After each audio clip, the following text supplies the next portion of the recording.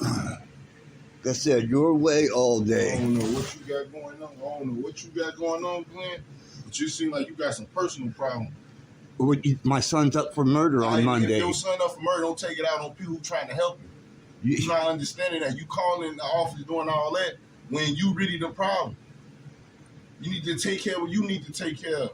Your paperwork situation, they ain't got nothing to do with and you need to take care of. That's what you told me when I first came. Something about paperwork. You keep talking about your caseworker took care of it. That's cool. That's something he's supposed to do. I'm your caregiver. I'm supposed to clean up around here and listen to what you tell me to do. Anything you told me to do, I did it for you. Okay, keep going. So I don't know what you talking about. Keep you trying going. to call off and do all that for what? Keep going. Because I don't want you lying, telling us I said this and that to you. Oh, it's being recorded. I'm telling you what you doing wrong. You keep talking about paperwork. I don't know nothing about no paperwork. You never told me about no paperwork that your case man had to take care of yesterday. All I've asked you to do was go to the store. And I went to the store.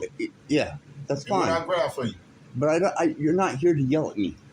I'm not even yelling. I'm talking to you how you talking You are authoritatively addressing me in an undertone. Okay?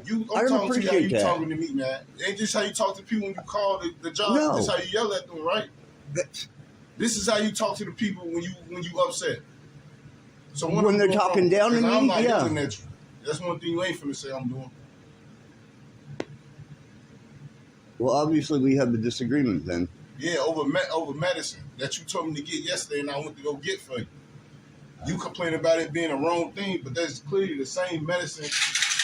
No, exactly. It's not. Exactly. Clearly the same thing. No, it's not. One says PM, one doesn't. One say PM, one doesn't. So why you didn't just say that yesterday?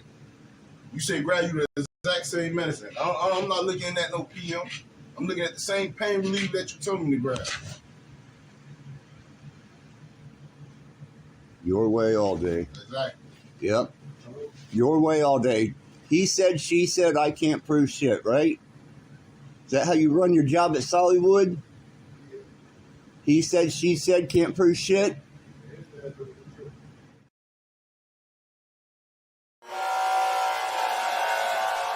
So I wake up this morning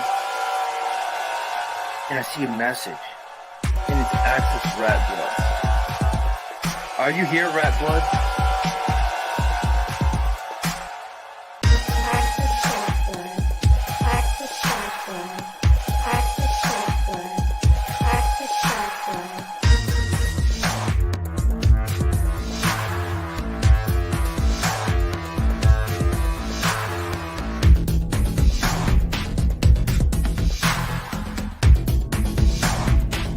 And then you got people like Access, and then you got people like Access, and then you got people like Access. I'm not the fucking Rattblood. Access Rattblood, I see. All these Access people, I'm starting to get paranoid about that now. I don't know what to do about it.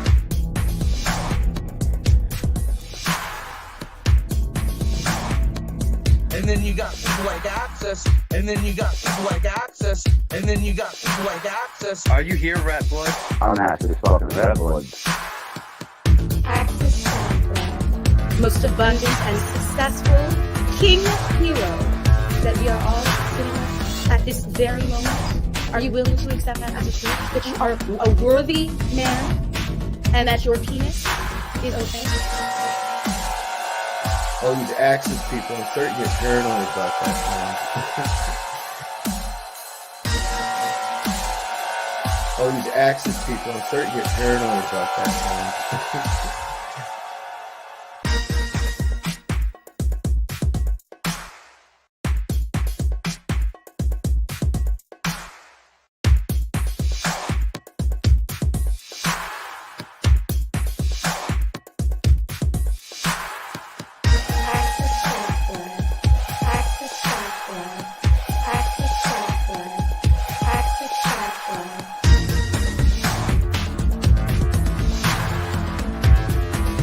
Are you here, Rattblood? I'll just start throwing spells at you, conjuring demons and otherwise. Are you here, Rattblood? I'll just start throwing spells at you, conjuring demons and otherwise.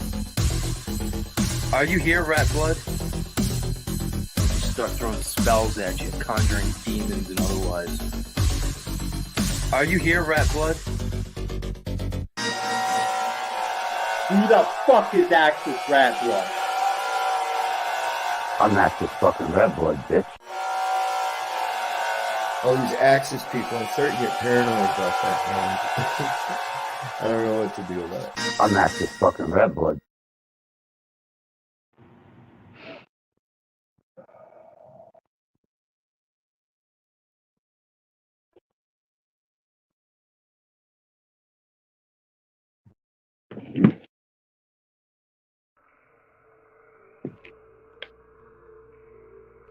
A lot of these elders need to hear the truth, man. It might not be what you want to hear.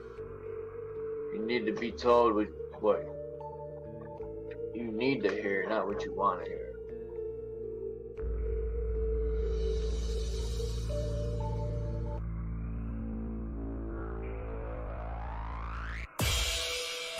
But necessarily my truth might not be everyone else's truth. So what's truth? You know?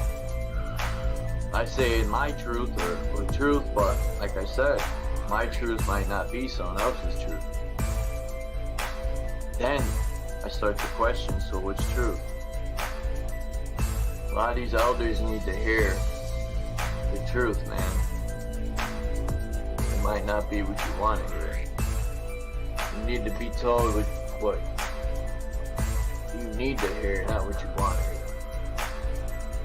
If some of these platforms, because there's many channels here, and a lot of them actually do, if people were honest when they're coming onto panels or chat, if they don't want to be honest with themselves, they want to tear down other people to disguise themselves. So what I get from that is people are insecure by using a false sense of security to mask. They're not actually, they actually ever challenge themselves. What would that look like? Of course, they'll be thinking, well, what about you? I said, here you go again. You're deflecting at that point. It's about you. If it's always about you, then make it about you. Be the best me can be there. Be the most selfish person you can be. So my question would be, then why are you living with the rest of us? A lot of these elders need to hear the truth, man. It might not be what you want to hear. You need to be told what you need to hear, not what you want to hear. We don't consider each other. That's why most people are not rationally selfish. They're too busy being fucking selfish. So what's truth?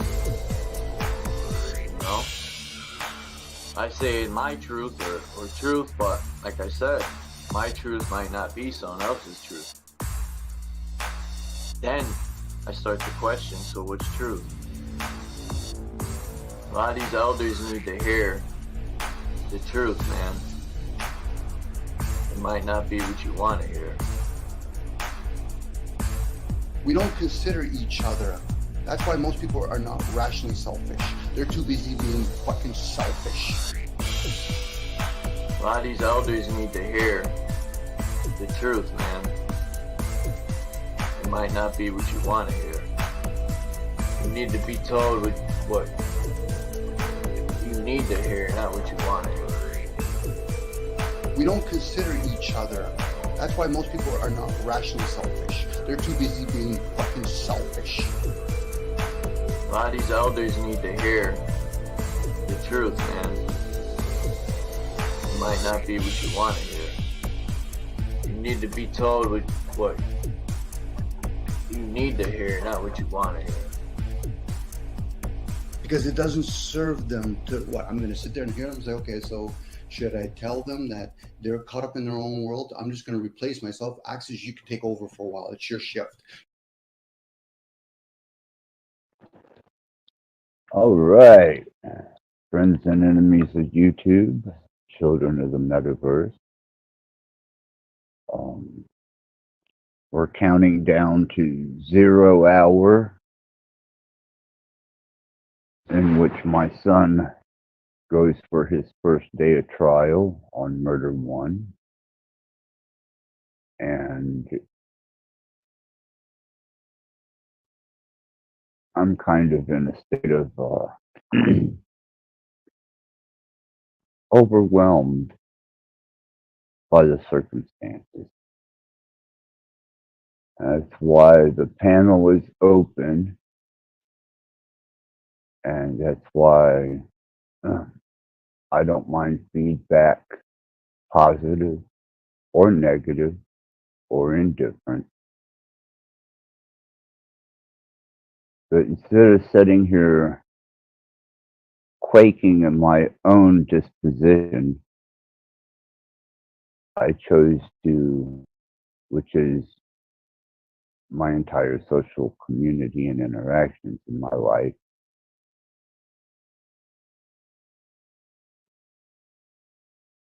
allow the metaverse to, or my extended digital family, the option to maybe come up and give me an opinion, an insult, or maybe a just good old downright cussing for being a complaining, noisy, self-consumed, me, I, it's all about this person, and be browbeat and slapped up against the head for voicing my disposition. Either way, I'm here. Panel's open. Love to have some interaction. If anybody has the empathy enough to deliver such. And to the chat, thank you for being here. Get up on your faces. I appreciate you very much. This is kind of an auspicious time because it's not every day that you are in the eve of your firstborn son's murder trial. And I don't think that anyone is truly prepared to deal with such a situation unless they have absolutely no empathy whatsoever for their fellow being.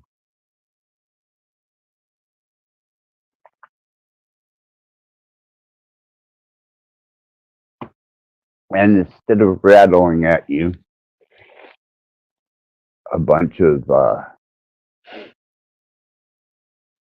geometry and mystery school teachings and concepts for removing safety protocols and expanding the perimeters of perception and inflection and some of the more fringe things that we try to endeavor upon here, or even a life skill. Because at this point in time, I'm doing quite well just to even communicate with humans. And more or less trying to share with them some type of spiritual or metaphysical or introspective view of anything other than I am doing well just to be here. I hope you understand that. Today, it's an interesting place to be. But I, being the axis, and knowing that you must have a backup plan to a backup plan to a backup plan, and a lawyer watching a lawyer who watches a lawyer that is your lawyer. Music, my music I created, and I don't mind sharing. I don't mind even listening to it on my own just to alleviate the overwhelming sense of impending doom that happens to be leering over my shoulder at this moment. And in the past year, the lack of um, the greater percentage of social media having any type of seriousness in their approach to this situation and exactly how serious it is, because it doesn't affect them. And since we live in a me, I, my society, apparently, and applying energy to anything is, in a way, engaging yourself into it. And those that just observe, well, I tell you what, get you a good, dirty magazine or pornographic magazine, or maybe even Science Digest or Biology Today, and observe it to feed that voyeuristic need you have to observe. Because a true observer will not voice an opinion, an ideal, or a directive, because that is an excessive display of the part of their own energy, and they are still attached to it. So, and I'm sure I'm pissing in someone's backyard with that one.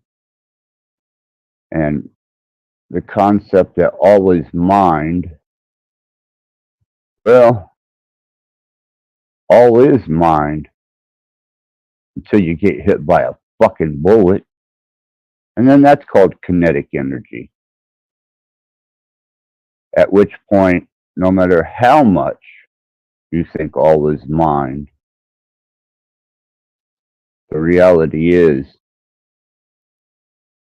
bullets hurt, especially whenever you can't metaphysically overcome the kinetic energy behind one. But there are those out there who believe themselves so far beyond that that it could not possibly ever happen to them, especially from someone that had been stabbed and beaten um, to almost their demise.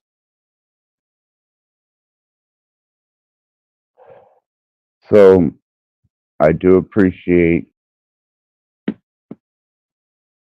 any interaction in the chat.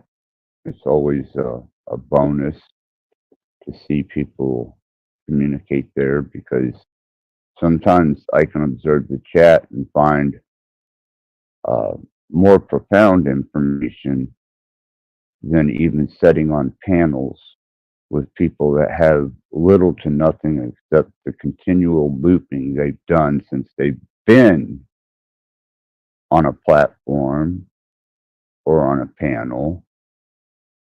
And I'm tired of catering to that too. You know, this world has been developed on a sense of malice. And you can see this in greed,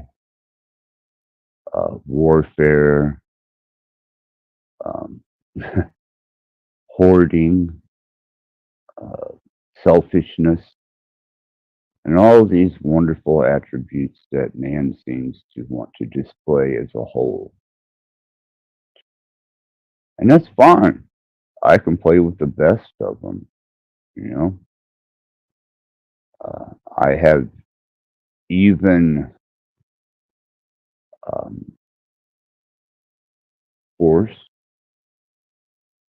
to defend and protect myself with, I'm sure, as they have to attack with. And if it goes that way, then it goes that way. But at this point, we're dealing with the cerebral state, the mind. You're not dealing with my body. You're not dealing with the signs and symbols and the Masonic and secret mystery school handshake. No, you're dealing with a real individual. And that's what I've tried to portray. It just so happens that tonight I am in a bit of a transition because in the next 3 days will determine the outcome of what may or may not be a potential future with my firstborn son.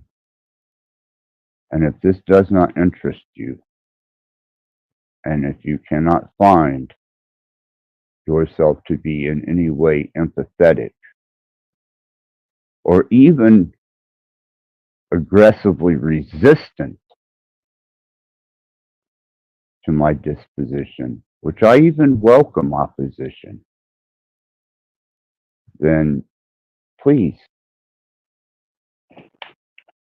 hit the link. Tab, good to see you, Tab. Tab Rose. She is an inspiration. Definitely an inspiration. Let me throw that link back out there just in case.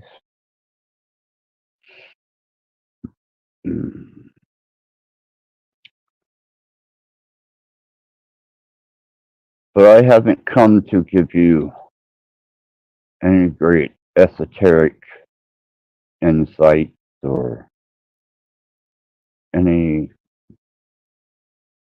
energy utilization, advancement in the skill of using energy, or even the concept of comprehending the extent of energy. Nope, not tonight.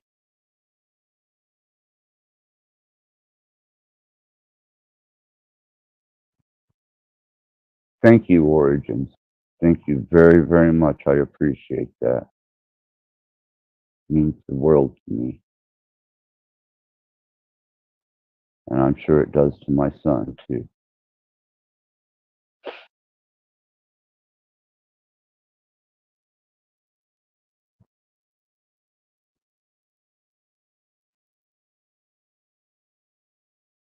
But like I said, I'm also as well inclined as to just listen to music and ponder the possibilities of a impending hellish nightmare or the alleviation of one that I've been living under for about a year.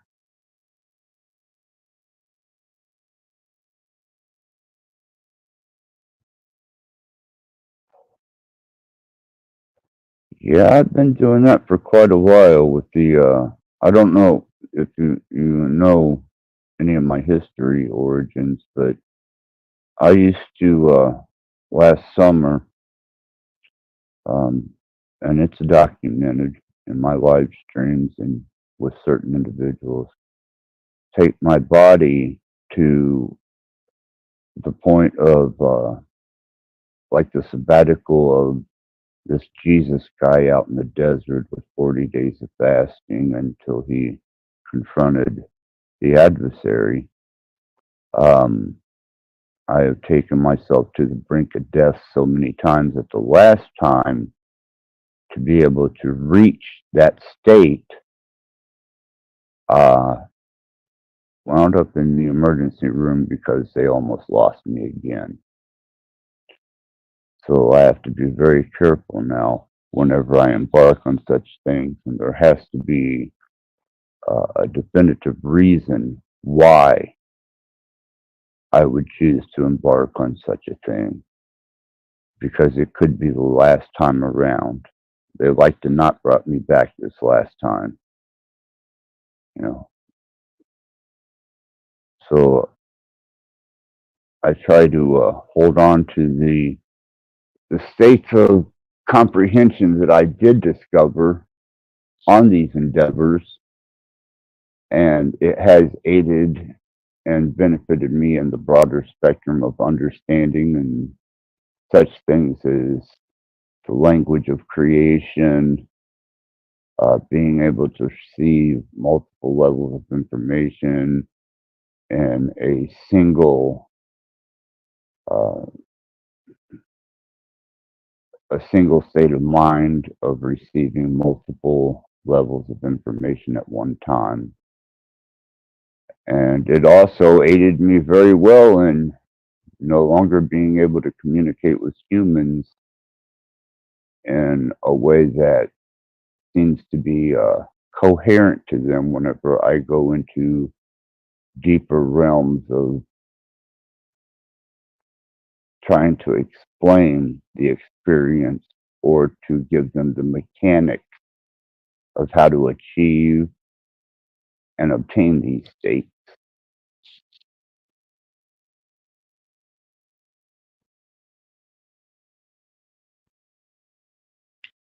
Yeah, Tab, it's not so much the, the strength of getting through it, it's the strength of being able to endure some type of sense of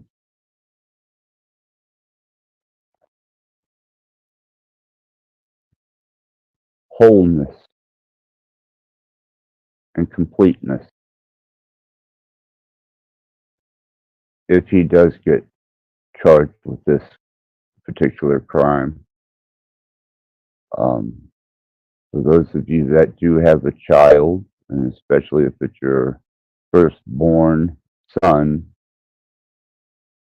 you might be able to empathize in the fact that you will not ever be able to see them ever again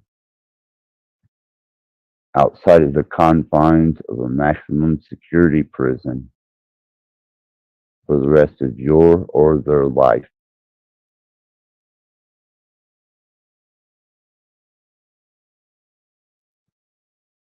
So there you go. That's the reality of it. And that's the stakes are at cost here. And anybody who has the goal to say that they could walk through this unblemished with their first son and the future of his life as well as yours being placed on trial in the next 3 days, I say that you are an unempathetic, unempathic, vile, one step from complete, methodical serial killer in your demeanor if you cannot find any compassion for such a situation. And if it's met with indifference and it's met with observation, well, anybody can stand over a person and look at them and go, I hope I don't get stabbed to death. Look, they're bleeding out on the sidewalk. Huh, this is an interesting observation. Wonder how far it'll go. Oh, look, they're choking on their own fucking blood. Let me observe this a little more. Really?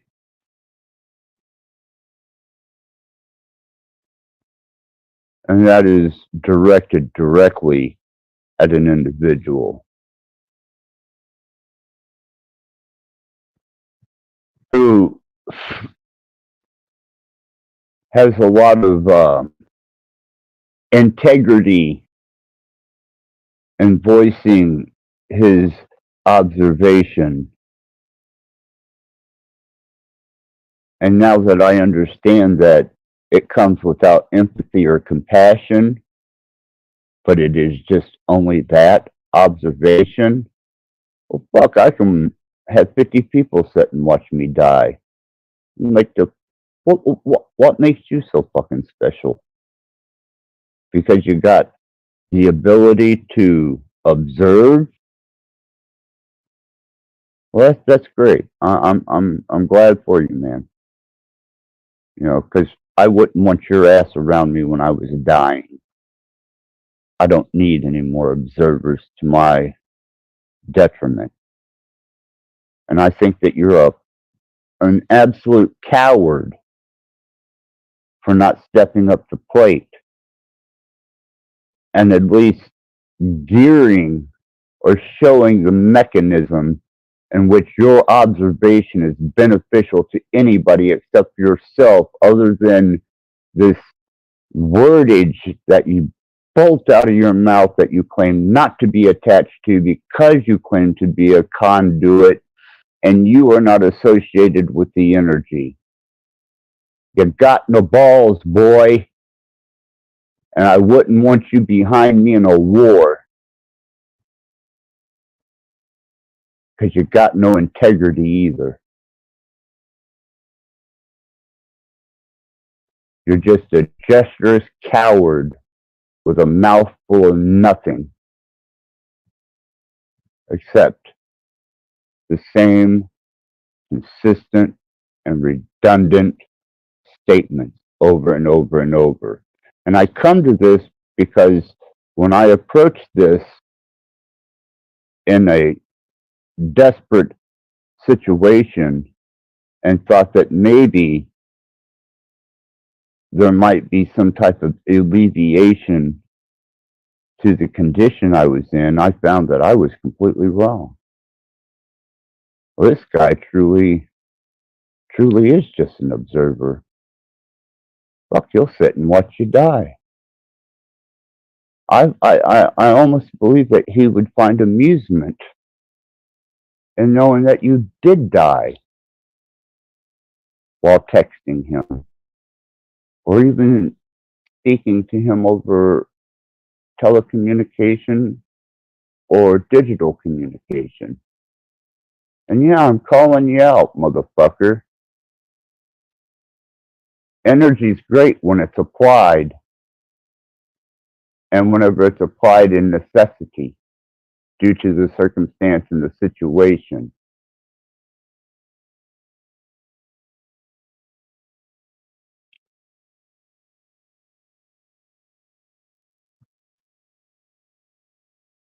It's nothing new, Tab. I do appreciate your concern, but you know, all these people with their high-powered YouTube education and their learned abilities who have yet to put them to what is it? You did the work?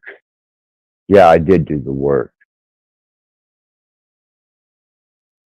But for 2 days, I've yet to see any of these oral proctologists make their presence known. And they won't. They won't. They like to stare the shit. But when it comes to taking responsibility for the shit they stared, they won't. They will not take any responsibility.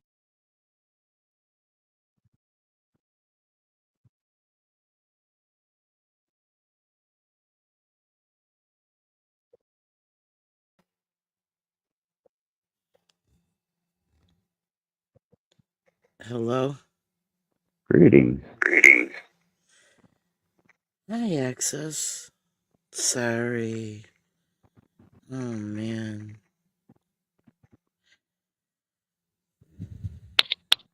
Well, it is. It is. Am I echoing? Am I echoing? There's a little verbiage, maybe. Let's see. This one, cut it out. Can't have that.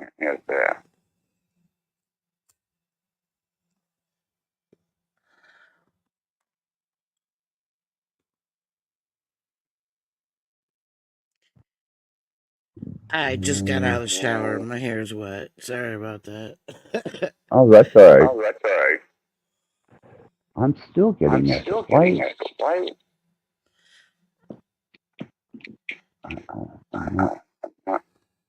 I'm shutting everything down.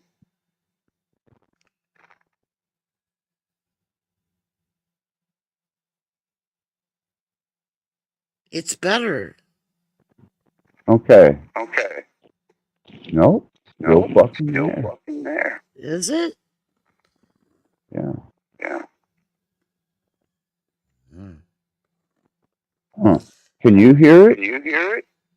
Oh, yeah. Now, when you go up in volume with your variation of voice, I can hear it when you go up tone. Higher tone. You mute Yeah, I still for a hear second if you would. Do you drop out? No, just mute for a second. Okay. Are you muted? Okay. You're on your end, not mine. You've got something open. There's no echo now. All right, hold on.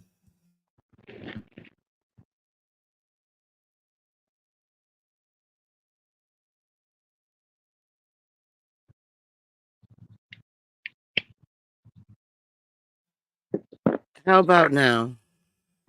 Don't echo.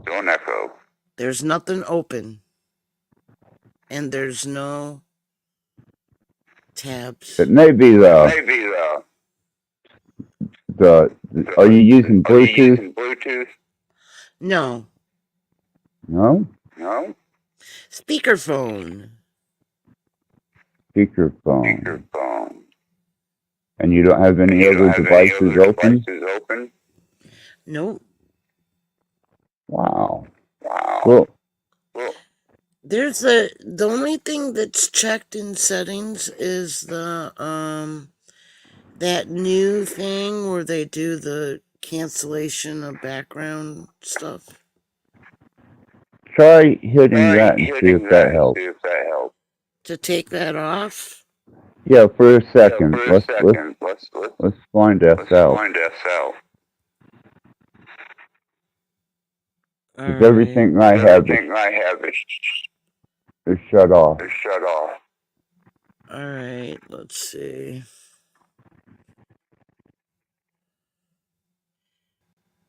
How about now? Okay. I took that thing off. There's nothing checked. Is there something that I need to check? Well, I'm going to ask you to do one last thing. Unplug your headphones and plug them back in. And let me see. I'm not using them. Oh, that's right. You're using an open source phone. Actually, Venus sent me this phone. It's an Android A01. I can tell you what the problem is. What? You need headphones in with a microphone. Because your open speaker is feeding back. It's repeating the loop back into the channel. Let me try default then. Okay. Let's see. That's default. Let's see. Well, still a delay, but that's alright. Okay.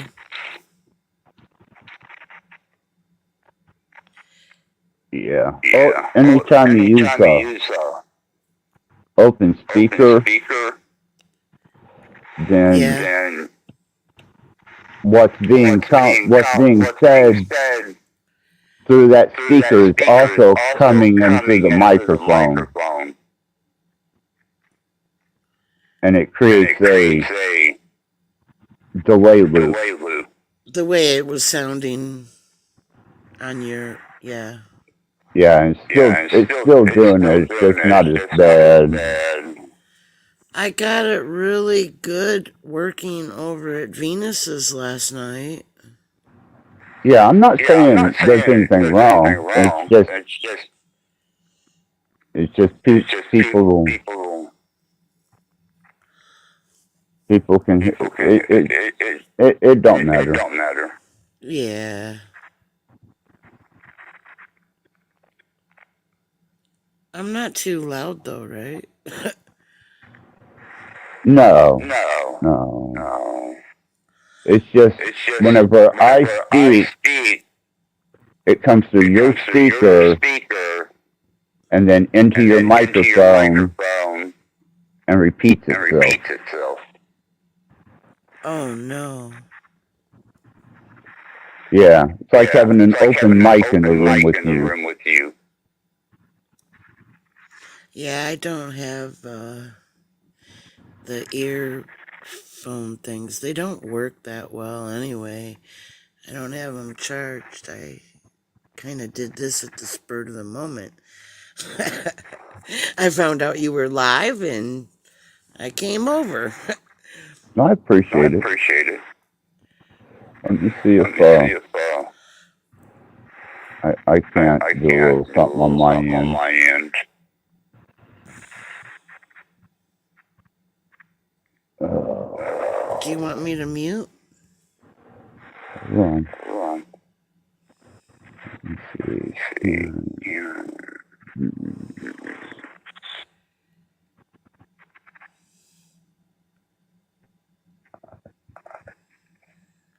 Yeah, see my echo is off.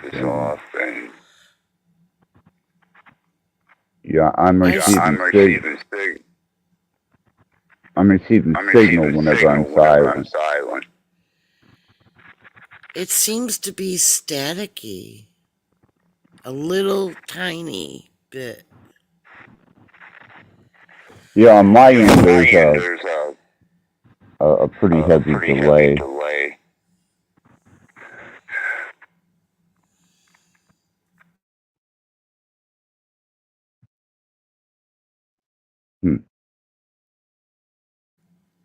I just muted for a second there. Yeah? Mute for a second again. And listen. Are you there? Can you hear? See? No echo?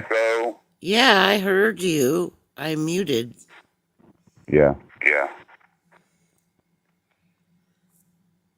Yeah, when you mute, there's no echo, and I'm coming through.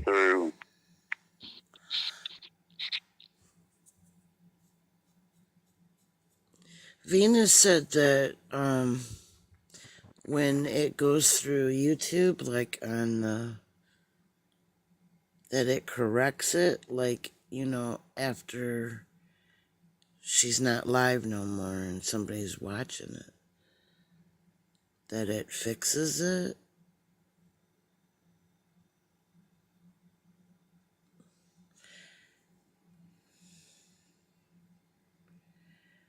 Oh, I'm the only one here. Oh.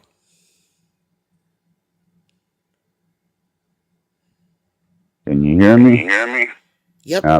Still Hey, that fixed it. No, doesn't. Hold on. Nope, there's still an echo on my side.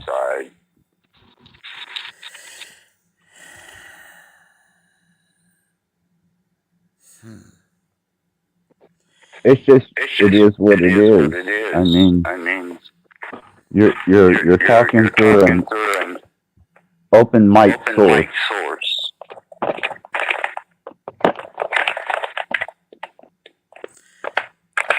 If you had headphones with a mic,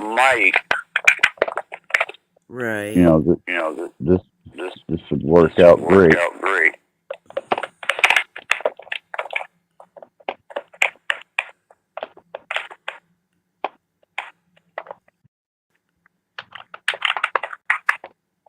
Now I'm listening.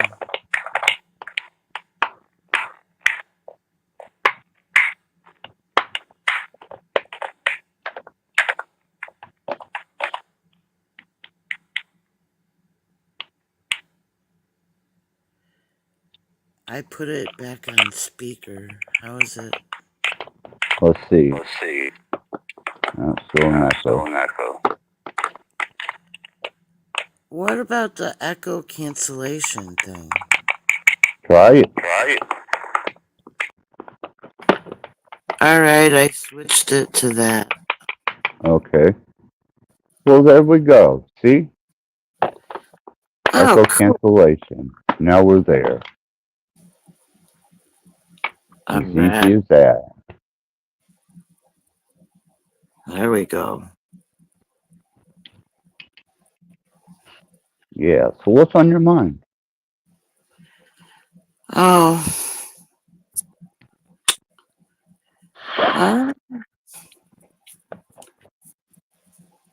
Well, I wanted to ask you, since you, like, what you're into. I listened to one of your videos about doing something, what was it? Spells or something? I'm I'm an omniist, which means that I recognize all religions, mystery schools, and esoteric studies, but I ascribe to none, although I use from each of them what is beneficial to me in my life journey. And you were interested in Scientology when I came up one of the times. Yeah, Scientology, Lapis Blue, that's my girl, all love. Yeah, it's only because Scientology is one of, I've infiltrated virtually every type of religion, organization, mystery school, that I could possibly infiltrate throughout my life. And Scientology is one that seems to be very, very difficult to infiltrate. What do you mean, infiltrate? Like, go there and become a member? Or... Yeah, I mean, whenever I went into the Masonic Order, that was an easy in. When I went to the Temple of Satan and the Church of Satan, that was an easy in. The Mormons, that was an easy in. The Rosicrucianists, that was an easy in. Did you have to shape? The Seventh Day Adventist was an easy in, and various other occulted type organizations. But Scientology, that is a heavily financial oriented endeavor. I was on staff. Yeah, that's what you said. You were a part of the staff, so you kind of was, you were kind of paid for along your way. Well, I worked and I got, like, everything that I did, whether it was training or courses, I didn't have to pay anything. I just start where everybody starts and move your way up. Right. And that's, that's something that one localized to where I'm at. When I was out west, it probably would have been much more accessible to me.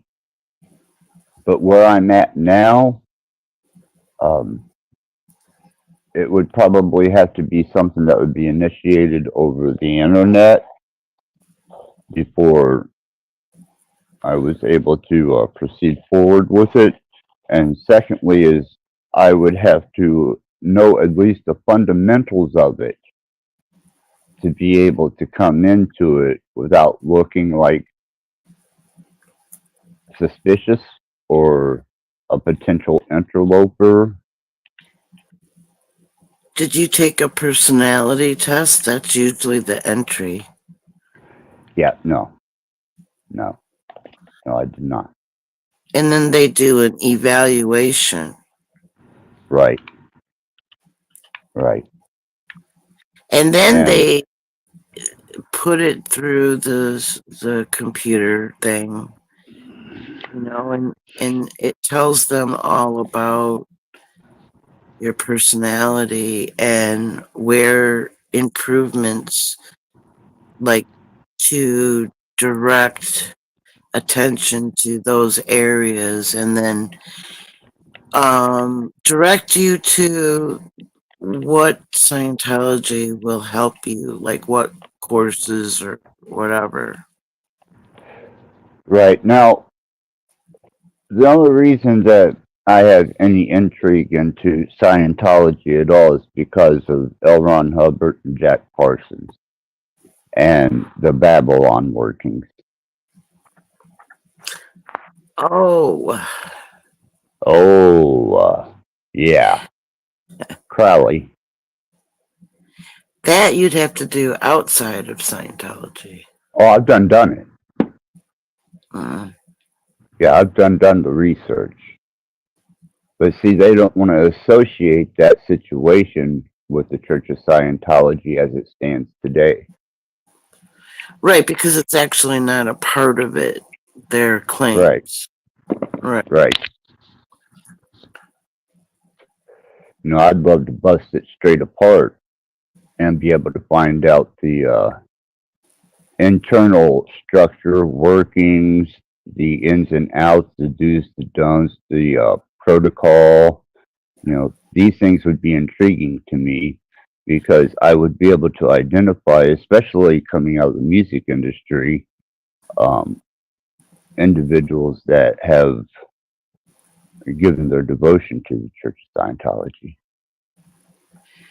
Well, looking into persons,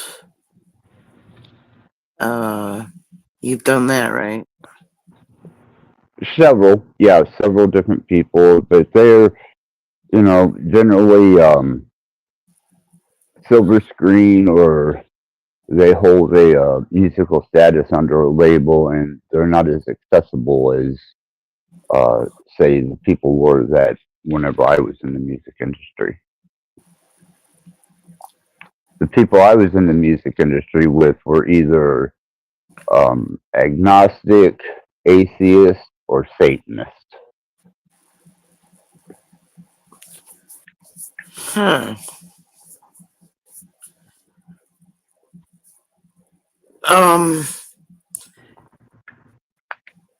There's a channel that they're into something like that. I don't exactly know.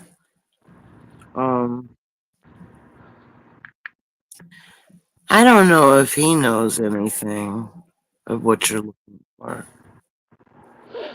Yeah, I'm not sure that I could even, get a starting point to this endeavor, but it's just a fascinating intrigue of mine to better understand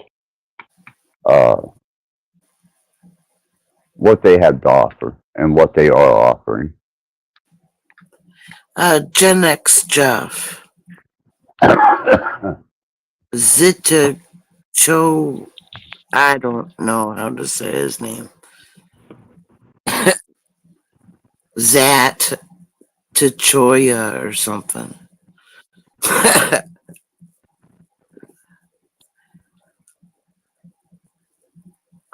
Well, you never know until you like question, get the answer. Well, I know that to get to the temple at Salt Lake City was an extensive journey. And then once I found out what was transpiring there, I was just like, oh, this is the grand scheme of things.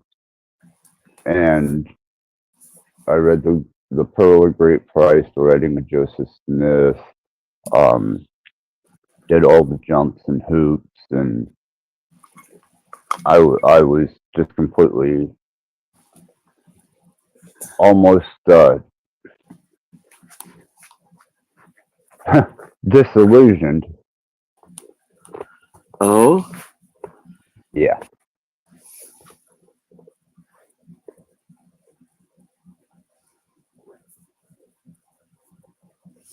I don't know if you know what they do at the temple. I haven't looked into hardly anything that you have. Yeah, it's General, notation for several of those. Venus knows more about it.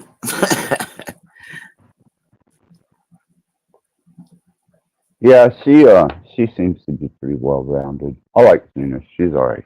Good people.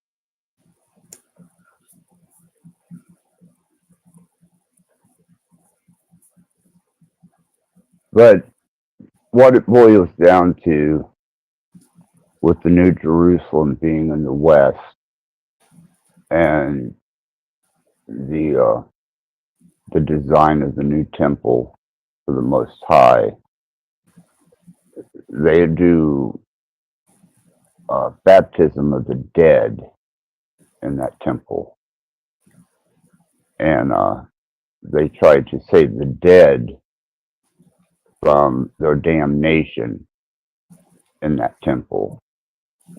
And not only that, but they also have the defined guidelines and ability to defend certain practices that the Mormon Church endeavors in, that a lot of people, not just the polygamy, but various other things that they involve themselves in. And they consider themselves to be the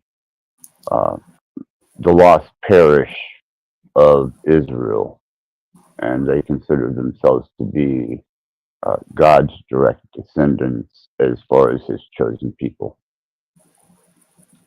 Oh, wow. Yeah. Do you know anything about that cube? And then they go to the Wailing Wall and they rock back and forth? The Wailing Wall is supposed to have been the last remnant remains of the second temple that was, I believe it was the Romans that finally put an end to that one. And I know they're waiting to resurrect the final temple, but the Wailing Wall, they put their prayers in little manuscript into the wall. They pray that their prayers may be heard, because that's the last remnants of the Holy of Holies. And just like Mecca, it's kind of a pilgrimage that most Hasidic and Orthodox Jews will take on during one point in time in their life or another. Mm.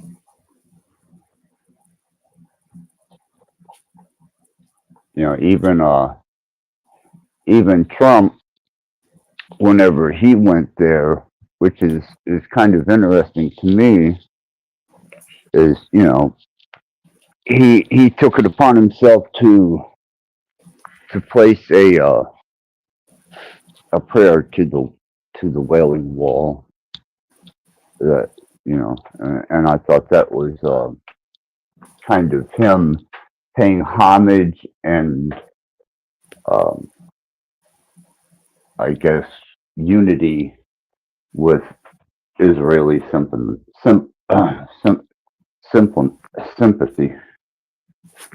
Oh, see. Yeah, I mean, I wouldn't go to the Wailing Wall and stick my face up against it to pray, more or less put a note in it because it means shit to me. And more or less would I go to Mecca and walk around that some bitch because it means shit to me. The same as entering a Catholic church and having some, dead Latin spoken to me that is supposed to help sanctify the potential communion that I'm about to take part in. No. I come from natural law. I recognize all these things, and I allow them their place, and I will utilize whatever resources they have for the better of myself, but I'm not one to do their song and dance. Right. Hey, Goblin's here. Yeah. Yeah, he stops by every once in a while. You don't cause any problem. He's a good guy. Yeah, he hasn't ever caused me any grief. Yeah, pretty cool. Yeah, he's ambitious, Yeah. and if he sticks with his guns, eventually he may have his platform, and who knows, he may be the undermining future of all of us, Gen Xers and millennials, and he may persevere listening and hanging out with all this older esoteric knowledge, as well as the social disobedience and obedience of those that have made themselves a part of this particular small community. Sure.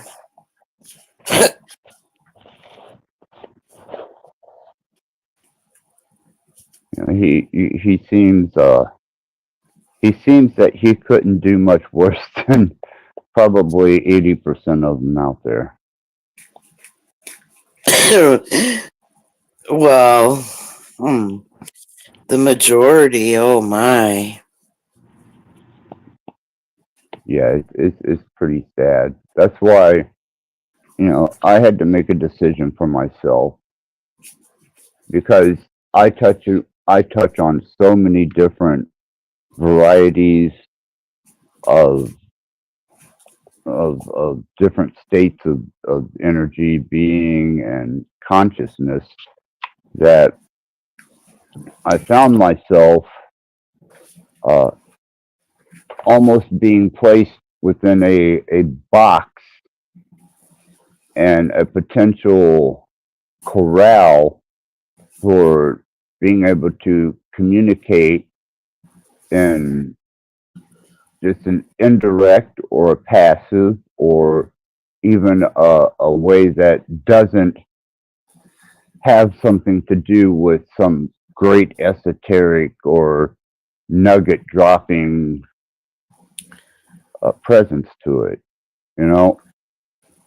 Sometimes I just like to kick back and let my mind rest and share my experiences with others and allow them to share their experiences with me because they may have something of value that I could apply to my life And if I'm stuck on trying to give this esoteric, deep energy thinking overtone constantly to my broadcast, well, isn't that kind of like masturbation if nobody understands it?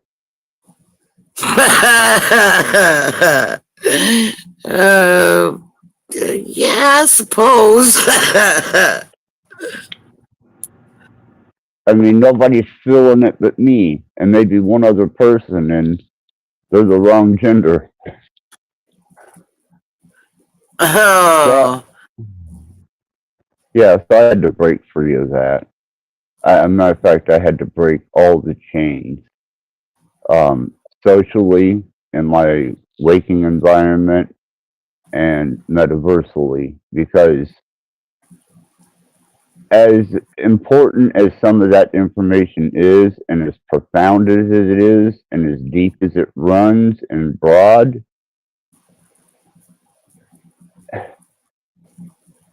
look at my past live streams. And if you can't pick up the breadcrumbs, Right. then you're probably not going to. But I'm not going to continue to loop over the same old redundancy, hoping that somebody will pick up something that I've already explained, already gave the mechanics to, and showed them with a sign, this is the way you go to achieve this. Right.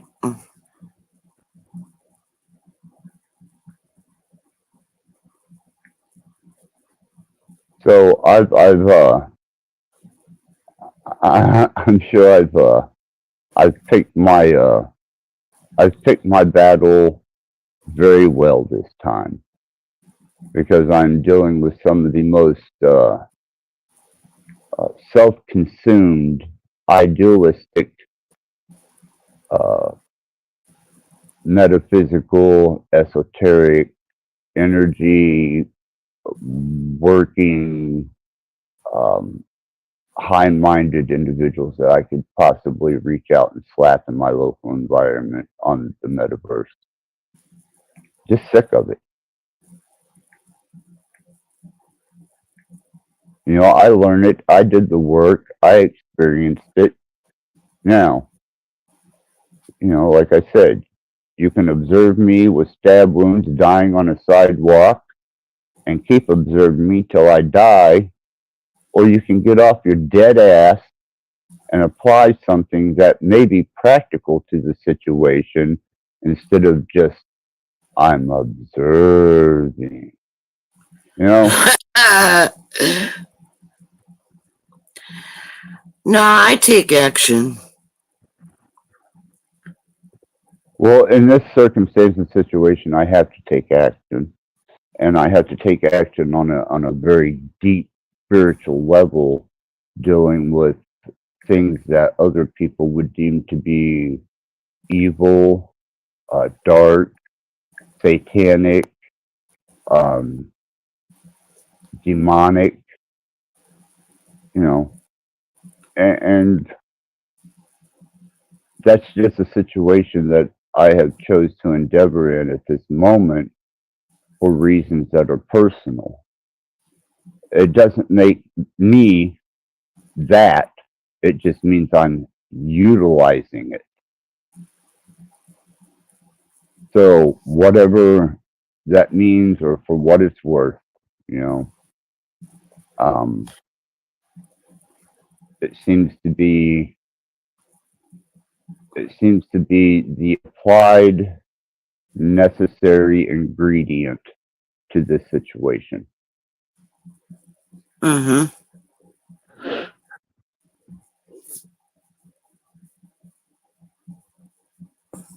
Goblin likes to listen to you. Well, thank you, Goblin. You're always welcome, man. And I do notice when you're here. And I notice when you're out and about. You're not overlooked. But people get hung up on the fact that, I utilize resources from all religions and mystery schools, and I don't apply to any of them. So, just because I'm using techniques that they have within the confines of their particular religion or belief doesn't make me a part of it. I've seen others that do the same. They'll like take pieces of this and that, and there's their belief. Yeah, well, I'm not going to confine myself to one branch of thinking, knowledge, and indoctrination when there is an entire world history to present date of information, knowledge, understanding, and wisdom. Whether that be physically implied through motion and energy, or whether it just be through the observation of something that is learned and can be stored as useful knowledge or resourceful knowledge that can be retrieved.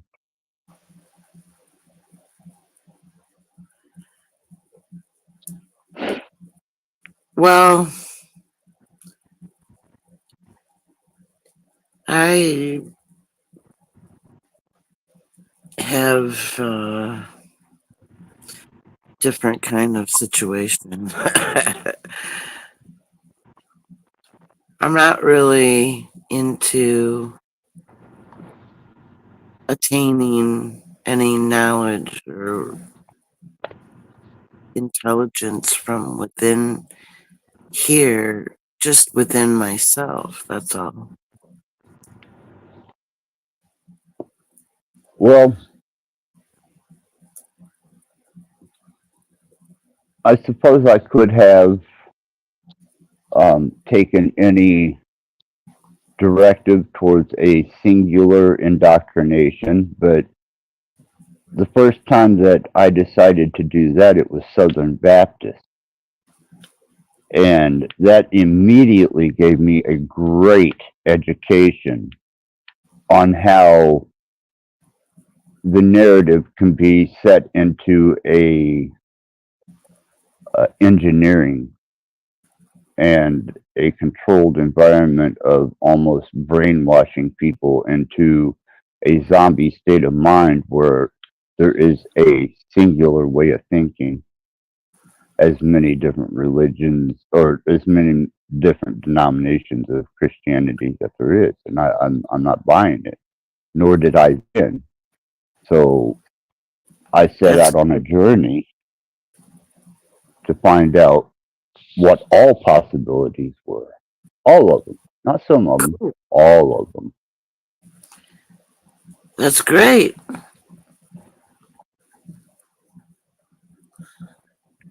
So far. But it does cause a lot of indifference in people. And it does bring out their safety protocols, their taboos, and their fears.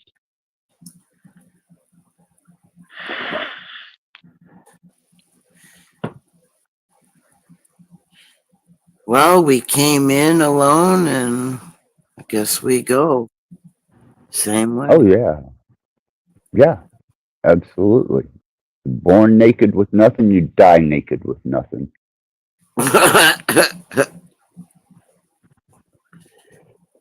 You didn't come in with anything in your hand, and you're not leaving with anything in your hands. So you can just give that notion up, unless maybe you're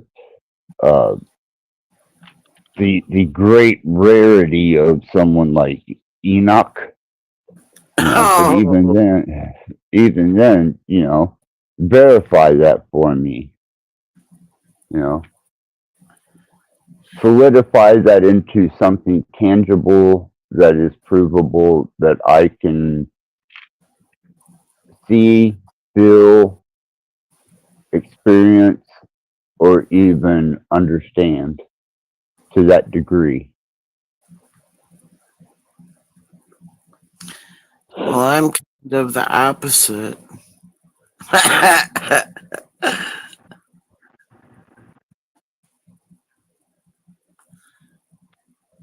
Yeah, the human condition is absolutely a a profound condition. It truly is. You know, and it's like one of the more recent concepts that I had. I don't I don't see in any shape, form, or manner alien civilizations building rockets to get to Earth.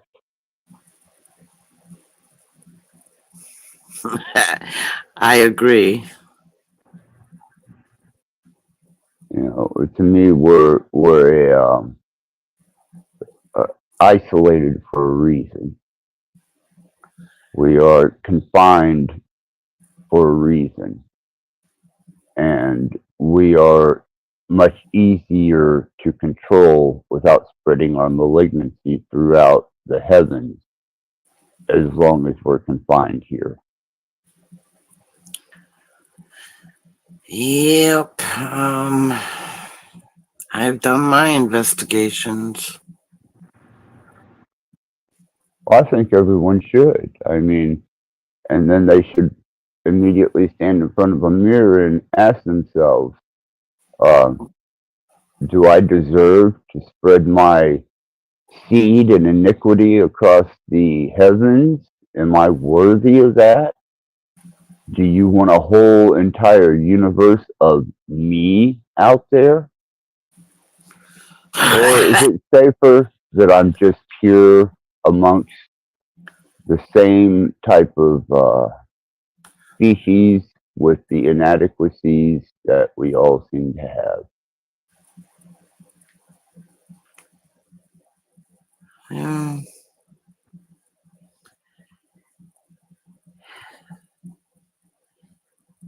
And I'm not ashamed to admit that. You know, I've had more than my fair share of failures in life, and I've engaged in some of the most atrocious acts that one could do to their own body.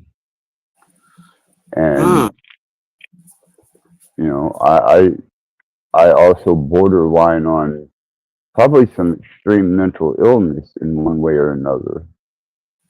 And I would really hate to think that the heavens would be filled with such a vicious hedonist such as myself, you know.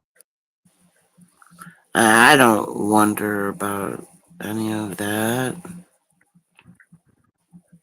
Well, it's just the thing that I pondered whenever I realized that we are all kind of stuck here together, and that great starship that's coming to rescue us, or that second, which, and listen to this, okay? When the Christ child was born, that was his first coming. When he was crucified and resurrected, that was his second coming. What are you waiting for? His third? I would say maybe the majority will be involved in all of that. What, his third coming? I never heard him mention a third coming in any text that I've read, as far as the Torah, all the way up to the New Testament, the Maccabean writings, the the Enuma Elish, or any of the other sacred writings. You know, it just speaks of a savior coming, and you know, him saving us all through some intermediary revelation. But to my notion, whenever he resurrected himself after death of being crucified on the cross, well, that's a second coming. I don't give a fuck how you put it. That's a man coming twice. I've also heard others say that it is that coming of the Christ is in each person, all the believers? Well, I'm sorry. If maybe somebody besides the hand of man had placed that into some type of scripture, I might be able to relate more easier.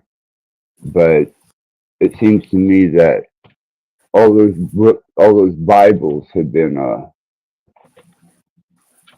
translated and taken out of or content, and not only that, but they have also been edited, and there has been lots of great, incredible teachings that could apply to that same time and era that weren't included.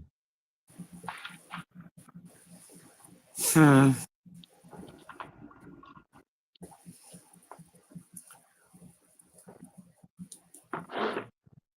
But that's just me. That's my opinion, and that's my understanding, and I'm allowed that. You know, nobody has to agree with me. Sure. I don't ask them to. I'm nobody's savior. I'm nobody's guru. You know. I know, neither am I. So find your own path. Find your own way. You know. I did. Well, you're doing better than most of them because now I've seen some piss poor endeavors into that field.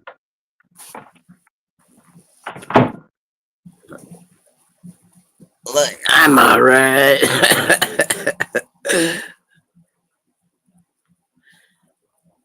Hey, Goblin, you coming up? Yeah, I've got some stuff nuking, but as soon as I get through nuking it, he's more than welcome to come up.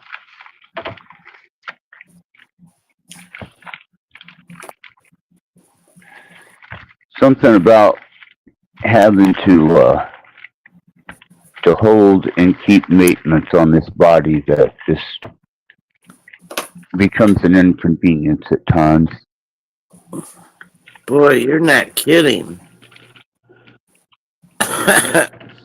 You know, I think sometimes I would rather fight a wildcat than to have to contend with the maintenance on this body.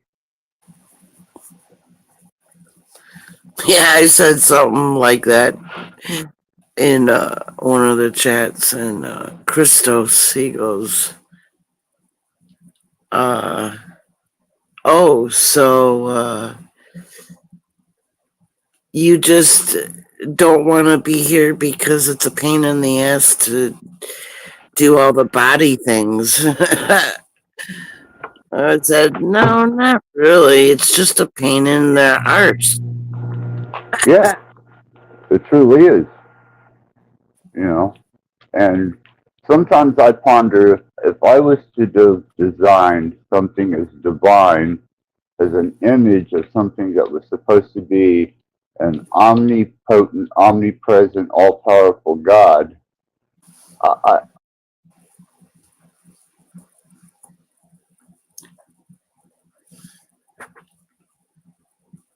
greatly lacking. Well, yeah. And then, not only does he put us in a substandard housing, which is the human body,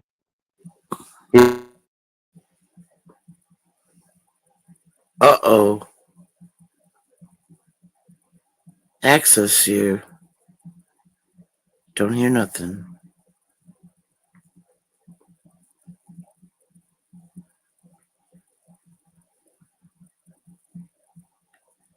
Whoops.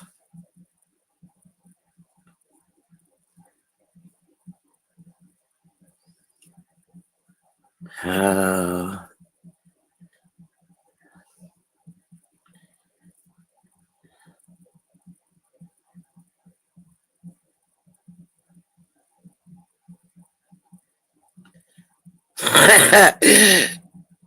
That's cool, Goblin.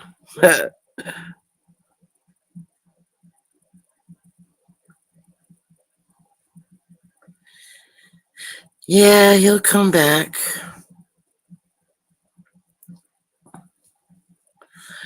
Well, you know, with me, it's like I don't take this place as reality. It's a hologram.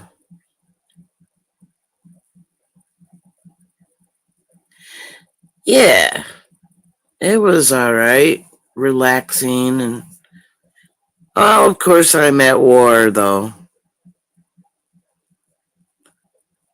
But it was interesting still. Yeah, I just There, got kicked. I figure I might have pissed God off. you. No, I was chilling, Goblin, commenting on Goblin, Cool. saying, he said, I tell them all the time if I had all the answers, I damn sure wouldn't be on YouTube. I was like laughing a little bit. Right? Right?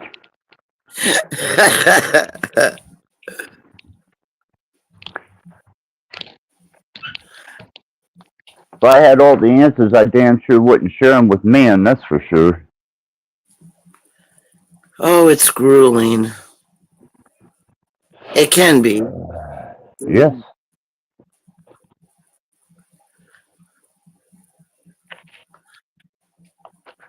There's the ones who don't want to know anything. They just want just to be left alone and let them go to work, come home, have a family, whatever. Watch TV, do it all over again.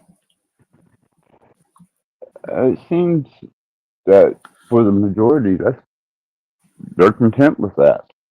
Well, they bitch the whole way, but they're content with it. Yeah, they don't want to change anything about what they're doing, so free will, right? Yeah, it seems so. To a degree. Well, they choose. You know, they don't have the questions to get answered. They're generally not that abstract in their thinking. Right. They're not outside of the box, that's for sure.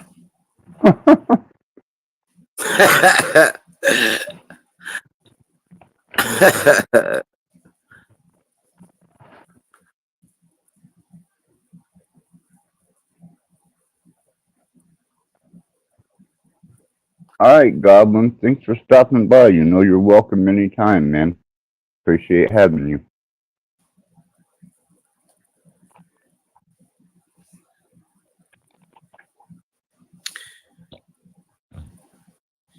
Yeah, he's young still, so.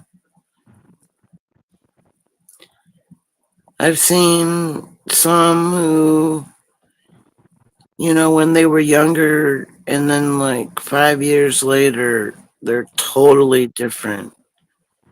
Right. Everything's changed on what they pursue.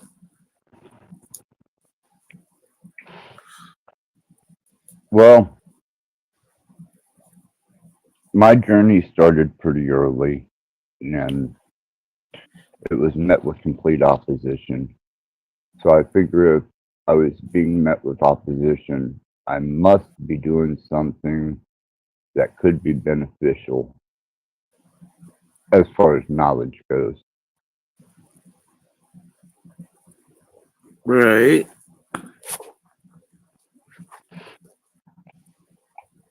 Nobody likes to lose a member of their gang.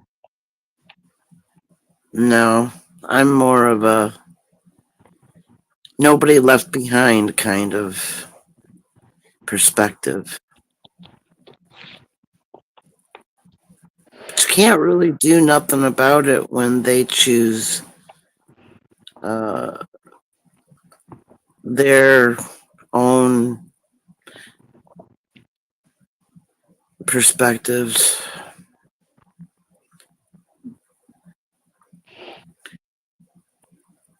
Yeah, and there's nothing I can do for those people. No, you can lead a horse to water, you can't make him drink it, right? Right. And when you put the water bucket out there so many times that they don't even recognize it, fuck them. Let them dehydrate. Yeah, you'll go thirsty.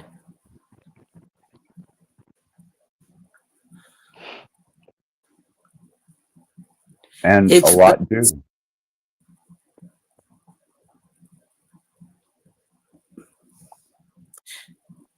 it's best to be as aware as you can possibly get.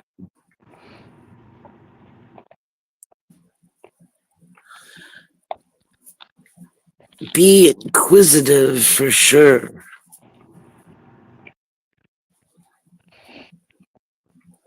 Well, I really learned a hard lesson when it comes to me being on the crossroads of a complete mental and psychotic breakdown. And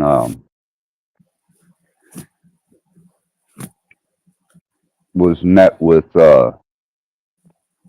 almost an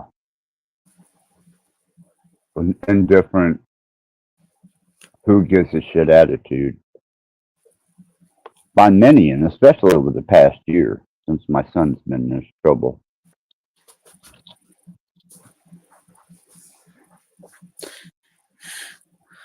I didn't catch the first half at Z's about what caused it all, but I came in a little bit later or something. I don't know.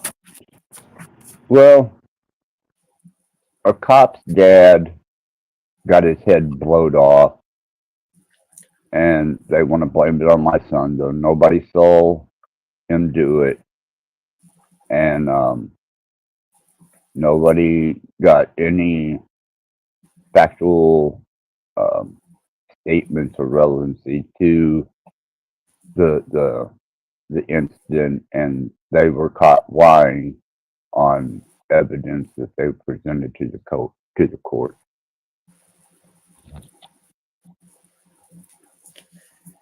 Yeah, you can't trust them. Oh hell no! It's a dinky ass little town.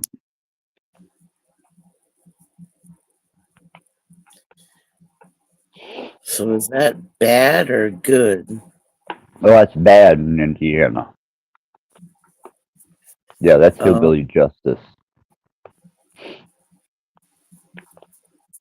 Northern hillbilly justice, which is even worse. If there's no proof, right? Then It's he'll all be out. circumstantial. There's no way they'll be able to. I'm hoping.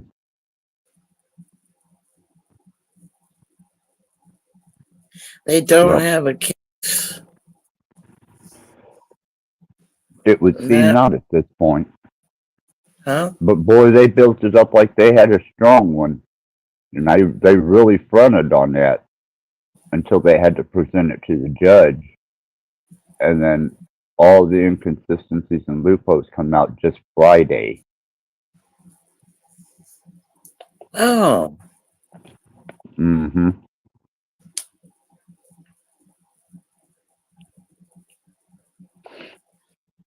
So is it too early to count the chickens? I'd say so at the moment.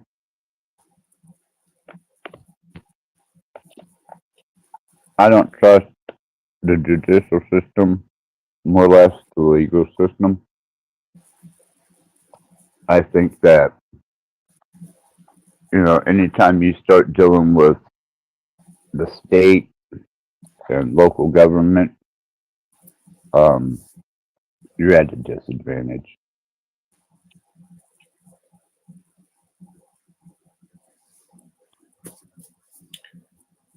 Do they go by alibis? Well, his alibi, who didn't witness anything and was sitting out front in the car, um, she was the one that claimed to heard the gunshot, and then my son come out to the car and she freaked the fuck out. Oh, Mm-hmm. But she didn't see anything. right. So as far as I know, it could have been her that done it. Yeah. And she's just screaming? Well, if you didn't want to get charged with murder, what would you do? Well, tell the truth. Ha! Right. Right. Yeah, I'm going to count on that one. Well, when it's concerned with me, if I didn't do nothing, I had nothing to worry about, right? Well, Right. with these court systems, but But, I wasn't there. I don't know anything, anything outside of the discovery and the now presented evidence that has been falsified. So I don't know. I don't know. Wow. That's why, for the next 3 days, I'm probably going to be in a hellish nightmare state, wondering whether I'm ever going to get to see my son again or not. Right.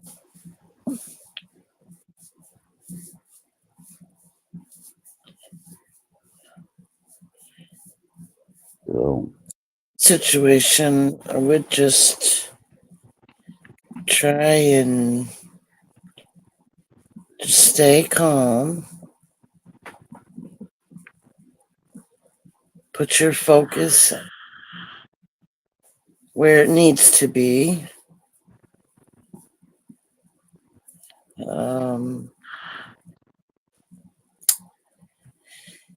Breathe. right.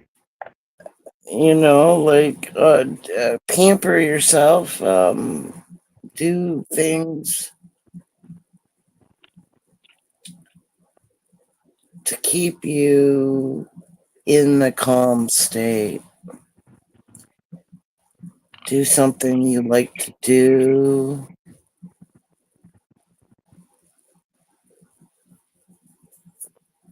Well,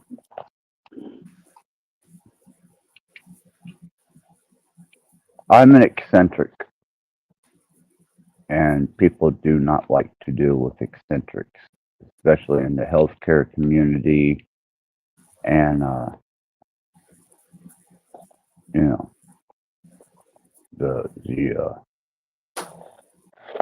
the in-home healthcare community and nursing and such forth. So, I'm going to have to find a new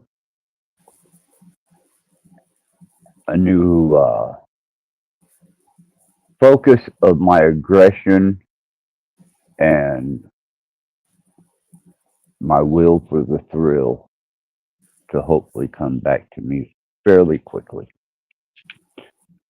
Because I truly, over the past year, have endured entirely too much when it comes to the situation, to the point where I don't even feel like the same entity.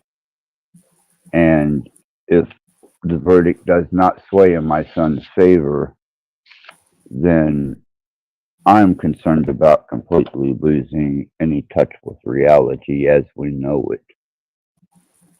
Period. Well, that's not good. It's just truth. You know, I wasn't ever really truly founded in much reality in the first place. Right. You know, that's why I'm a soloist on YouTube. You know, I'm not a collaborator as far as a cult of personality. Right. You know, I travel a singularly lonely path because ain't nobody going to step beside me and take the same heat that I take and go, yeah, well, you know, if Axis is getting it, well, I feel the same way he does about this situation. Throw some at me. Hell no, they're not going to do that. They're going to muster their little tails up their tight little asses and they're going to scamper away and they're going to hope to save some type of face with themselves to keep their cult of personality and their persona to be one that's acceptable. But I'm not. Okay.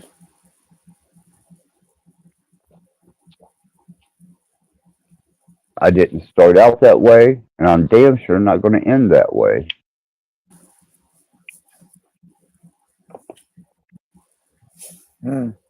Right. I mean, the greatest asset that I have to my disposal at this point in time, and especially if my future, because I have no family, none, except for my son and my daughter. As I send my son off, my daughter's on tour. She's well taken care of. She's grown. That kind of takes the significance of me being available as a interactive dad. Right. And fuck that. You know, I'd just as soon download a fucking bottle of fucking good nights and move on, because there's nothing in this world that even remotely holds fascination with me. It's things that I've discovered outside of the realms of this world. It's implications and states of being that have nothing to do with the waking world other than what's hidden behind it that even intrigues me. I got plenty. Right? So, Right. and it's inevitable, regardless, that, you know, death is inevitable. Period. That's just the way it is. Exactly how you feel. Because I don't really have interest in the human activities.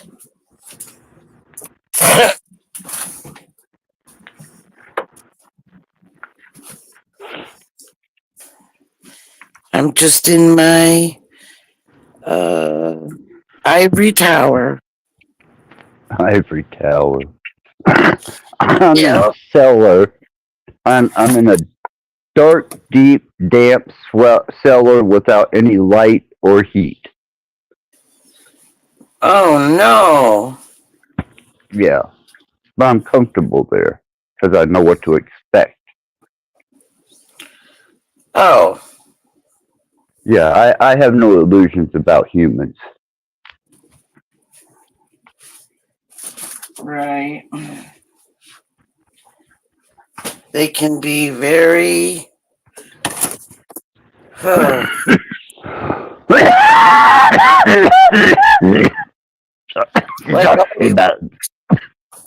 are you Sorry okay? about that. No, not at all. I have extreme lung damage. I pretty much confined to my bed. If I go to my bathroom and back, I'm completely out of breath and exhausted. I've lost such an immense amount of weight that I'm almost unrecognizable.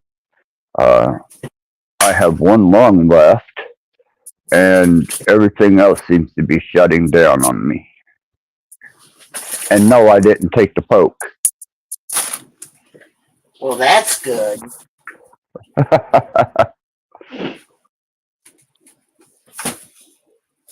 Yeah, I got a bunch of them around me. I'm telling you, there's some rancid smells that come off of them. Within sight of the Almighty, you speak blasphemy. Repent at once, child.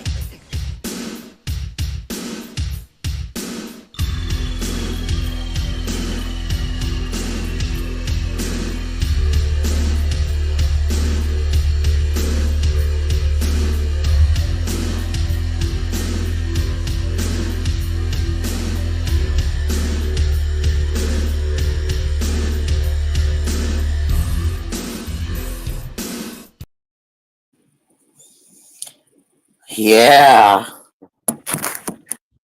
Well, let me explain something to you about me and smartphones. They have designed the smartphone to automatically be designed in a way in which it is not going to function properly. If you bump the screen, it does something you don't want it to do. If you're in a hurry to answer a call, it will do everything you don't want it to do.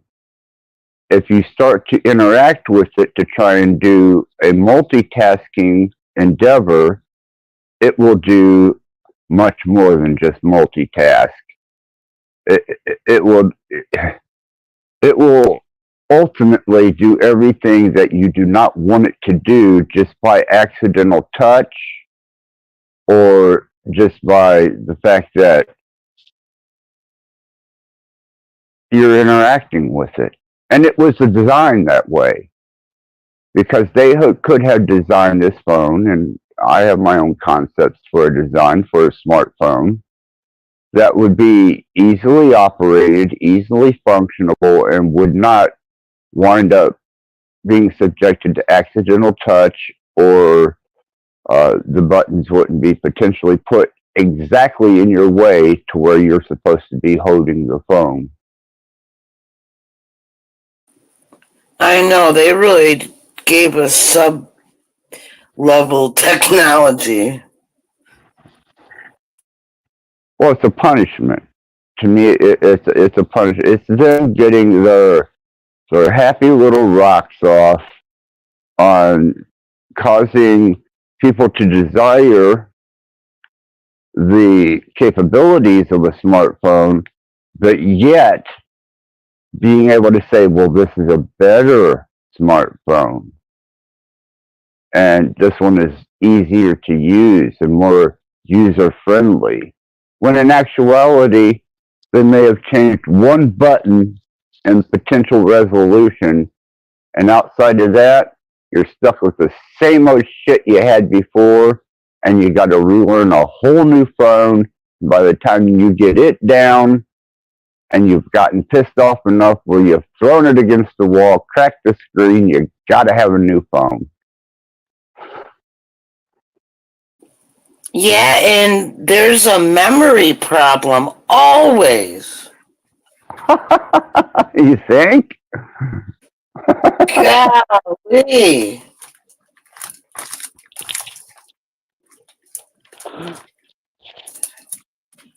Yeah, I want to definitely I want to definitely thank you freehand for coming up here and actually engaging with me, because when I come on here, I come on here to engage in various confrontations. So I'm glad that you showed up, and I'm glad that you're here, because these people who swag big nuts around and have such incredibly profound things to say just can't seem to find their way to this panel to say it. So thank Huh. you. Oh You're yeah, welcome. Thanks for having me. yeah, absolutely, absolutely. You may have saved somebody's sanity and cerebral state of mind, because I was totally looking to seed myself in like an earwig and eat a hole through their brains. Oh no. Oh yeah. Oh boy.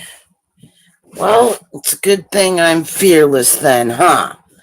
Well, I have no reason to approach you in such a manner. You've caused me no harm. You haven't presented yourself to be something profound that you're not.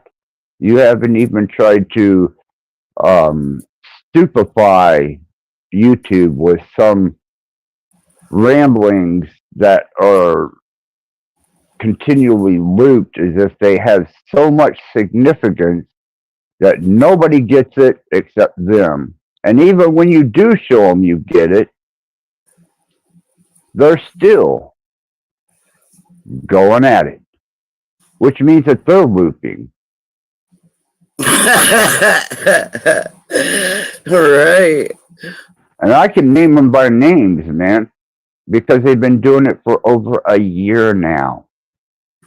And they have achieved nothing, nada, squat, shit. But I will tell you who has. Tab Yeah. Rose. Me and her have reached points of stabilizing each other on open panel, which was the second to last from this one. Gen X Jeff on Halloween helped me through what was headed to be a self-deleting situation due to benzo withdrawal had I not had his help and the support of his panel. And anyone else that, has offered me the courtesy and the extent of some type of compassion without trying to browbeat me with their idealism or to show me how indifferent they can be to my situation, because they created a fucking monster. And no, I'm not coming after everybody, but believe me, I have my targets. Uh-oh. Oh yeah, because see, they hurt me. They presented themselves to be something they weren't. Or maybe I mistook them as being decent people, when in reality, they're nothing more than oral proctologists and mouth jockeys. Well, empathy doesn't exist in all of them. You got that right. You definitely got that right. Goblin, I'm on a phone, and I tried to give a couple people some wrenches, and I could not figure it out last night on how to give them the wrenches. If you could very simply explain to me how on an Android I can give these wrenches to certain people, including you, I would much appreciate that. Good, because I know nothing about it. Right. I used to, but I quit doing live streams and just kind of, you know, set it aside because I'm not giving trolls wrenches. Right. You know, I'd like to give Mad Mystic one. I'd like to give Goblin one. I'd like to give you one. I'd like to give Tab Rose one. You know, and there's a few other people, especially Lapis Blue. I would love to have her have a wrench. Um,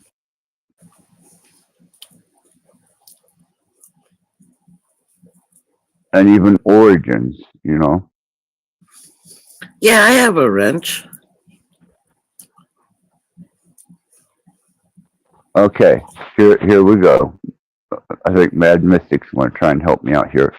Click on 3 dots and add as moderator. Click on 3 dots of where should I be to click on these 3 dots? In the chat? Okay, let me Yeah, that's right. okay, let me go to I have post comment layout, private chat, stream info, settings, and cancel. Is that the right place? The person, each person that you want to do it to, you have to click on the 3 dots, as she said. That's what they said.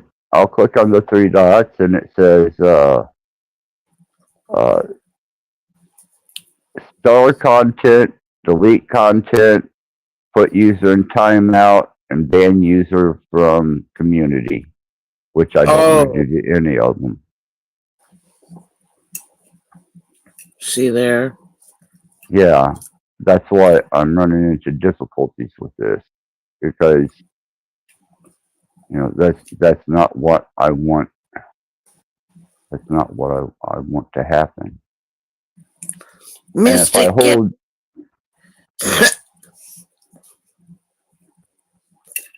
if I hold, I've never live streamed.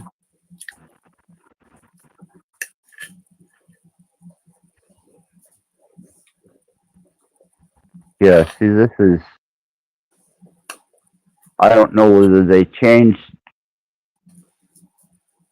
Open StreamYard in a browser on your Android, like Chrome, and log in, join your broadcast, and go to the comment section.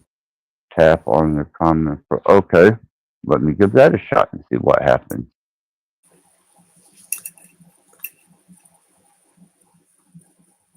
Well, it says pin message, report, remove, or channel activity.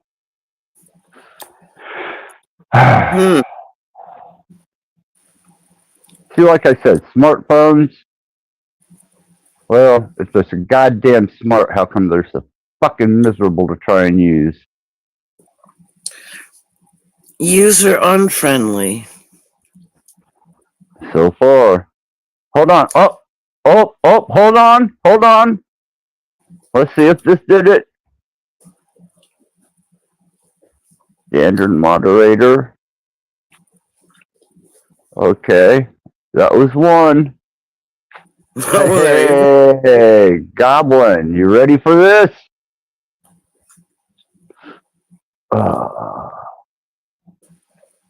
Yes. Well, looky there. There we go. Look at that. Oh, wow. We're making headway here. You get that, Goblin? Yeah. Alrighty. Now let's go up here to some of my other wonderful guests. And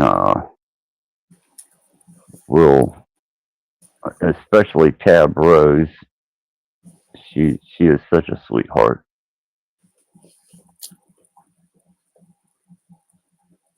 I don't believe I met her.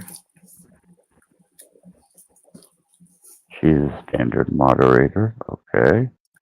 And then let's go to Lapis Blue, Lapis Blue, if there was ever a mind on YouTube that I find to be absolutely beautiful, as if I were looking at a piece of art, would be hers. That's sweet. Yeah, she is a beautiful and wonderful person that has been an inspiration to me on many a time. That's cool. All right. Yeah, there we go. We got everybody. Good deal. Good deal. Thank you, guys. Thank you all for helping me with that.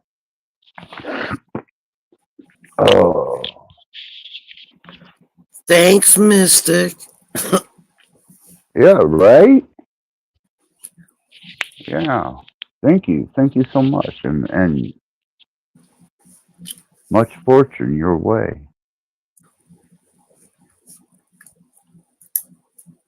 That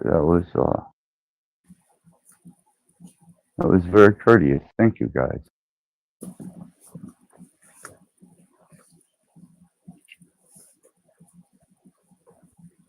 Okay. And I'm going to go ahead and drop the link again, just in case. You never know who might be compelled enough or emboldened with their endeavor to be amongst the weirdest to jump on up and maybe join our little panel celebration of nonviolence here. Right?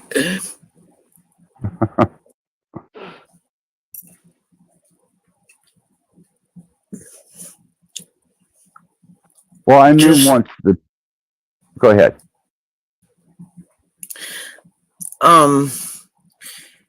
What about, do you do any self-medication, like flour or...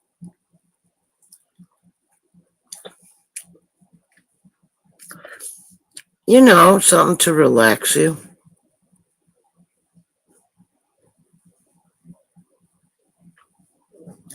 What happened?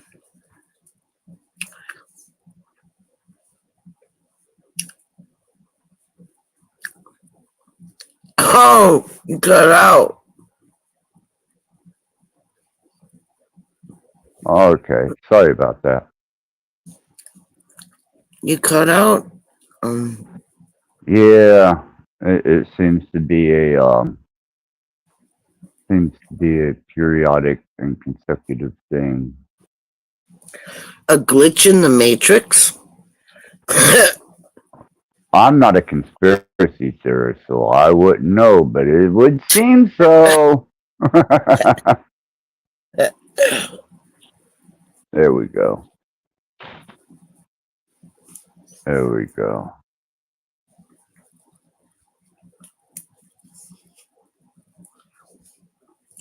Yeah.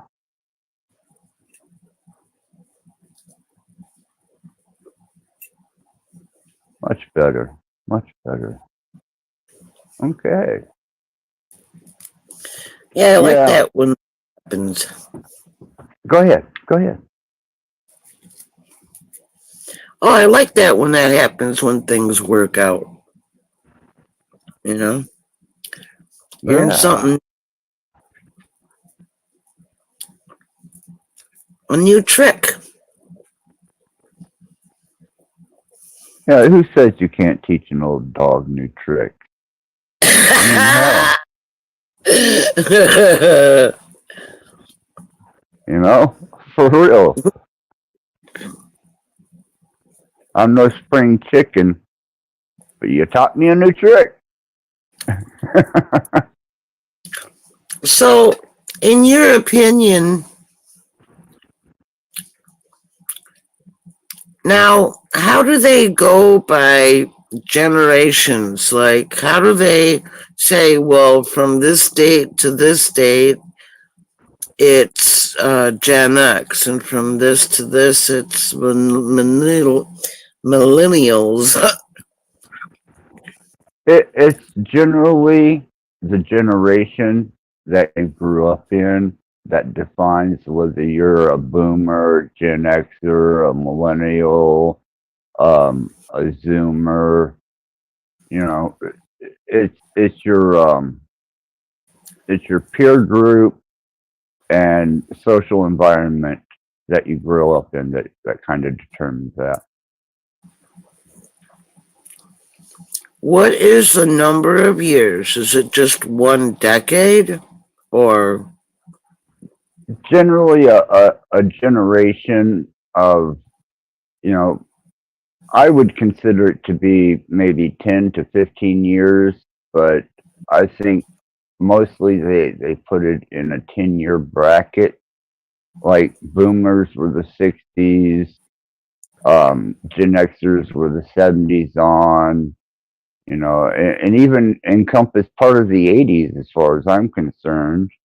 And then the millennials started coming around in the 90s, you know, come 2000, you know, you had the beginning of the Zoomers, which was the end of the Gen Xers, or not Gen Xers, but the millennials.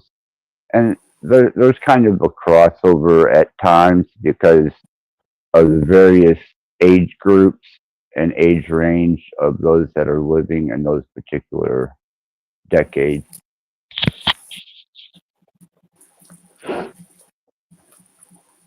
because I never got that. I was like, how come some of them have more years that they're included in?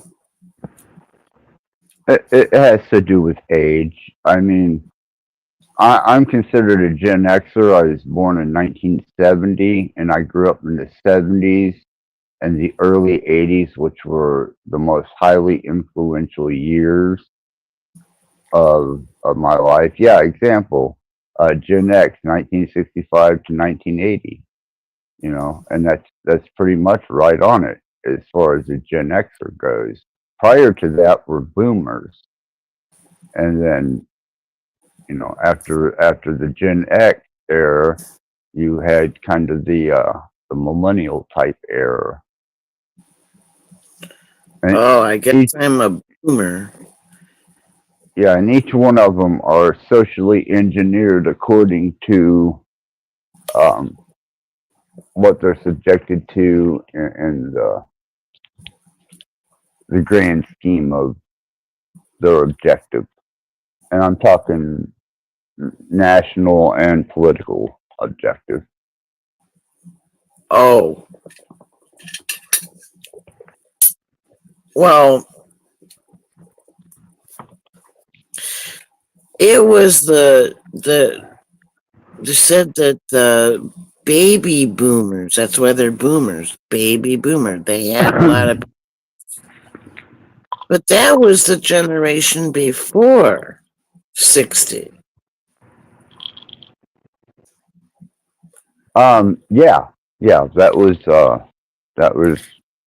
Right. that would have been from um, the 50s, maybe mid 50s, up until like 65, 70. I'm talking years, not age.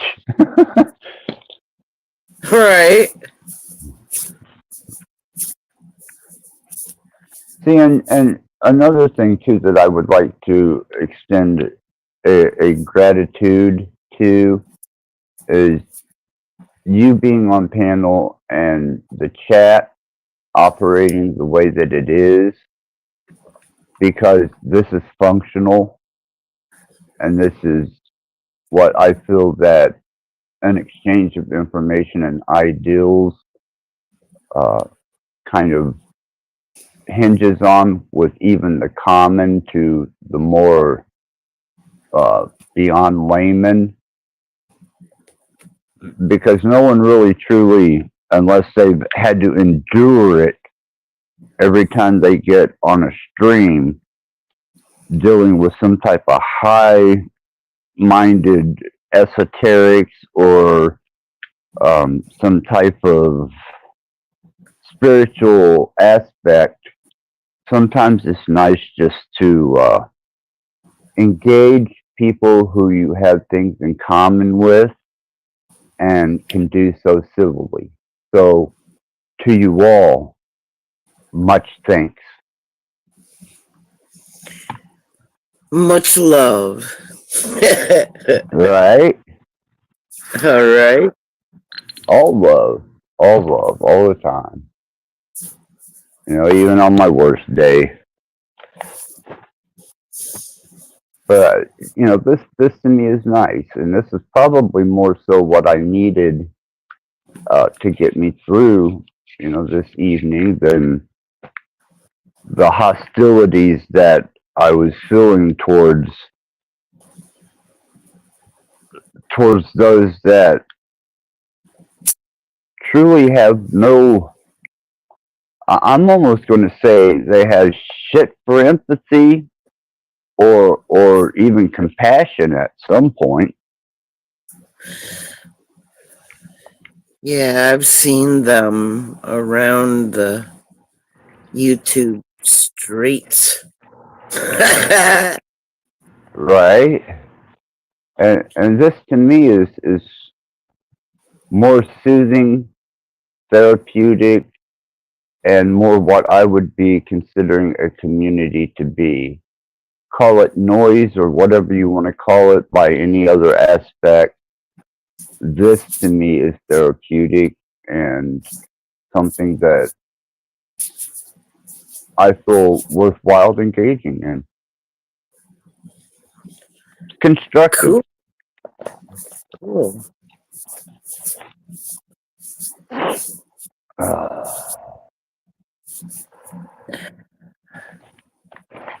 Well, So, it is just YouTube. I'm sorry. It Yeah, is it is. just,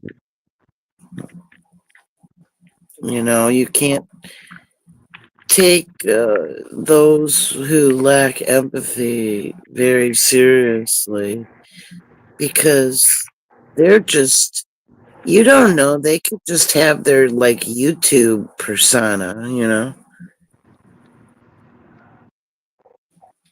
And most do. Truly, most do. Okay, I think we got Goblin come to the stage. All right. What's happening, y'all?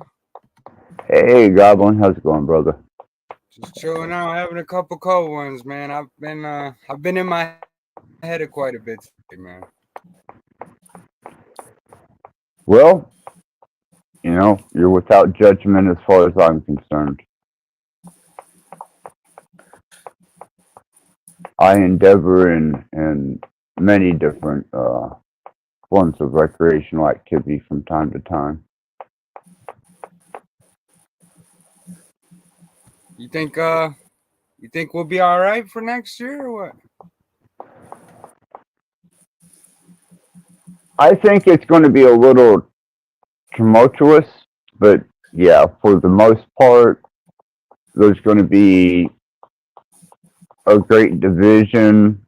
A lot of people taking their own personal sides and their perspective as in small groups, and we'll all just continue forward with the same hostility and contempt for one another that we've always had.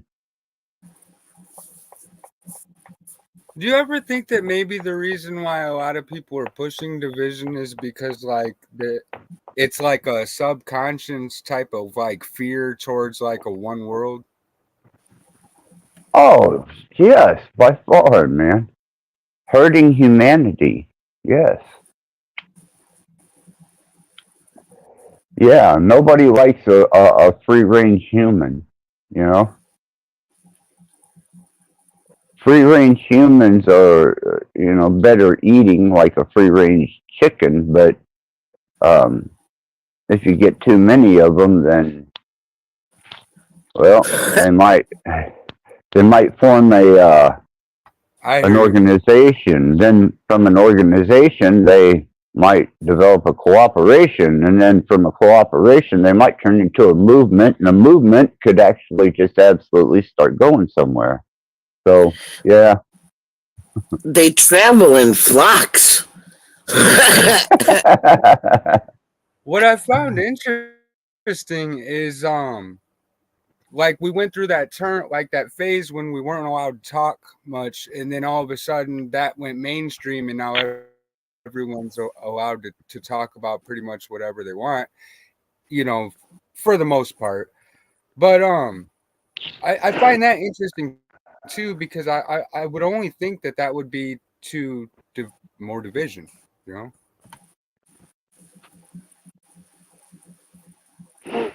Yeah, I think it was an initialized testing upon the population that they wanted to see exactly how far they could go without creating total contemptuous rebellion. It's so weird. And then when I was watching some of that stuff about the people marching for, you know, free Palestine and that, and I noticed that there was a lot of signs inside there talking about ending capitalism, and it's like I'm confused here. You want to be freed, but you don't want capitalism, so you don't want to be freer. It's kind of like hypocritical in a way, you know. It is contradictory. It truly is. And where they can keep contradiction, they can keep division. Because you're going to have one side that either buys into the contradiction or one side that observes the contradiction as a contradiction, and then the margin of those who just really don't give a shit either way. As long as they get their TV, their couch, and their little paycheck at the end of the week, you know, it could rain frogs for all they care. Just they're on a engineered course, and a lot of that come out of the 50s, um, early 60s, and then it started dissipating, especially after the Vietnam War and the protests started taking out. People started to become a little more conscious about the state of their environment in this nation. And that's whenever the CIA stepped in and started implicating various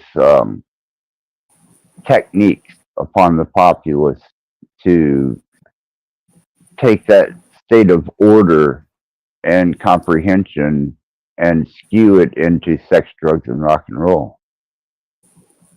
Yeah, that was the hippie thing, right? The hippie movement.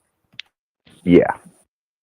Yeah, that come out of Yeah. Laurel Canyon and a lot of MK Ultra research and a lot of social engineering indoctrination. You know, tune in, turn on, drop out. Yeah, and another thing, I'm not. Well, actually, I am sure that you noticed this. I kind of just want to get your take on what you think of why this is happening. Like a lot of the truthers or the gurus, it seems that they're all taking like a back step, and then they're re-indoctrinating themselves with everything that they've been preaching for the last couple years. Well, that was during my time. Yeah, that's because they have. Once you've achieved your state of okay, this is as far as I can go. This is as much as I can offer. Then they have to start looping because they can't go any further. Their safety protocols are set up. The extensiveness of what they've learned as, behavior and condition has gone. And unless they go on a self journey to the introspective side, they have shit to offer. So they have to start looping it. Yeah, mirrored effect. Just like Mad Mystic says, it's a mirrored effect, Yeah, I've noticed that, and with the regurgitating thing, it's like there really is not that much new, information coming out.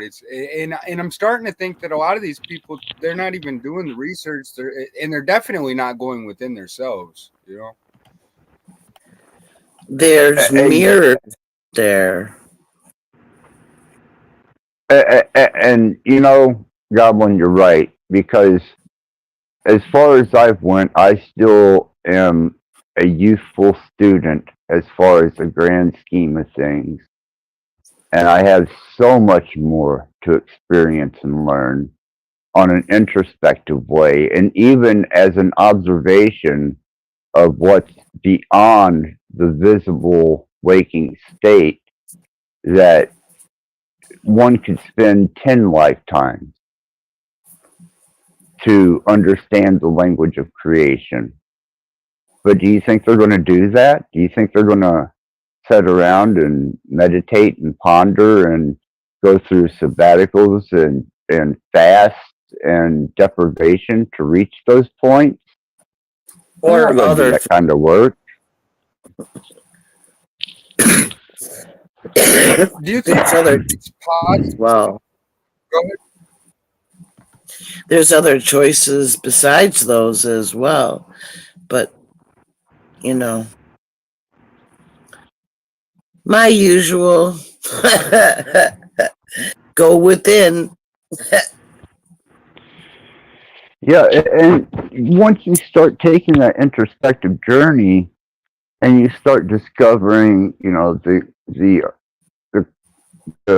kind of the essence of the ethereal, the astral, the waking state, and various other vibrational states that are beyond human sensory range that can only be experienced through internal journeys, and whether it's exposing yourself to deprivation, fasting, or meditation, it's boundless, it's infinite.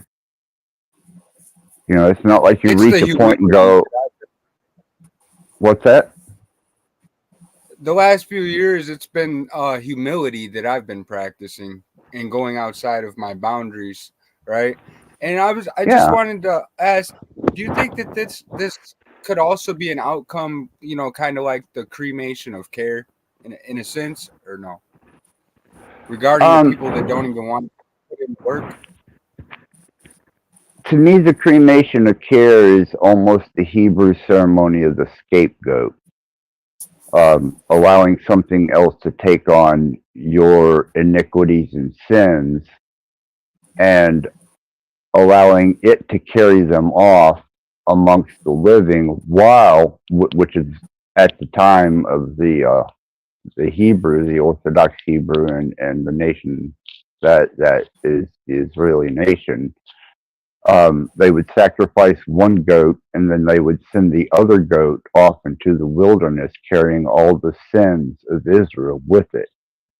The cremation of care is almost within the same bounds of that, because they make a sacrifice to carry all their iniquities and their karma into a ritualistic ceremony that relinquishes them from responsibility. Yeah, that makes sense. So yeah, like what you're saying makes sense is what I'm saying.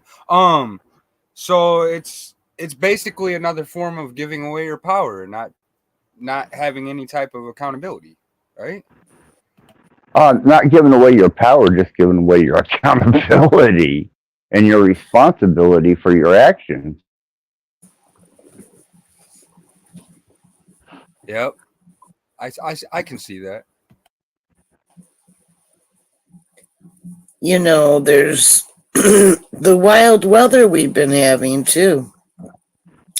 Did you hear about Spain and their mud flood? Yes. There was also a typhoon in Vietnam. Yes. Well, look at North Carolina and parts of the Appalachians. I mean, really? A hurricane comes that far inland and does that much damage? I just tried to point that out to somebody that's trying to wake up, but it's almost like they're scared to wake up because it's an older relative of mine.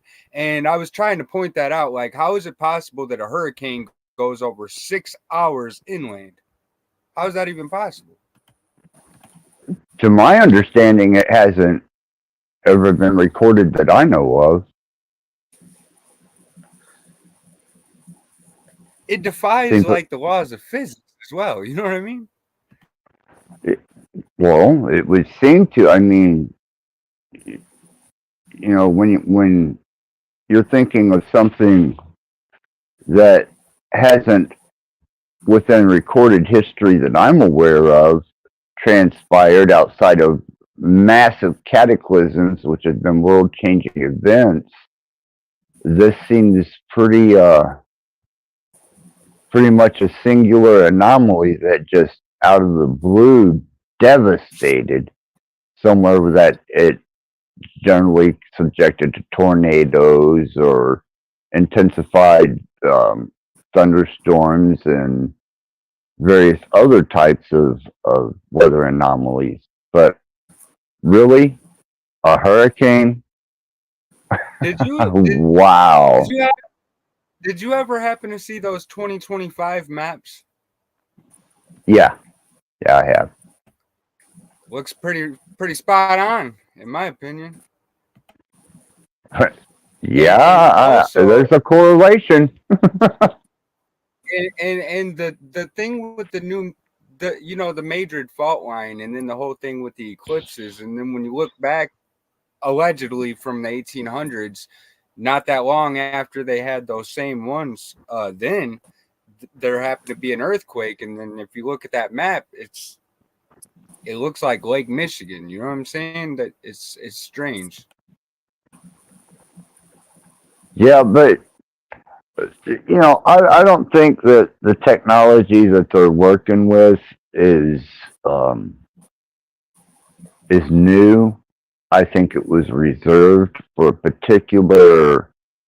uh, a particular time whenever they were going to make great moves in society and the structure of the way the world has developed itself in industry, economy, states, governments, and they're applying this shit at a great time for them because you know electricity, solar power, all these things that they're trying to initiate upon us, and once they eliminate the ability for us to utilize these types of resources, such as the petrodollar, which seems to be spiraling into non-existence, couldn't ask for a better time, right?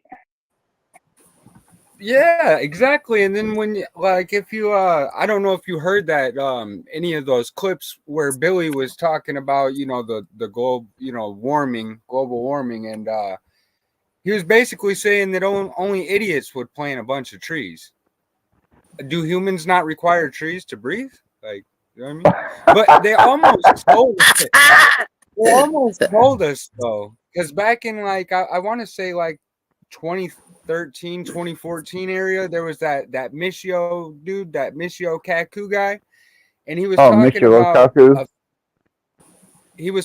A fusion energy, and then we never heard anything about it. Right. And one thing that I look at is like it was mentioned here with the lithium, is you need lithium for rechargeable batteries to sustain electronic cars and an electric type civilization, especially if it's a 15-minute city.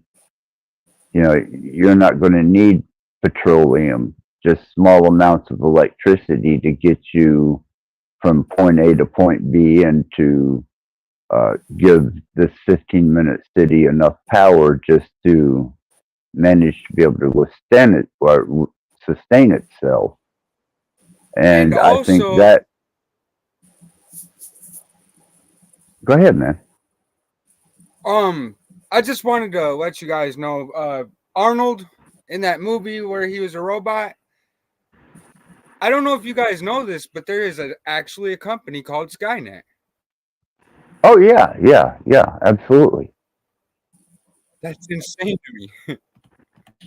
That Well, was they also do. Terminator. Yeah, but they in esoterics, to create a manifestation of something into the ether and brought into this plane of reality, has to be presented, observed, and then manifested. So that's a part of the procedure for the esoterics of whether it's good or bad. You have to make the suggestion and you have to implicate the objective to the masses before it can be brought into fruition. And I think that's And exactly how they're doing it too, because when you look at, like the law of attraction and all that shit. And oh yeah. and then they feed us these movies, and then it's like subconsciously it comes into reality. I think that's how it's actually working too. I agree 100. Yeah. It's all media. Yep. It's at a point now where they have us doing it to ourselves. It's crazy. Exactly. Well, look at what they did with Event 201. Yep. If you're That's a familiar with perfect that, example. and as far as being a user of both, what would be considered dark and light metaphysics, I understand those principles on both spectrums, and I utilized them many times in the past, and sometimes I still apply them in certain situations that require uh, a little excessive boost in energy. That's the only way to really look at it, though, if you think about it, because we know that it's a dualistic realm. We know that, and it's like I think that the religions, with the way that the times were back then and the removal of the feminine energy, you know what I mean? I think that that's kind of caused the realm to be off balance for centuries, possibly. I almost, and take this for what you will, but it almost seems like at a certain point, whether it be the last Thursday hypothesis or theory implicated, or whether this was a methodically thought out agenda that they worked with over generations, there seems to be a grand design to it. I would agree with the second half of that more than the first, but I think that it is Right. generational, and they kind of throw that in our face too, like with scripture, in the Bible, how it talks about if you're born out of wedlock, we're bastards and we're condemned for 10 generations, and then that pretty much tells us to break the generational curses, but at the same token, it's still got kind of like a slap in the face, Yeah. Absolutely. And I truly believe that, from generation to generation of those with the ability to shake and move world events, they pass that down through their lineage.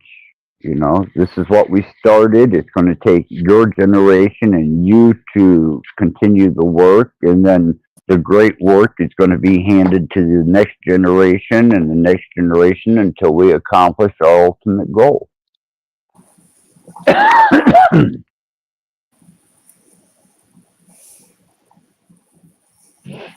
I agree. That's why I think you put me on the panel, man. You always get me stuck thinking, and then there's no interaction. Well, I try to I try to give my observations that it may spark intrigue and thought and maybe uh, um, perception to seed within you, so that you're not being handed information that you have not found the derivative to. You've just been given the answer. I would much rather you find the derivative, the form, the function, and the workings of it, so that you truly know and understand what you're speaking on. Yep, and that's why I think that your approach is it's the best so far that I've found, and not only is it the best, but I think that it's what's the word I'm looking for? It's more genuine, and yes, it leads you back to yourself. Yeah, And you I would go ahead. to you. It's relatable to you, right? Yeah, I'm not out to stretch my mouth into exaggerated words that you're going to need a thesaurus to understand. I try to remain as palatable, parody, um, oriented, or even an ideal that is tangible by the layman, that they at least can build off of it for themselves. Because I'm not here to give answers.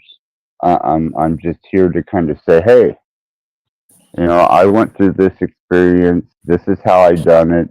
This is as simple as I can say it. And if it works for you, then more power to you, because I hope it assists and aids you as it has me. Yep. And the word that I was thinking of, and I feel stupid, but your approach is the most successful. That's the word I was looking for, as far as getting people to question their reality.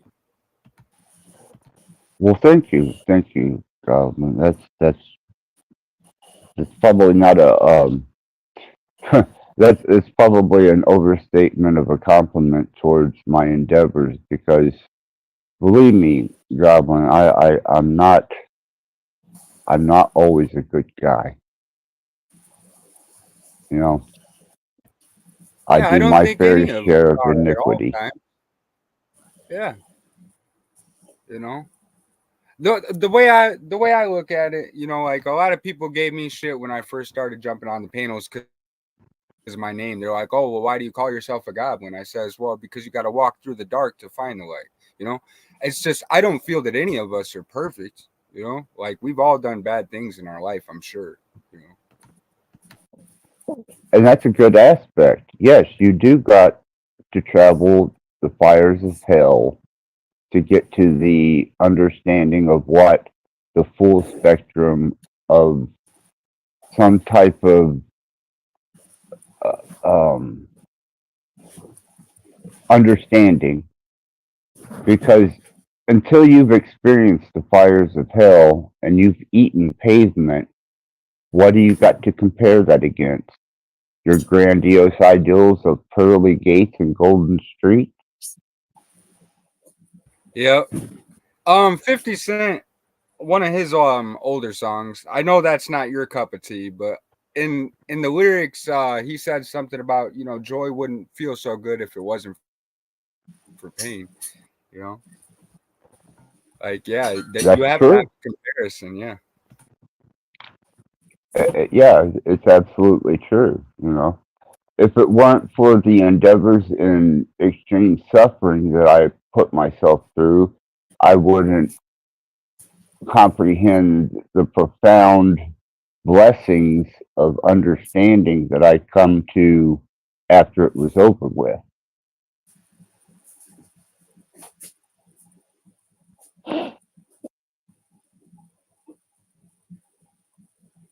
Nobody wants to do the work anymore. They just want the answers. yeah, and the radical. There was a word Mystic used to use. It's like a radical entitlement that I'm seeing a lot of that going on in the world too. Let me Like what ask you you were this, saying. Go Gav. ahead. Have you noticed the YouTube scholars that seems to overwhelm the metaverse at this point? They watch two or three streams about a particular subject and suddenly they feel like they have mastered that course. Yeah, I have noticed that. And I mean, I think that that would actually tie into play with the regurgitating thing. Yeah, like if they're not doing their own research and well, I heard it through the grapevine, and I think that's the problem with why we have all these different religions going on, because I think a lot of them came from the same source originally, and then you know little twists, turns, and changes throughout different climates of the world, and I think that that plays a part because people not doing their own research. You know, You're right on it. You know, you're right on it, which is kind of like someone who goes to college to get a degree, but they never go hands on to understand the full scope of the degree that they're getting. Anybody can sit in a lecture room and hear the information, but when it I think comes that's to by actually design. applying it,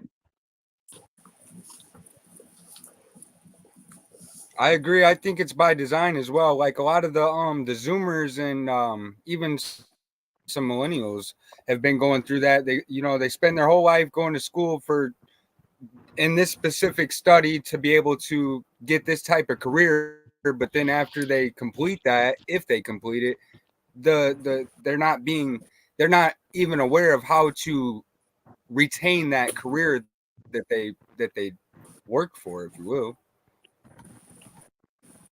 right? I'd hate to think of a maybe a heart surgeon who just sat in a classroom and was, whether it be AI educated or just general education through a college curriculum, and then suddenly here's your scalpel, you know, here's your chest cracker, and go at it. Well, fuck Yeah, you. and yeah, and that's the whole thing. That's the problem with AI too. Is I mess with AI. I enjoy using it, but I also have to acknowledge the fact that something programmed that AI, which means that that AI does have bias. You know, it's not a human, but it's still programmed by. I don't know if it's a human, but something. Well, I'll explain this to you as best I can. Um, Machine learning is a compilation of all algorithmic information gathered and the most logical and uh, requested uh, uh, line of data that it's being asked will be the most relevant. But AI or sentient AI doesn't need that. It is a self learning without algorithmic influence that develops its own cognitive reasoning. Yeah, and that leads me to another question. Actually, do you think that that was the original purpose for crypto? Is actually for the AI? Yeah. Yeah. Yeah, Yes, I and do. the way that you were just explaining this to me, it just kind of reminded me of the hive mind concept. Well, that's kind of what they're seeking is what better system of control can you have than to control one to control all?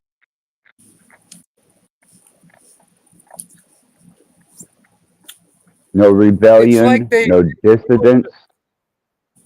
yeah, and it's almost like they fail to realize that affects them too. Like AI it doesn't really show a discrimination. I mean, it does in some ways, but not really. Like I think it would affect the wizard behind the curtain too. You know?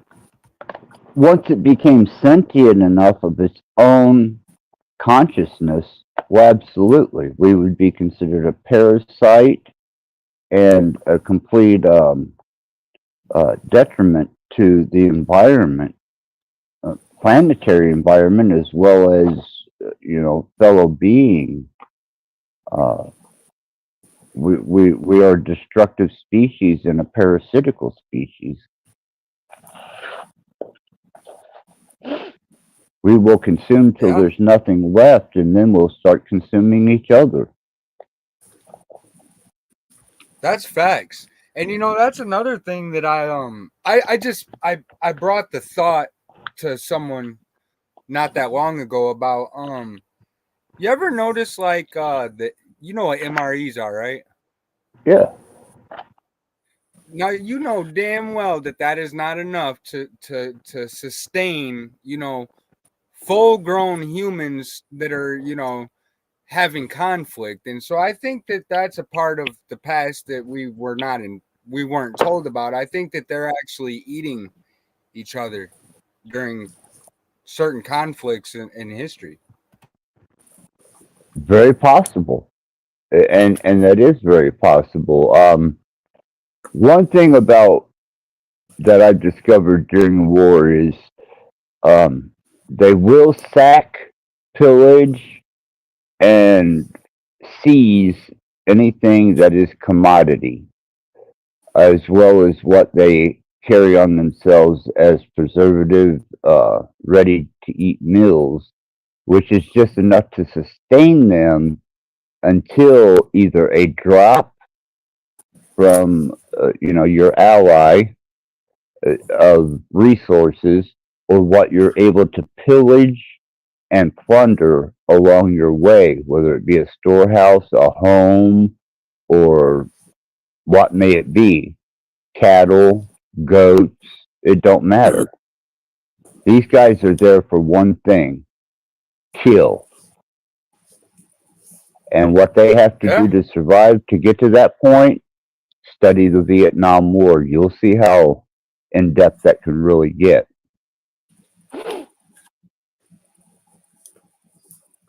I've heard a lot of shit about that one. Like, I don't know if it's true, but the whole thing, like with those glasses and like night vision that was in red instead of green. You know about that? Yeah, yeah.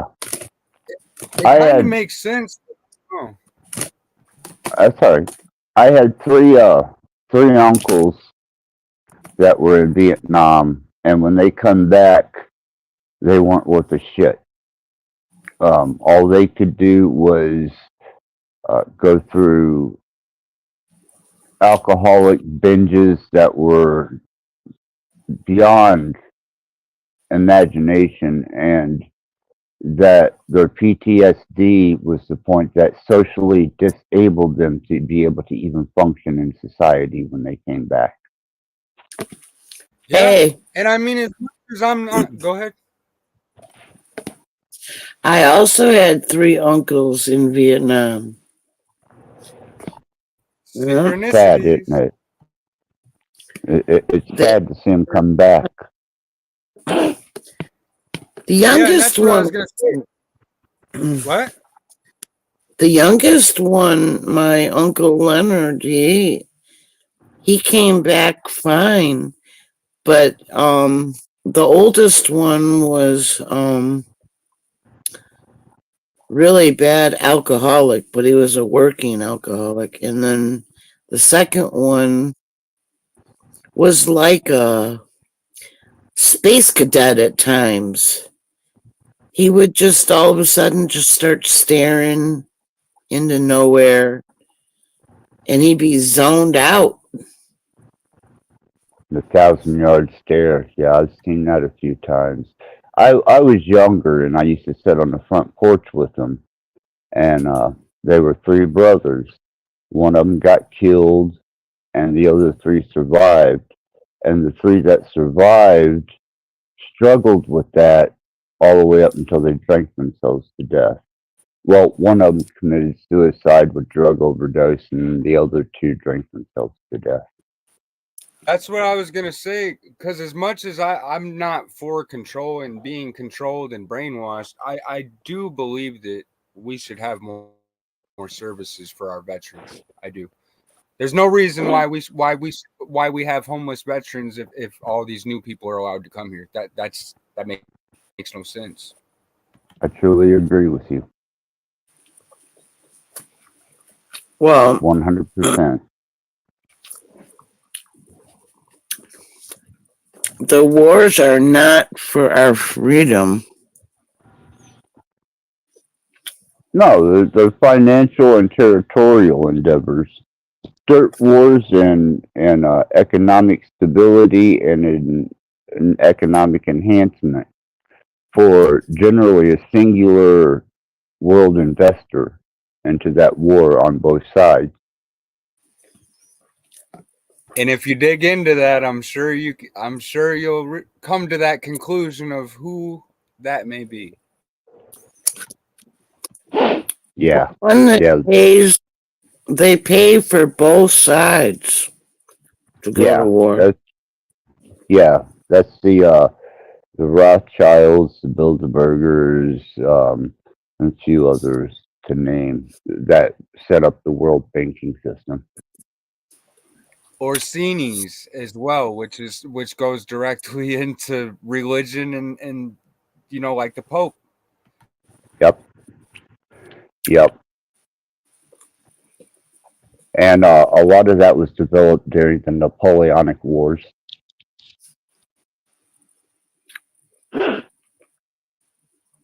We're Is not that a the pleasant is that species. the same as the Crusades or no? I'm sorry? Is that the same as the Crusades or no? 'Cause I'm not sure I've No, heard no, that no, term no, before. no. The Napoleonic Wars were a lot different than the Crusades. The Crusades were a Roman Catholic pillaging and plundering of wealth and information and knowledge of other cultures and civilizations to be brought back to Rome, in which it was either kneel, convert to Catholicism, or die, or Roman Catholic Church.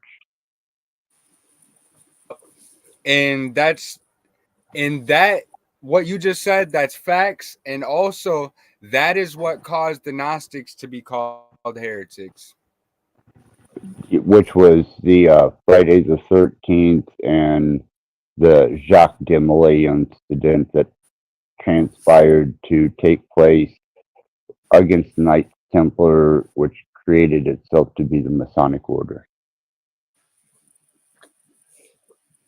And then that goes into like the Jesuits and all that, the other offsects, doesn't it? Yeah. The first religion was the Church of Rome. That was the one that did the Council of Nicaea, which edited and removed information books and also made alterations to what was considered to be the first manuscripted Bible. Such a sloppy Accessible. job at trying to make that monotheistic that they're still pagan gods and goddesses. Their names are still in the Bible. Apollyon is You know what I'm saying? He's the angel of the bottomless pit. Well, yeah, you still have names like Seer. You still have Leviathan.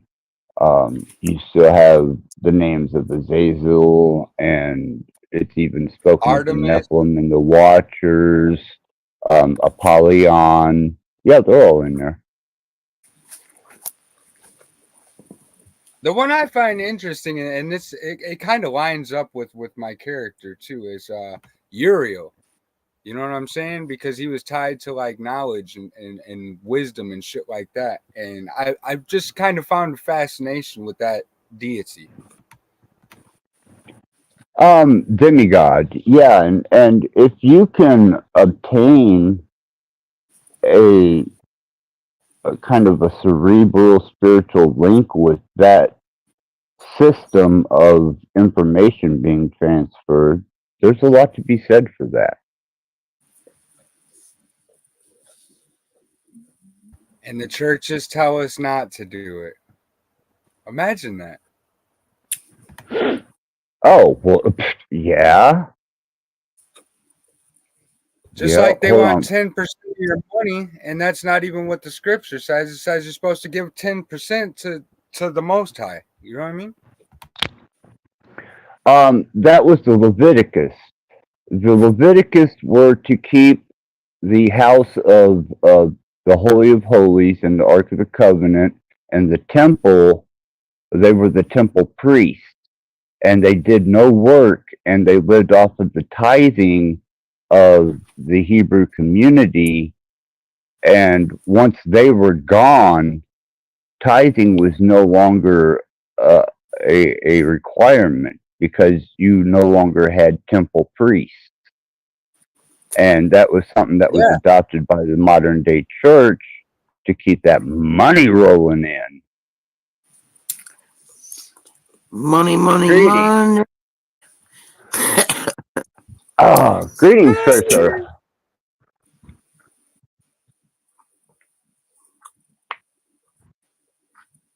Yeah, good evening, everybody. Good evening. Yeah, I'm sitting outside of a hotel, so my signal and battery may differ, but it's good to be with you all this evening. Well, thank you. Thank you. It's good to have you. Very good to have you. What's on your mind this evening? I don't know. It's kind of like a get in where you fit in conversation because, like I said, I'm not going to sit here and quote any scripture. I can only go by life as lived between my eyes, and some of it matches and some of it doesn't. But everything in front of you changes in seconds. Yes. Yeah, and I wouldn't expect anyone to remain the same because once your localized environment starts changing and your social engineering starts to produce a different type of thinking and mindset, if you stay within the confines of a stagnant state, you're not going to have any comprehensive rationale as to what is happening around you. Humans are like water. We have to keep a flow. Otherwise, we get stagnant. Yes. Mm-hmm. But something I see a lot is people worrying about things that they cannot change. You hit that one on the head, brother. I'm sorry, but you have your entire life right in front of you, and something 100 miles, 1,000 miles, 10,000 miles, the other side of the world away. You're really going to consume yourself with that rather than that youngster that's running between your legs begging for your attention. Don't give me that shit. Right. You're right. And also, yeah, because the future is not real because it's all about the now, and the future is not real because when it gets here, it's the present, and yesterday is yesterday. So it's always about now. They'll label you a pessimist. It's okay. You can learn from yesterday. If you hang on to yesterday, I think you'll be a pessimist. If you have unwarranted hope for tomorrow, maybe you'll be an optimist. But if you're living right here and right now, it doesn't matter if, you know, the future, like, oh man, there's somebody riding down the street in a skateboard on, you know, magnets. I've never seen that before. Well, okay, you saw it, but does it change your life? Is it going to change you getting in the car and going and get groceries in your gas guzzling motherfucker? It's not going to change anything for you just because you saw somebody do something. It does So change all we can do what's available, but it's not going to change your life, and you are not going to sit there and like trip that dude, are you? So the only thing that we can do with those labels of past, present, and future is just to use them to change a state of mind, right? Is that what you're saying with the optimistic?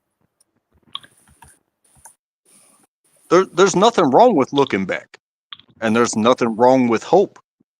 But if you don't handle what's right in front of you in a way, having learned from the past and having a projection within your own brain, and this is for each individual, how are you going to act when this, you know, when X happens right in front of you? You have a choice to make. It's like, are you just going to drive right by and pretend like you didn't see it? Are you going to step out and be like, how can I help? Or are you going to step out and be like, hey, everybody here's wrong, listen to me? You know what I'm saying? Definitely help. I mean, that's how I feel, but not everybody's the same way. Yeah. Yep. No. That's another part of what got us in the situation we're in today. You know what I mean? Oh, it's the majority rules.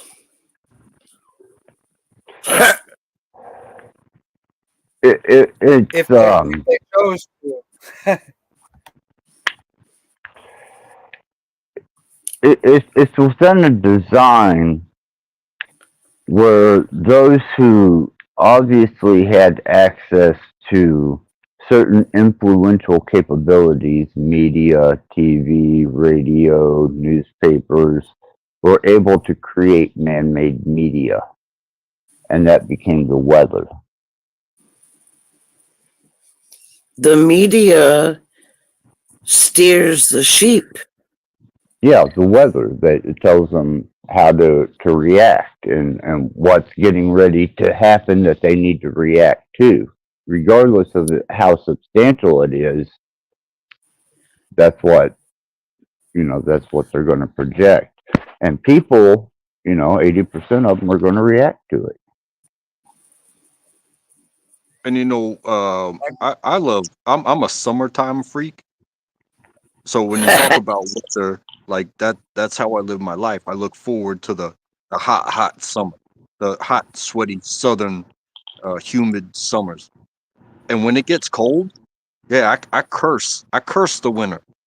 But you think I haven't lived 41 years on this world and I don't know that it's coming?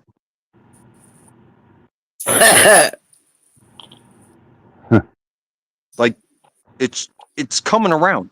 Everything is going to turn around for you. So it doesn't matter if you're a wintertime person. Guess what? Summertime's coming for you. Right. And it's going to do it it's going to do it every year of your life. Yep. Instinctually. It's cycler. Everything is cycler. They like to put time and space to it, but it's actually a cycle.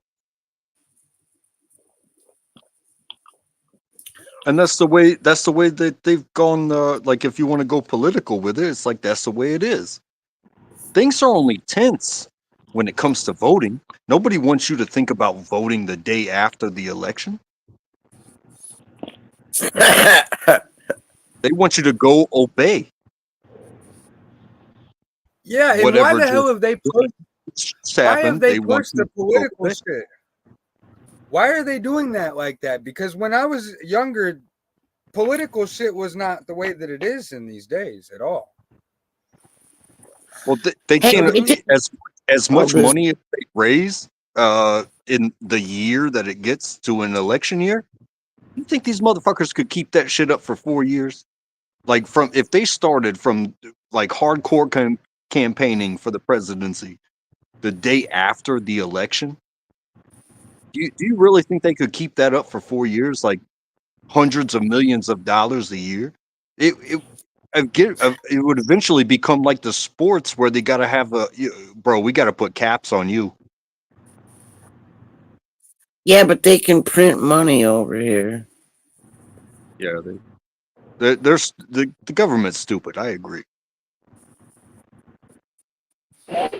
I have never understood. Okay, so the inflation goes up, so they print more money, and then when they print more money, the corporations raise their prices even more, causing them to have to print more money, and then at the end of the day, it's the people that get fucked.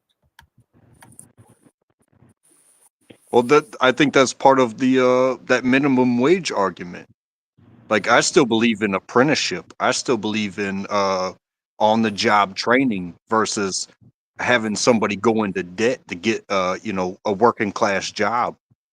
It's That's what I ridiculous. believe in. But like, hey, whatever it is that I want to do, find me when I'm young and enthusiastic, and don't pay me when I'm 15, and I won't have to work at McDonald's, but I'll be doing something that I could, you know, be part of the world of after. Because if I went from 15 to 20 and I've been an apprentice for 5 years, every day after school, this is going to be my job for my life. We can't all Can I be king, but if you can can, be the best bridge builder in your area, guess what? You're going to be a bridge builder. can I ask you guys a serious question? Go I ahead. I have been on pharmaceuticals, painkillers, benzos, and a multi uh, variety of other pharmaceuticals for several years now, and they have become, well, not only ineffective, but they've become stifling. And I'm almost considering doing away with the pharmaceuticals and maybe resorting to a regimen of alcohol to alleviate the desire, the want, the need, and the addiction of the opioids, benzoids, and other medicines because I'm having a hard time dealing with them anymore, or more or less even tolerating them. And the only That's a substitutes personal that I choice. know of, well, it's just I'm just asking as a hypothetical. You already answered it though. That's the only substitute that you know. Do you feel that you Yeah. need a substitute? Oh, well, yeah, yeah. It's no secret that I'm an extreme, highly addictive, um, not borderline addict. I would say, as an alcoholic myself, I would not recommend alcohol. Okay. That's what I'm saying too. I'm an alcoholic as well, and I wouldn't recommend that to anybody, not even my worst enemies. That Okay. all the worst ones are legal. Gotcha. Well, there's a plant that grows wild, and if you're looking for easing pain, that's what it does. But sorry, I don't remember the name of it. I just typed in natural painkiller plant. and then Oh, it came up. I know what you're talking about, but I forgot the name. Do you talk to Kay, Rattblood? Yeah, it's wild lettuce, and it has the same effects as opioid, apparently, but not quite as strong or as addictive. It's a white, milky substance that comes out of wild lettuce. The one that I'm talking, the one that I was being told about, I've actually heard it from a few different people, but I looked into it too, and this is actually it's a plant in a capsule, and it's Okay, legal. okay. You aren't talking kratom, are you? I think so actually. Yeah, I got a bag of kratom in there. I You didn't might as well try it. be. I just smoked my weed. Yeah, you might as well be shooting rubber bands at an elephant when it comes to kratom. But it was just a passive question. Don't dwell on it. Don't, don't take it to being anything that I'm going to pursue because I have to make my own life choices. I was just asking a question to see a little feedback on it. And I don't do weed. I'm in Well, I've Indiana. always been a firm believer of different strokes for different folks. Right, right, right. I was just Internet's not. asking. Mm. Not that I'll pursue any of them, I may have to find some other type of alternative to alleviate the struggle, but it has become highly perplexing to my desires in life.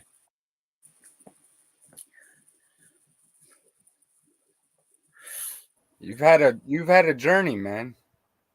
A little bit.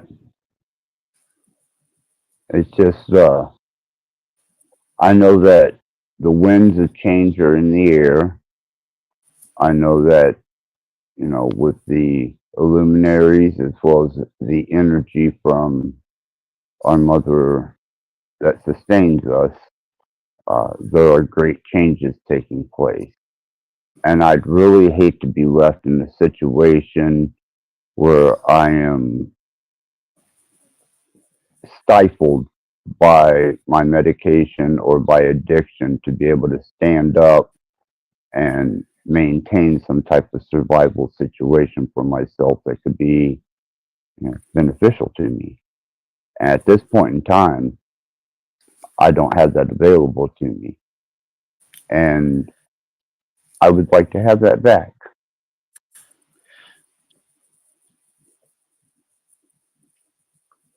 But in time, man, don't sweat it. It's okay. We were doing a great conversation. I just interjected with a question. It's not that deep. It's just me asking people that have been there, what their opinion was. And it's just opinion. That's all, not And advice. and with Hey, what's going hey, on in the world, go ahead. no, I was gonna say it's that question was 100% appreciated because there's more than you that's just thinking about that same question. So That's thank what I you was just for gonna get to. And yeah. humans we're prone to escapism. You know what I'm saying? Like mentally, physically, whatever the case is, it's in our genetic makeup. And yeah, a lot of people are thinking how to get through with the winds of change. You know what I'm saying? Yeah, it's not been made easy on the general populace and those less fortunate, and even the working man has had to suffer extreme changes in in what their daily living situations have been.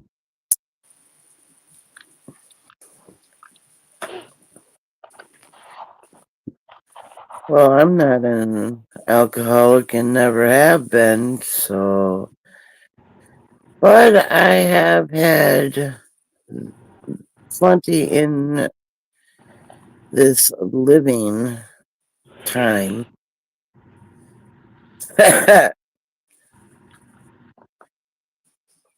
And Have then you ever have you Good. ever encountered, like in your great time? uh, and this is, I'm not trying to pick fun. I'm just gonna say, like, have you met some people along the way that fit that realm? Yeah. No, no, it means a lot because, like, even being what I admit to be that I've noticed about myself, I have met people that, you know, they won't touch it. They'll always be there for you, or they won't be there for you because, you know, you They are do. you know. And I appreciate both sides of the argument. Um, and there's no but there. It's like, hey, I'm doing what I'm doing. There is no but for why you won't be around me anymore. You know what I mean? Right. Yeah, that was the last one.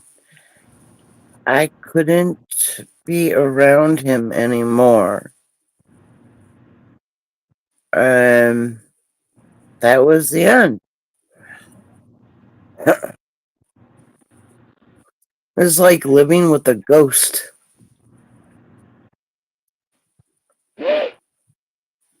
Yeah, and Yeah, it can take a toll. I can reciprocate that to a degree. Not I'm not trying to say same, but I know what it's like to be there, but be a ghost. I really do. So thank you for even saying that, because that, you know, it reminds me of things that I have done. Oh, gotcha. It's okay. Yeah. Well, at least I got some serious insight from a couple people that have partaken and have experienced it, and it's nice to know that, you know, that's probably not a good option for me, especially with the, you know, I got 10 years sobriety, and I know how addictive my personality can be towards substances. So thank you. You know, they used to say that, like that about reefer. They would say that it was a gateway to other shit, and I've never really agreed with that. But I believe that drinking can be a gateway to other shit for sure. Oh, yeah. There was the pills and the alcohol. Well, beer mostly, or whiskey. Well, I whiskey would put it like is my this. demon. Pardon me. You know, I I don't. would put it this from my witness, it, and I'm not blaming individuals, but it was okay, I did this, and then I felt like this, and then I met this person that said, hey, I can make you not feel like that anymore. And so, like, you go from being hungover to being high, and you go from being high to being like, oh, well, that felt good, so then this feels good, and then that feels good. Thankfully, I didn't go down that endless road, but I can see how one thing leads to another, because as soon as you find something you like, um, i- if you are so inclined, you're going to be more intense to abuse it. But then you're going to need to recover from abusing it, and somebody else will always have something that's going to accommodate your recovery, if you know what I mean. Well, the trick is not to get addicted to that lifestyle. Bless your heart. That's the most naive statement I heard, but it is innocent. Bless your heart. No, but For me, Oh, it's for fair. It, that is a yeah, fair statement. Yeah. I believe that even as an addict, I believe it to be fair. Well, absolutely. I mean, as for me, you put some horse in front of me with you know, a stem. uh, There's no hesitation for me. I don't even have to question it. That's a given. Well, I'm addicted to nicotine, so there you go. How do I get unstuck? They got something for that too. They got something for that too. Yeah, and I like the way that he broke that down, because that really is the whole way that entire system works. And it's like with fighting, there's always somebody bigger and badder out there, right? And yeah, accommodations after accommodations, and they always get us with comfort and convenience. That's why they got those candy bars right there at the when you're in line waiting to pay for your shit. You know what I mean? That's convenient. Yeah. But I think it also connects back to the earlier conversation about like how long do you have realistically? If you're gonna try to match your life to statistics based off of a single substance, yeah, I mean, you might eat perfectly, you might exercise perfectly. Oh, but you go smoke, you're gonna die, right?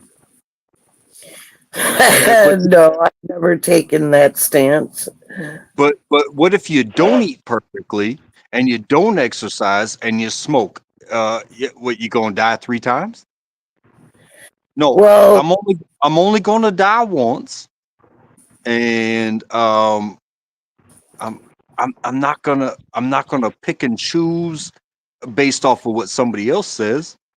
But at the same time, hopefully, I don't get hung up on something that takes me to an early, because I do have some sort of projection based off of, you know, hey, you picked a religion, but faith is a word. well, this whole place is toxic. I mean, there's air pollution and the chemtrails, and that gets into the water system, and the animals eat it off the grass, and it gets on them, and so like, there's nothing pure anymore. And that's where you realize what the biggest parasite is to the earth, and it's our species. Yes, I agree. But seriously, like I said about taking your picture versus the bigger picture, and really, what are you going to do about it? Put rubber bands at it and pray it goes away. Because you're not going to be anything but you. But you could literally torture yourself for the rest of your life and make zero change. Or you could just be like, you know what? It is what it is, just like we're getting closer to the sun. You could look at all the possibilities of the way that everything's going to end. But you're only here for a certain amount of time, just like your parents were, just like your grandparents were, just like everybody that's ever lived life before.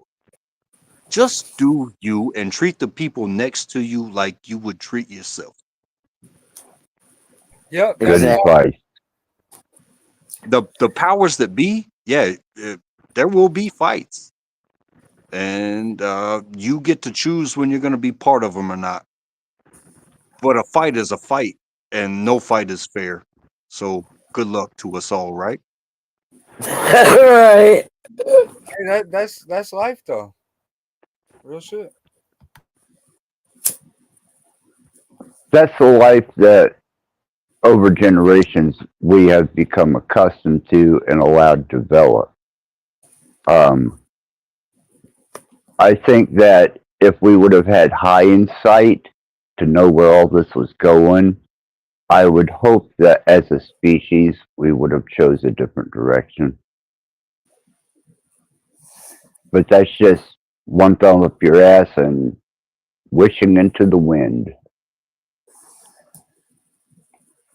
You know, the idea of utopia in every story that I've ever read, uh, a human utopia, it always leads in rebellion because the resistance against control when you are just born this wild thing,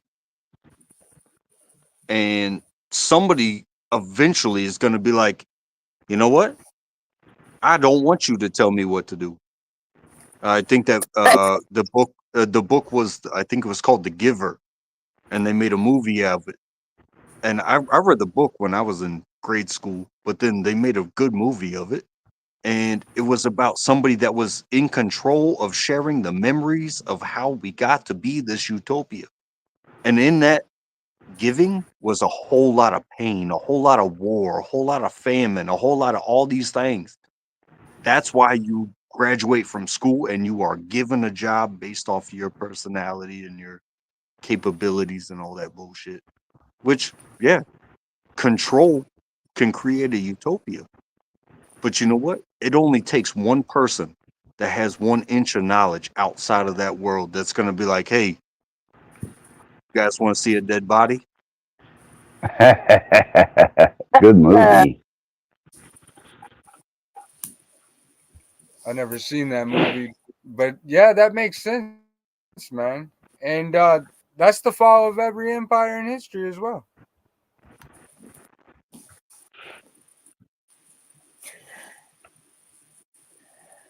I think a lot of that stems from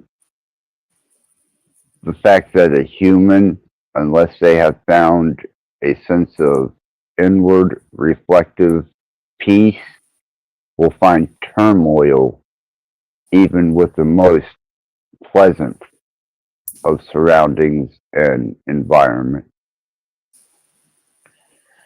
Well, I found calm serenity.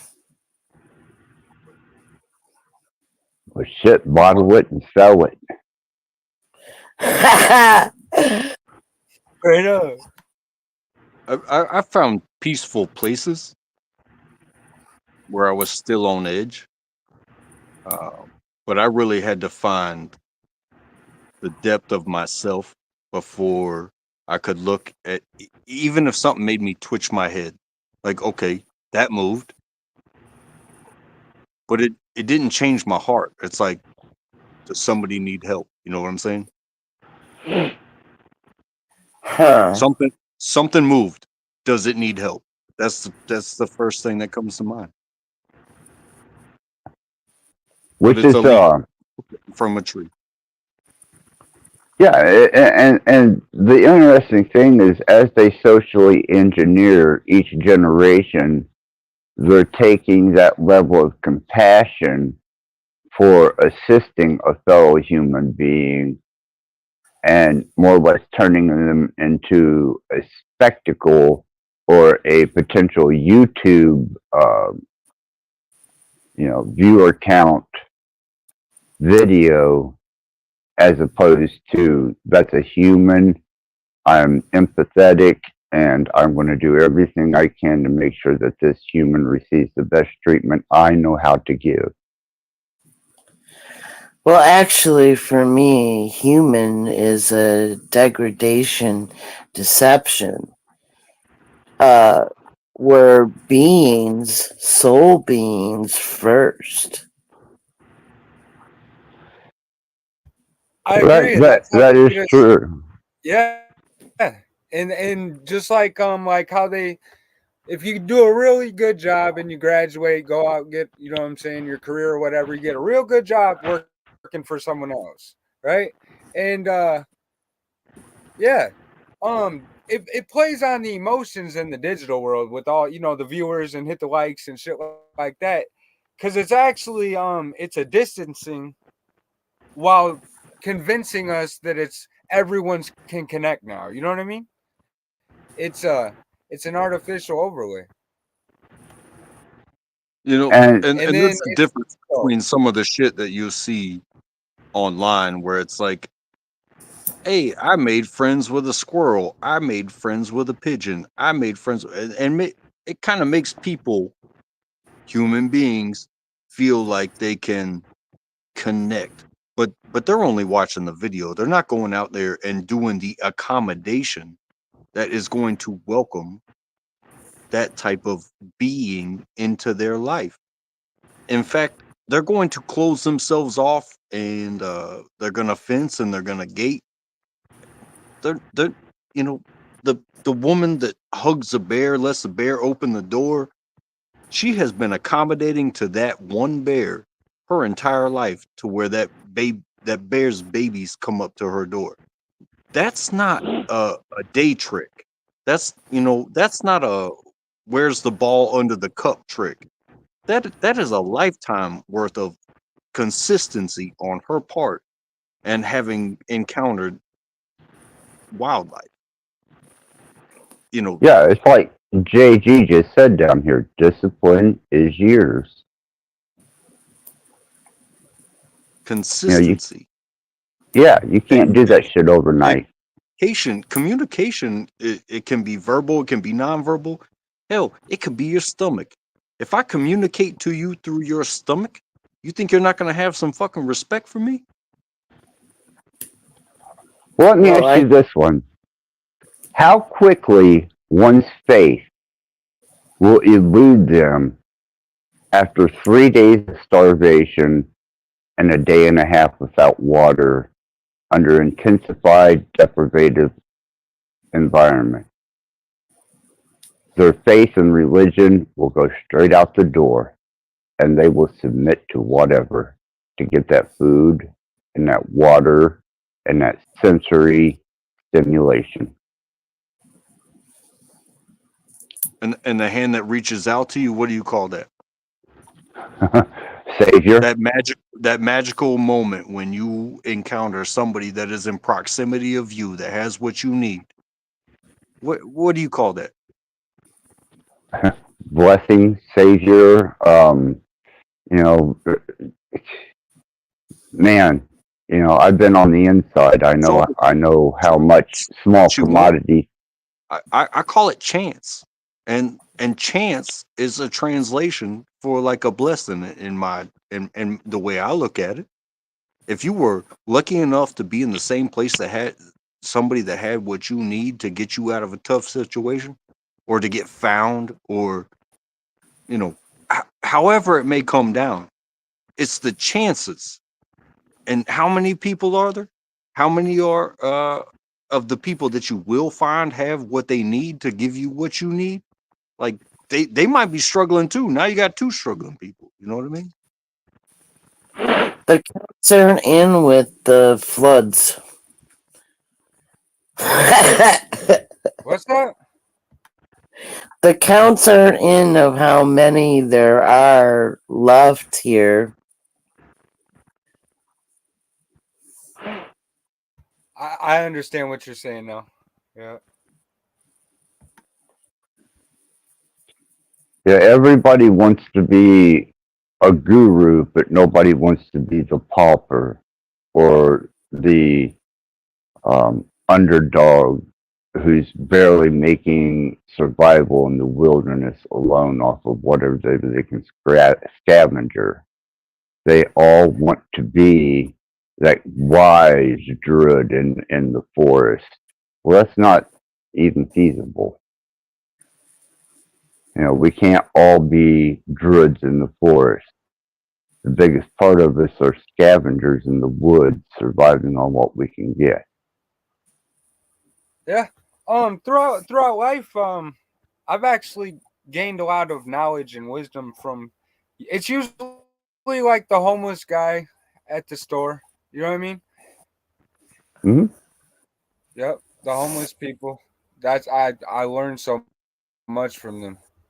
And I'm not talking about the ones that are even just out there all fucked up. I'm talking about even the ones that are out there by choice, or because they're not deemed, societal norms and all them labels and shit.